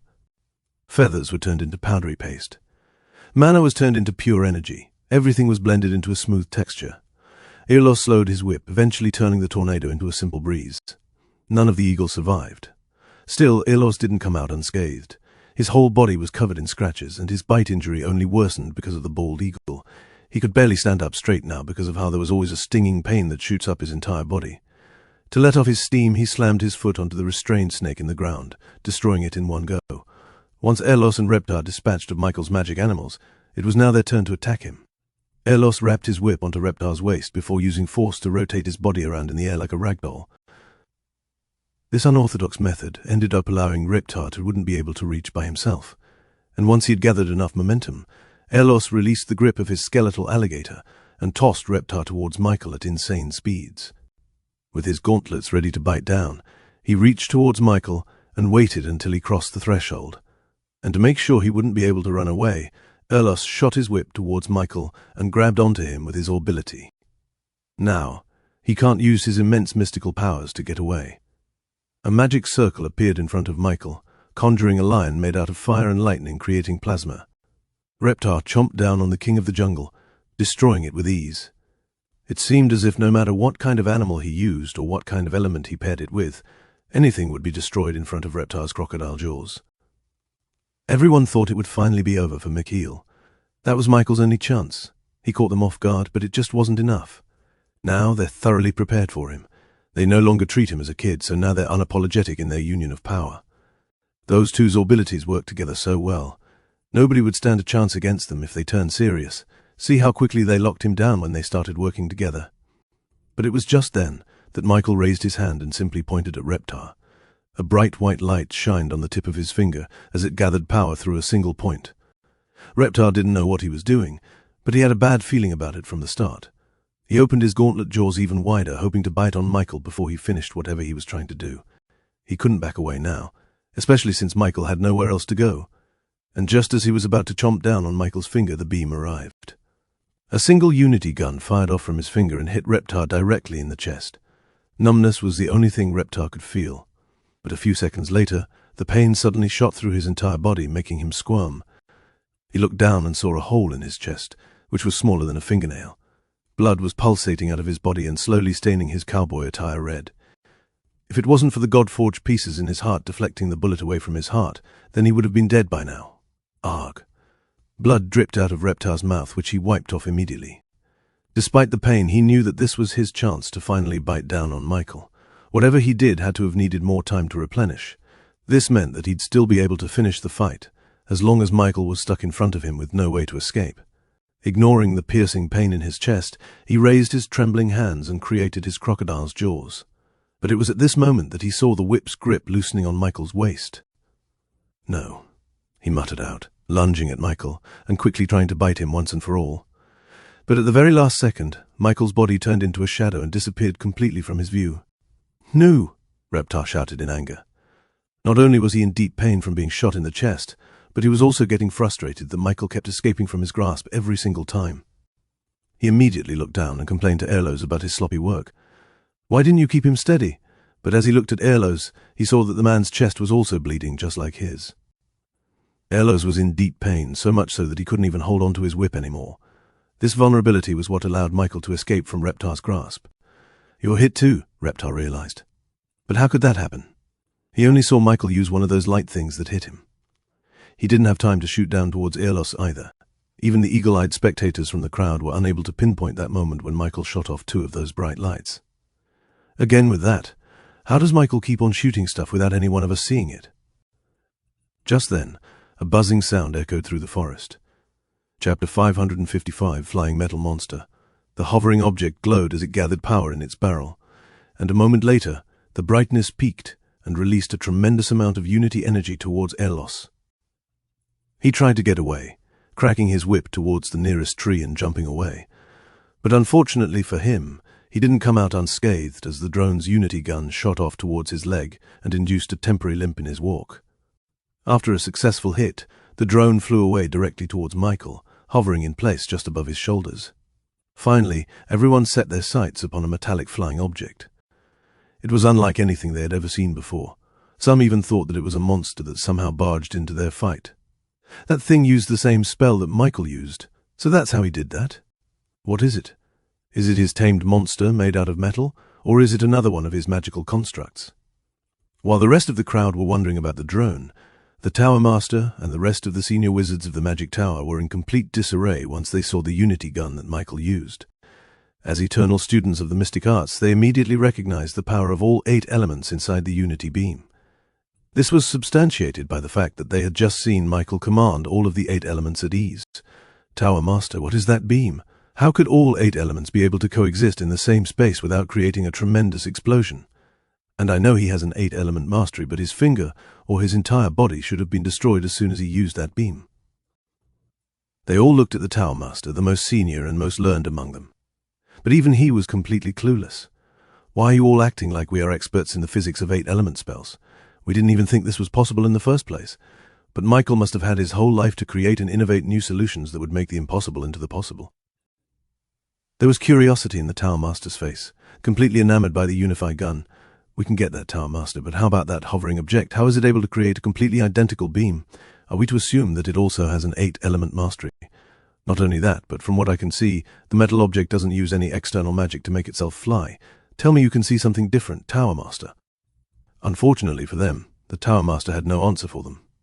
Its capabilities of flight are rooted in simple physics. We can see that the air is being displaced below it, allowing it to fly. As for how he was able to figure out the mechanics of how to do that, I am none the wiser. And as for its abilities to also use the beam, I am as clueless as you are. The wizards of the Magic Tower were not the only ones that were interested in Michael's unity beam and his drone. Alaric couldn't help but lean forward as he observed the progression of the battle. That beam is extremely powerful, he realized. It's fast, and it's enough to damage the natural defenses of the God-forged pieces in the heart. He saw how Reptar and Erlos barely had any time to react once that beam was shot, and even if they did anticipate it, they would find it hard to defend against it and come out unscathed. That alone makes Michael a terrifying opponent. But then, his eyes moved over to the hovering drone beside Michael. Its shape and its abilities were completely foreign to him. But in the end, that didn't matter. The only thing that Alaric took notice of was that it was moving as Michael willed it to. That flying metal monster of his, if it can also produce that terrifying beam, then he has essentially nullified Reptar and Erlos's numerical advantage. As surprising as it sounded, Alaric was now giving Michael a 50% chance of victory against those two. If he said this to himself a few minutes ago, he would have thought himself crazy. Reptar moved down and helped Erlos get back up to his feet. The two were injured and bleeding. In comparison, Michael barely had a scratch on his body. The progression of this fight was unlike anything they expected. "Do you know what that is?" Reptar whispered to Erlos. "No, but it's the one that hit me in the chest, I'm sure of it," Erlos replied, massaging his wound. They both looked at Michael and the drone hovering next to him. The mystery behind that metal object was just as threatening as the man himself. Their eyes were now wary of the bright white light that would appear in Michael's finger. Once they saw that familiar glow, they would know to immediately run away. "We can still win this," Erlos said. "You attack him, while I keep an eye on that thing of his. It'll be easy to destroy it once his attention is on you." Reptar nodded and fixed his cowboy hat. Now that he knew what to expect, he was sure that they could finally back Michael into a corner. He lunged towards Michael, his hands open in a tiger stance. 2 miniature crocodile heads appeared on his gauntlets, with both having their jaws open and ready to bite. While he did that, Erlos focused on the drone. He cracked his whip towards the hovering metal and intended to catch it with his skeletal alligator. However, the pain from his injuries flared up and ended up making him flinch. The whip missed and hit one of the tree's branches instead. Because of this, the drone was free to adjust its barrel and aim it at Reptar. A bright white light emerged from the drone, getting Reptar's attention. He quickly stopped in his tracks, skidding in the ground. Michael used this opportunity to create 2 magic circles at the same time, 2 magical koi fish, one made from light and poison mana, and the other made out of dark and lightning. Both swam through the air and mirrored each other's actions before rushing towards Reptar. Reptar gritted his teeth and grabbed both koi fish with his gauntlets. The crocodile in his hands roared into action, twirling their bodies and creating their signature death roll. The koi fishes were shredded into pure energy, but it did its job. Reptar had no time to move out of the drone's line of sight and was just mere moments away from being hit. Just then, Elos's whip cracked towards Reptar and wrapped around his waist. The drone's gun shot towards Reptar's body, but not before Elos yanked him backwards and saved him from another bullet hole in the chest. But just when they thought that they were finally safe, they saw a bright white light on the corner of their eyes. They turned around, only to see Michael's finger glowing with the power of unity, just a few moments away from firing it.